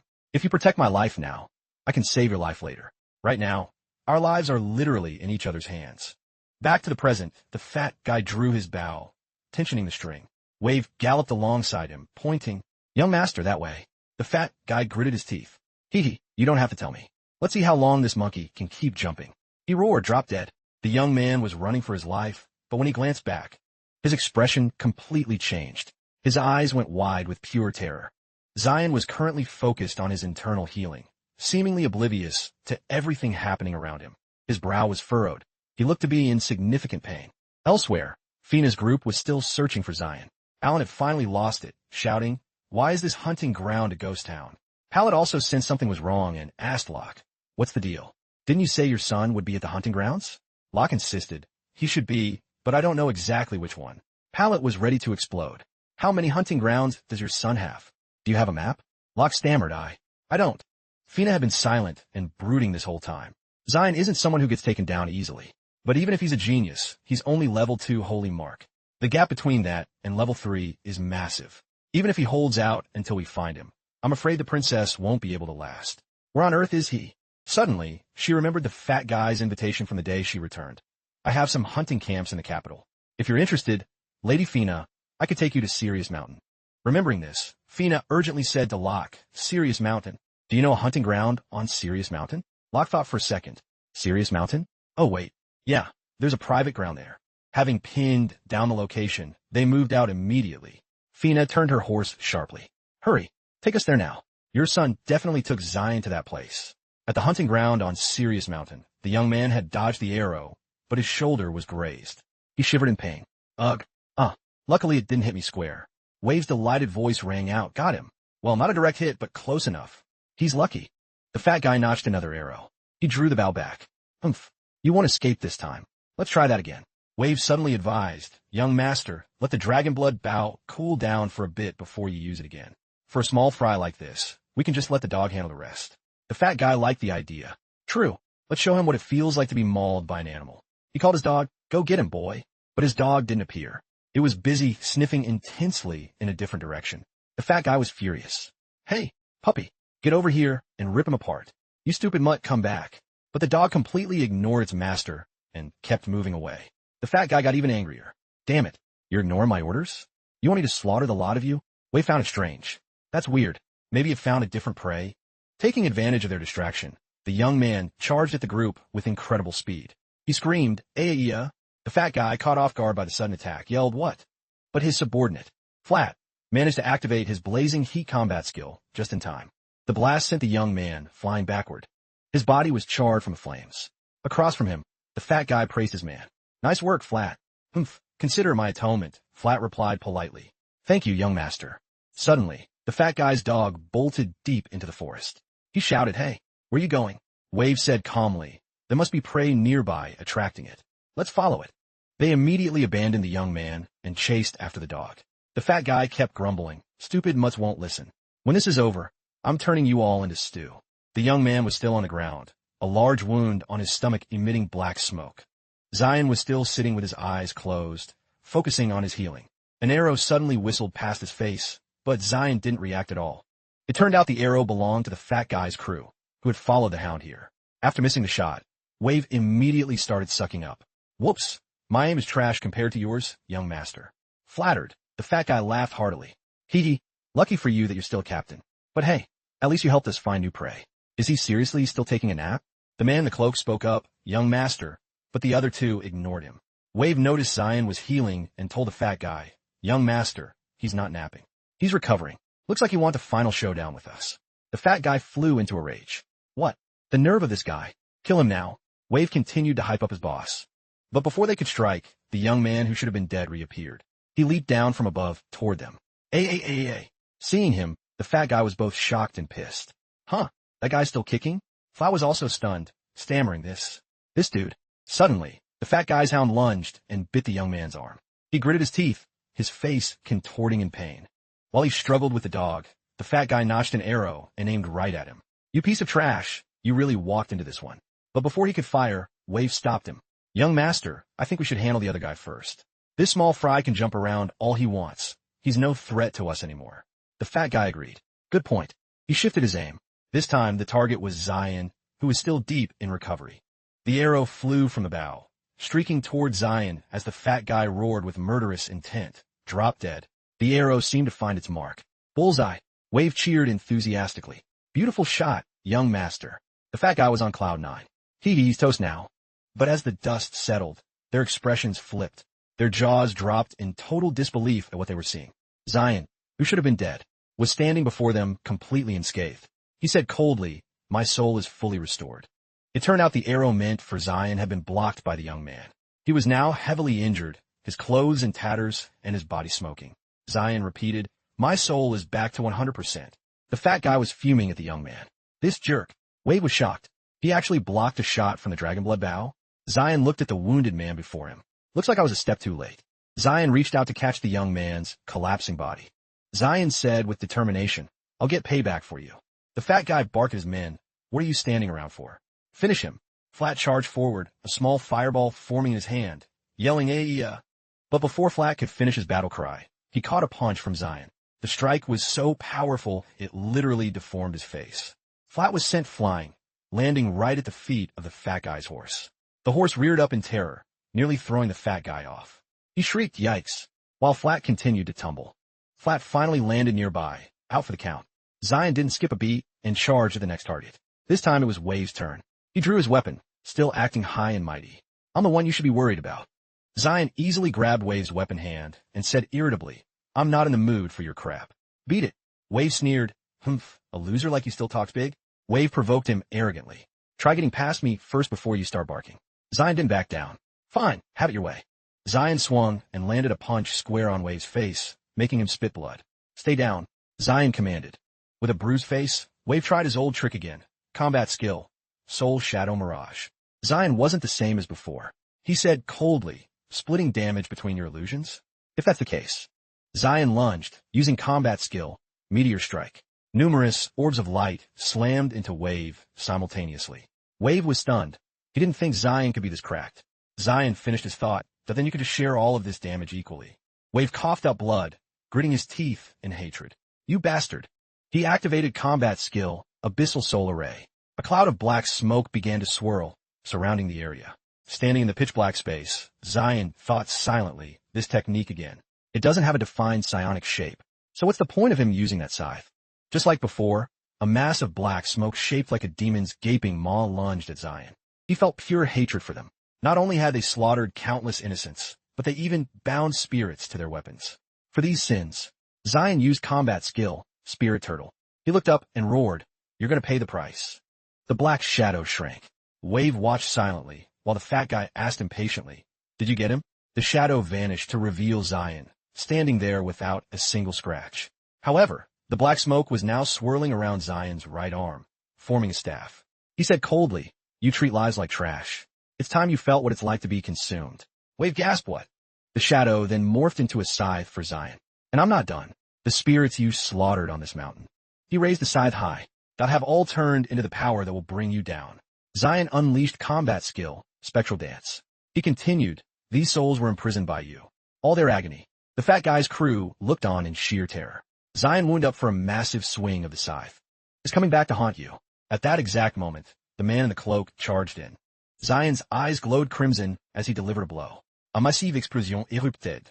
The shockwave rippled through the entire surrounding area. As the dust cleared, Zion stood there coldly, letting out a sharp hoof. The cloaked man had luckily managed to throw up a barrier in time to save himself, but it was now completely shattered. Zion noted, "No wonder, a level 4 Holy Mark Master. And you're actually playing bodyguard for this fat pig?" The fat guy screamed hysterically, "You bastard! You dare wreck my serious mountain. That Hassan guy is dead meat." Seeing only one subordinate left, the fat guy ordered him furiously, "Old man, finish this animal off." The cloaked man turned and said, "Young master, my primary mission is only to keep you safe." The fat guy pointed at him and barked, "I'll pay you more, okay? Just teach him a lesson. Don't tell me you can't take him." Meeson cast off his cloak, speaking with extreme arrogance. "It's been a long time since my youth, and I haven't fought in ages. But dealing with a rookie brat like this is still a walk in the park." Zion wasn't intimidated. He even mocked him, "Old man, you've got a big mouth for someone with one foot in the grave." Meeson warmed up his joints, asking mockingly once more, "You think you can beat me? Huh." He dropped into a stance and activated combat skill, Demon Ape Spirit. A massive, muscular ape phantom appeared behind him. Meeson told Zion, "You're the one with the big mouth, kid." Zion was slightly surprised by the skill, but showed zero fear. A spirit transformation? Of course this old geezer is bad news. This power could definitely overwhelm me. He stared down Meeson and the massive ape phantom looming behind him. Zion weighed his options. A head-on clash offered zero chance of winning. If that's the case, then. Meeson lunged, his spirit ape throwing a punch with such raw power that the ground shattered upon impact. He furrowed his brow, sensing that his strike hadn't actually connected. Indeed, Zion had dodged the blow. He was now crouching behind the old man, a faint blue circle of light pulsing around him. Seizing the opening, Zion quickly threw a punch, but Meeson parried it effortlessly. The old man looked at the youth before him, deeply suspicious. Is this an illusion? Meeson activated his giant spirit palm combat skill and landed a direct hit on Zion. He sneered dismissively. "Parlor tricks." Zion was knocked to the ground, crying out, "Ugh." Meeson stated with absolute confidence, "No matter how strong an illusion is, as long as I avoid looking into your eyes at close range, you're no threat to me. Now drop dead." Meeson unleashed the giant spirit palm, triple thousand worlds.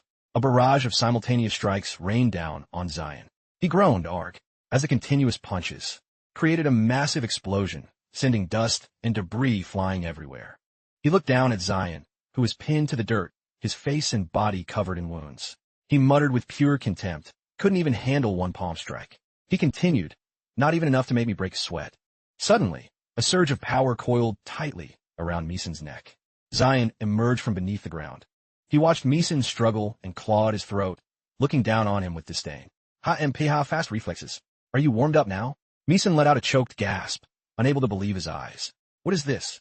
I clearly beat you senseless. Was that the illusion?" Meeson asked, unwilling to accept it. "I made sure not to look you in the eye. How did I still get caught?" Zion replied with excitement. "Isn't the beauty of illusions the fact that they hit you when you least expect it?" The old man recalled a specific moment and realized the truth. Could have been then? Meeson said in disbelief, "Impossible.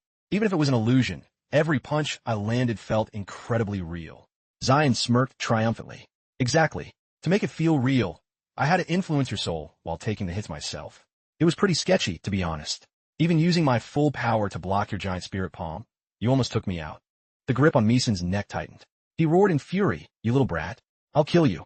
Zion flashed a mocking smile and asked, "You're still trying to use that move? The thing I just used is actually the Saint-tier weapon from your own crew. Its soul-stealing fire doesn't just attack your spirit." Meeson looked at his hands, gasping, "What?" Zion continued, "The friction it causes your spirit ape is even greater. It'll make you die a lot faster. Take your time and enjoy it." Zion grinned with total satisfaction. "The tables have turned, old man." Meeson and the ape behind him were being consumed by blue flames. Zion said smugly, "How the turntables, my guy?" He didn't notice the fat guy creeping up behind him. He notched an arrow, aiming right at Zion's back. The fat guy cursed under his breath, "Damn. Can't rely on anyone. Guess I have to handle this devil myself." Zion's eyes darted sideways. He had sensed the sneak attack and immediately went on guard. The moment the arrow was released, Zion leaped to the side, narrowly dodging the projectile. Another arrow was fired in quick succession. The fat guy poured all his strength into the shot, but he was so clumsy he wobbled and nearly lost his balance. He shrieked, "Whoa, A." The arrow naturally missed Zion, flying off target. Even the dragon blood bow he was so proud of slipped from his hands as he tumbled off his horse. Seizing the chance, Zion threw the Saint-tier weapon he'd snatched from Wave at the fat guy. The weapon was still wreathed in soul-stealing fire. Thinking he was about to meet his end, the fat guy broke into a cold sweat.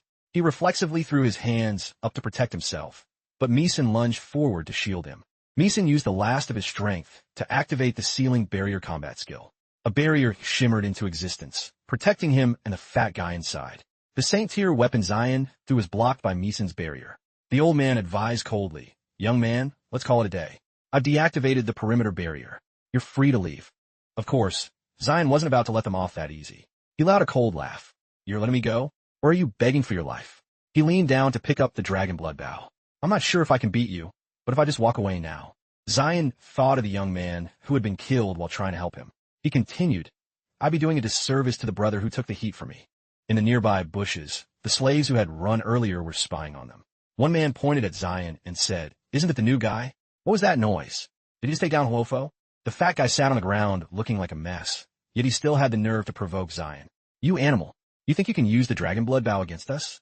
Oomph, that bow can't break my air wall." He thought to himself, "I've already tried it." Zion didn't care about his blustering. He picked up the bow, notched an arrow, and drew it taut. He looked at them with pure disdain. Saint-tier weapons aren't toys for you mere mortals. Zion aimed at his target, radiating confidence. Only in the hands of a holy mark master can it unleash 100 of its power. Let me show you what a real Saint-tier weapon can do. Sweat poured down the fat guy's face. He turned pale, unable to believe the dragon blood bow could manifest such terrifying power in Zion's hands. "What? It wasn't that strong when I used it." Even Meeson's eyes widened in shock. Seeing Zion's overwhelming power, Meeson decided to ditch the fat guy and bolted into the woods. Left alone by the only person who could protect him, the fat guy stood there frozen as cold sweat drenched him. He gaped in shock. Even Zion was surprised that Meeson would just cut and run. The fat guy screamed in a rage, "You old geezer! You traitor!" Zion redrew the bow, but his target was now Meeson. He wasn't letting anyone escape. Thinking of running? An arrow whistled through the air. It tore through the wind, streaking toward Meeson. Meeson sensed the danger and slowly turned his head back. That single arrow triggered a massive explosion, the shockwave flattening the surrounding area. The fat guy shielded his eyes from the blinding light. Zion lowered his arm and hissed, "Tisich." When the smoke cleared, there was a long crater in the ground, but no sign of Meeson's body. Zion muttered suspiciously, "Did he escape?" He decided to ignore Meeson for now and aim the bow at the fat guy. Whatever. As long as the one who deserves to die most stays put. By now, the fat guy was truly terrified. He scrambled backward, begging for his life while trying to use his status as a threat. "W8, you can't kill me. I'm a close confidant of the second prince of Shinhua. If you touch me, you're dead meat." But Zion wasn't buying it. He didn't lower the bow, keeping the arrow trained on the fat guy. Hearing the guy brag about his background only made Zion more hyped. "Oh, so you've got connections? No wonder you're so cocky. In that case, I'll be doing the country a favor. I'm sure your second prince will miss you dearly." The fat guy raised his hands, pleading no, please. But suddenly, a voice called out behind Zion. "Zion." A group of riders approached. Someone shouted Zion's name. It turned out, it was Fina's group. Xiaomi anxiously hugged Zion, while Alan was fuming, questioning him. "Bro, you got any future plans? Maybe tell me next time." Zion quickly explained, "I'm a victim here. That thug kidnapped me. Of course, Alan didn't buy a word of it, calling him out immediately. You're capping. Fina finally breathed a sigh of relief, her mood brightening. You're okay. Thank goodness. On the other side, Locke was surrounded by slaves crying out their grievances. We've suffered so much. Please give us justice. The fat guy saw his father and wailed, Dad. Locke snapped at his son. You're in deep trouble now, you little brat. Zion had one arm around Xiaomi while pointing at Leah. He said, didn't expect to see you all here. You're definitely the one who tipped them off, aren't you, Leah? Leah's face turned beet red from embarrassment as she let out a shy humph. Pallet looked back and forth between the fat guy and Zion. He wanted to plead for Locke's son. Kidnapping people and using them as hunting prey is no small crime. However, if we look deeper into it, Zion cut him off, Mr. Pallet.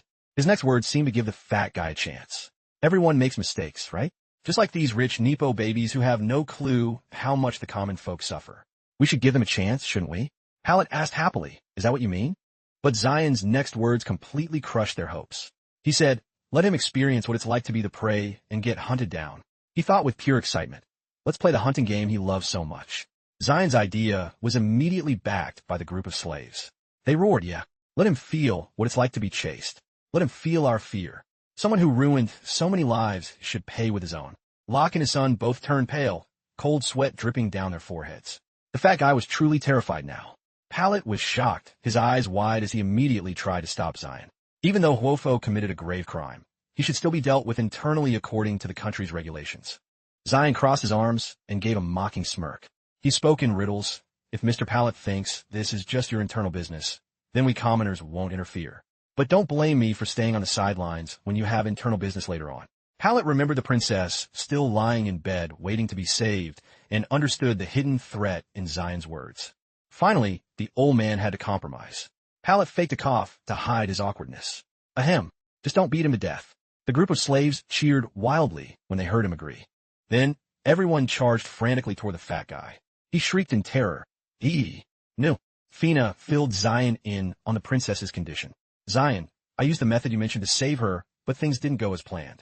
Her condition is critical right now. We need to get to the royal city immediately. Zion stroked his chin and thought silently. That method failed. Seems like her illness is way more complicated than I thought. But before leaving, Zion had one last thing to do. Before that, I have some business to handle. He walked over to where the young man was lying. Thanks to this brother, I was able to escape safely. He even blocked a fatal blow for me. He's someone worth trusting.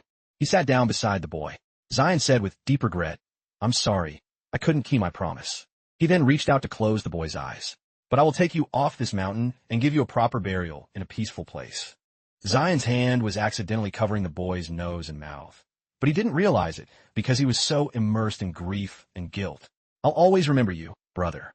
Suddenly, the young man who was supposed to be dead spoke up. What are you doing? Zion jumped back in shock. You're not dead. Then he urgently shouted to Fina. Hurry, treat him now. After being treated, the two of them sat chatting under a tree. Zion leaned against the trunk, looking up at the sky. He said to his new friend, so that's it. You have demon blood in your veins. That's why your vitality is so insane. The young man corrected him. I'm only a quarter demon. Zion just smiled. He said happily, even though that old geezer escaped, we reached our goal. We're free. The boy rubbed the back of his head with one hand, looking at Zion with pure admiration. But man, you're actually cracked. You actually beat that old guy. The boy was still curious about the meat, so he asked Zion, but I still don't get it. I didn't give you any meat, so why were you willing to take me with you? Zion explained, because that wasn't normal meat. It was spiced meat used to bait hounds. The spices were refined and mixed in. Once eaten, the body produces a faint scent that's impossible to wash off for 100 miles. Hounds can sniff that out easily. Right now, in front of them, the fat guy was getting jumped by the group of slaves. Occasionally, his pleas rang out, "Go easy on me."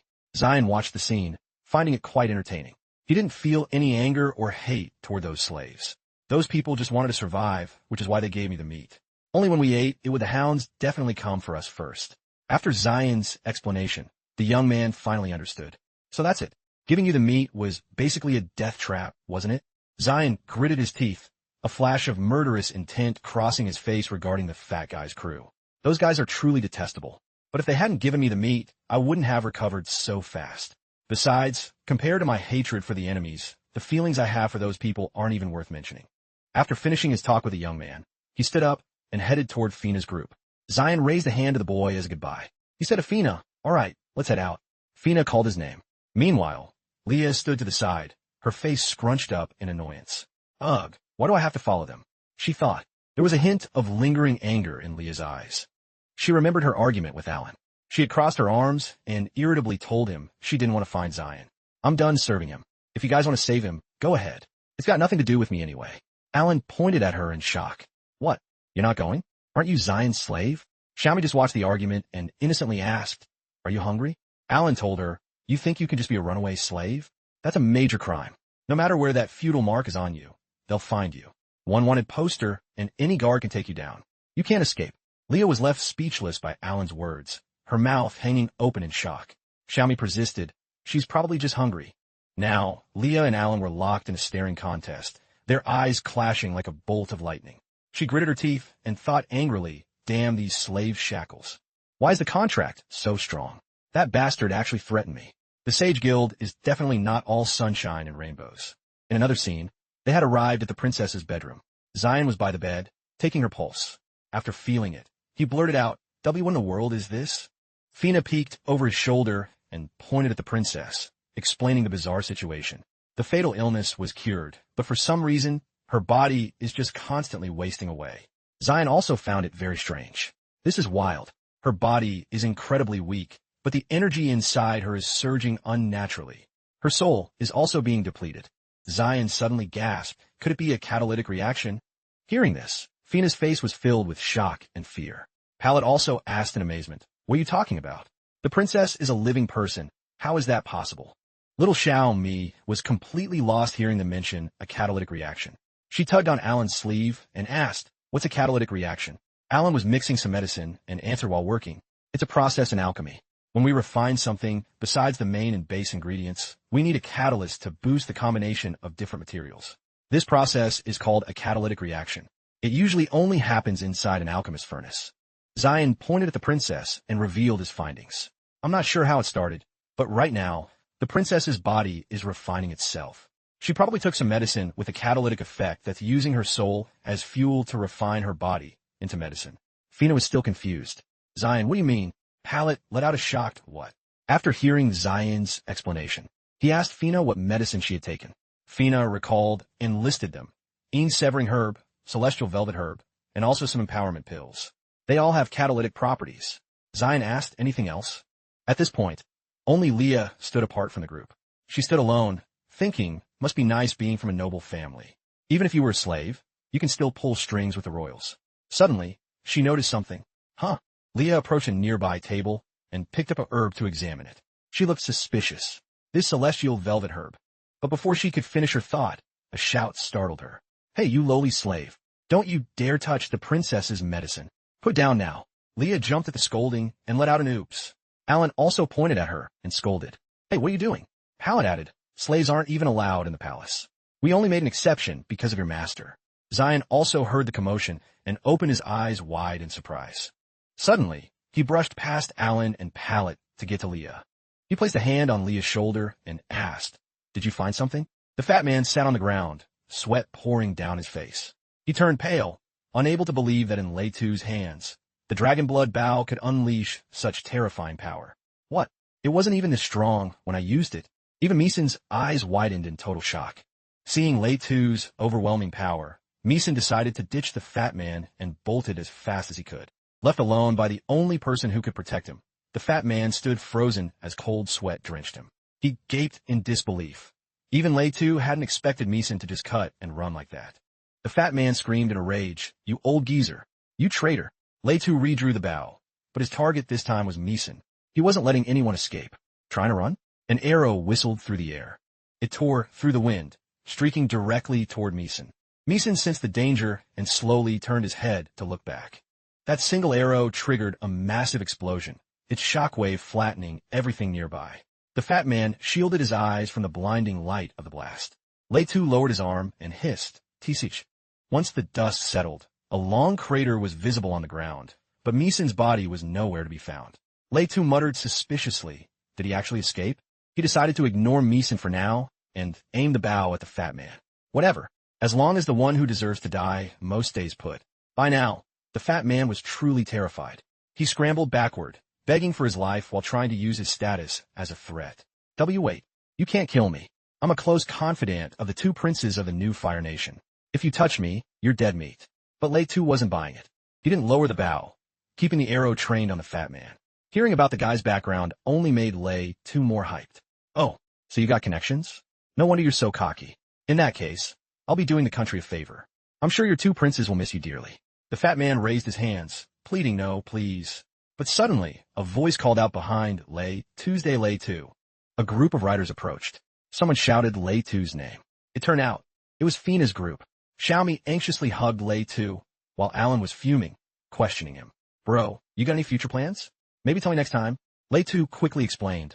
I'm a victim here. That thug kidnapped me. Of course, Alan didn't buy a word of it, calling him out immediately. You're capping. Fina finally breathed a sigh of relief, her mood brightening. You're okay. Thank goodness. On the other side, Locke was surrounded by slaves crying out their grievances. We've suffered so much. Please give us justice. The fat man saw his father and wailed, Dad. Locke snapped at his son. You're in deep trouble now, you little brat. Lei Tu had one arm around Xiaomi while pointing at Leah. He said, didn't expect to see you all here. You're definitely the one who tipped them off, aren't you, Leah? Leah's face turned beet red from embarrassment as she let out a shy humph. Pallet looked back and forth between the fat man and Lei Tu's day. He wanted to plead for Locke's son. Kidnapping people and using them as hunting prey is no small crime. However, if we look deeper into it, Lei Tu cut him off, Mr. Pallet. His next words seemed to give the fat man a chance. Everyone makes mistakes, right? Just like these rich Nepo babies who have no clue how much the common folk suffer. We should give them a chance, shouldn't we? Pallet asked happily, is that what you mean? But Lei Tu's next words completely crushed their hopes. He said, let him experience what it's like to be the prey and get hunted down. He thought with pure excitement, let's play the hunting game he loves so much. Lei Tu's idea was immediately backed by the group of slaves. They roared, yeah. Let him feel what it's like to be chased. Let him feel our fear. Someone who ruined so many lives should pay with his own. Locke and his son both turned pale, cold sweat dripping down their foreheads. The fat man was truly terrified now. Pallet was shocked, his eyes wide as he immediately tried to stop Lei Tu's day. Even though Huofu committed a grave crime, he should still be dealt with internally according to the country's regulations. Lei Tu crossed his arms and gave a mocking smirk. He spoke in riddles. If Mr. Pallet thinks this is just your internal business, then we commoners won't interfere. But don't blame me for staying on the sidelines when you have internal business later on. Pallet remembered the princess still lying in bed, waiting to be saved, and understood the hidden threat in Lei Tu's words. Finally, the old man had to compromise. Pallet faked a cough to hide his awkwardness. Ahem, just don't beat him to death. The group of slaves cheered wildly when they heard him agree. Then, everyone charged frantically toward the fat man. He shrieked in terror. No. Fina filled Lei Tu in on the princess's condition. Lei Tu, I used the method you mentioned to save her, but things didn't go as planned. Her condition is critical right now. We need to get to the royal city immediately. Lei Tu stroked his chin and thought silently. That method failed? Seems like her illness is way more complicated than I thought. But before leaving, Lei Tu had one last thing to do. Before that, I have some business to handle. He walked over to where the young man was lying. Thanks to this brother, I was able to escape safely. He even blocked a fatal blow for me. He's someone worth trusting. He sat down beside the boy. Lei Tu said with deep regret, I'm sorry, I couldn't keep my promise. He then reached out to close the boy's eyes. But I will take you off this mountain and give you a proper burial in a peaceful place. Lei Tu's hand was accidentally covering the boy's nose and mouth. But he didn't realize it because he was so immersed in grief and guilt. I'll always remember you, brother. Suddenly, the young man who was supposed to be dead spoke up. What are you doing? Lei Tu jumped back in shock. You're not dead. Then he urgently shouted to Fina. Hurry, treat him now. After being treated, the two of them sat chatting under a tree. Lei Tu leaned against the trunk, looking up at the sky. He said to his new friend, so that's it. You have demon blood in your veins. That's why your vitality is so insane. The young man corrected him. I'm only a quarter demon. Lei Tu just smiled. He said happily, even though that old geezer escaped, we reached our goal. We're free. The boy rubbed the back of his head with one hand, looking at Lei Tu with pure admiration. But man, you're actually cracked. You actually beat that old guy. The boy was still curious about the meat, so he asked Lei Tu, but I still don't get it. I didn't give you any meat, so why were you willing to take me with you? Lei Tu explained, because that wasn't normal meat. It was spiced meat used to bait hounds. The spices were refined and mixed in. Once eaten, the body produces a faint scent that's impossible to wash off for 100 miles. Hounds can sniff that out easily. Right now, in front of them, the fat man was getting jumped by the group of slaves. Occasionally, his pleas rang out, "Go easy on me." Lei Tu watched the scene, finding it quite entertaining. He didn't feel any anger or hate toward those slaves. Those people just wanted to survive, which is why they gave me the meat. Only when we ate, it would the hounds definitely come for us first. After Lei Tu's explanation, the young man finally understood. So that's it. Giving you the meat was basically a death trap, wasn't it? Lei Tu gritted his teeth, a flash of murderous intent crossing his face regarding the fat man's crew. Those guys are truly detestable. But if they hadn't given me the meat, I wouldn't have recovered so fast. Besides, compared to my hatred for the enemies, the feelings I have for those people aren't even worth mentioning. After finishing his talk with the young man, he stood up and headed toward Fina's group. Lei Tu raised a hand to the boy as a goodbye. He said to Fina, "All right, let's head out." Fina called his name. Meanwhile, Leah stood to the side, her face scrunched up in annoyance. Ugh, why'd I have to follow them? She thought. There was a hint of lingering anger in Leah's eyes. She remembered her argument with Alan. She had crossed her arms and irritably told him she didn't want to find Lei Tuesday. "I'm done serving him. If you guys want to save him, go ahead. It's got nothing to do with me anyway." Alan pointed at her in shock. "What? You're not going? Aren't you Lei Tu's slave?" Xiaomi just watched the argument and innocently asked, "Are you hungry?" Alan told her, "You think you can just be a runaway slave? That's a major crime. No matter where that feudal mark is on you, they'll find you. One want a poster, and any guard can take you down. You can't escape." Leah was left speechless by Alan's words, her mouth hanging open in shock. Xiaomi persisted. "She's probably just hungry." Now, Leah and Alan were locked in a staring contest, their eyes clashing like a bolt of lightning. She gritted her teeth and thought angrily, "Damn these slave shackles. Why is the contract so strong? That bastard actually threatened me." The Sage Guild is definitely not all sunshine and rainbows. In another scene, they had arrived at the princess's bedroom. Lei Tu was by the bed, taking her pulse. After feeling it, he blurted out, "What in the world is this?" Fina peeked over his shoulder and pointed at the princess, explaining the bizarre situation. The fatal illness was cured, but for some reason, her body is just constantly wasting away. Lei Tu also found it very strange. This is wild. Her body is incredibly weak, but the energy inside her is surging unnaturally. Her soul is also being depleted. Lei Tu suddenly gasped. Could it be a catalytic reaction? Hearing this, Fina's face was filled with shock and fear. Pallet also asked in amazement, "What are you talking about? The princess is a living person. How is that possible?" Little Xiao Mi was completely lost hearing them mention a catalytic reaction. She tugged on Alan's sleeve and asked, "What's a catalytic reaction?" Alan was mixing some medicine and answered while working, "It's a process in alchemy. When we refine something, besides the main and base ingredients, we need a catalyst to boost the combination of different materials. This process is called a catalytic reaction. It usually only happens inside an alchemist's furnace." Lei Tu pointed at the princess and revealed his findings. "I'm not sure how it started, but right now, the princess's body is refining itself. She probably took some medicine with a catalytic effect that's using her soul as fuel to refine her body into medicine." Fina was still confused. "Lei Tu, what do you mean?" Pallet let out a shocked "What?" After hearing Lei Tu's explanation. He asked Fina what medicine she had taken. Fina recalled and listed them: severing herb, celestial velvet herb, and also some empowerment pills. They all have catalytic properties. Lei Tu asked, "Anything else?" At this point, only Leah stood apart from the group. She stood alone, thinking, must be nice being from a noble family. Even if you were a slave, you can still pull strings with the royals. Suddenly, she noticed something. Huh. Leah approached a nearby table and picked up a herb to examine it. She looked suspicious. This celestial velvet herb. But before she could finish her thought, a shout startled her.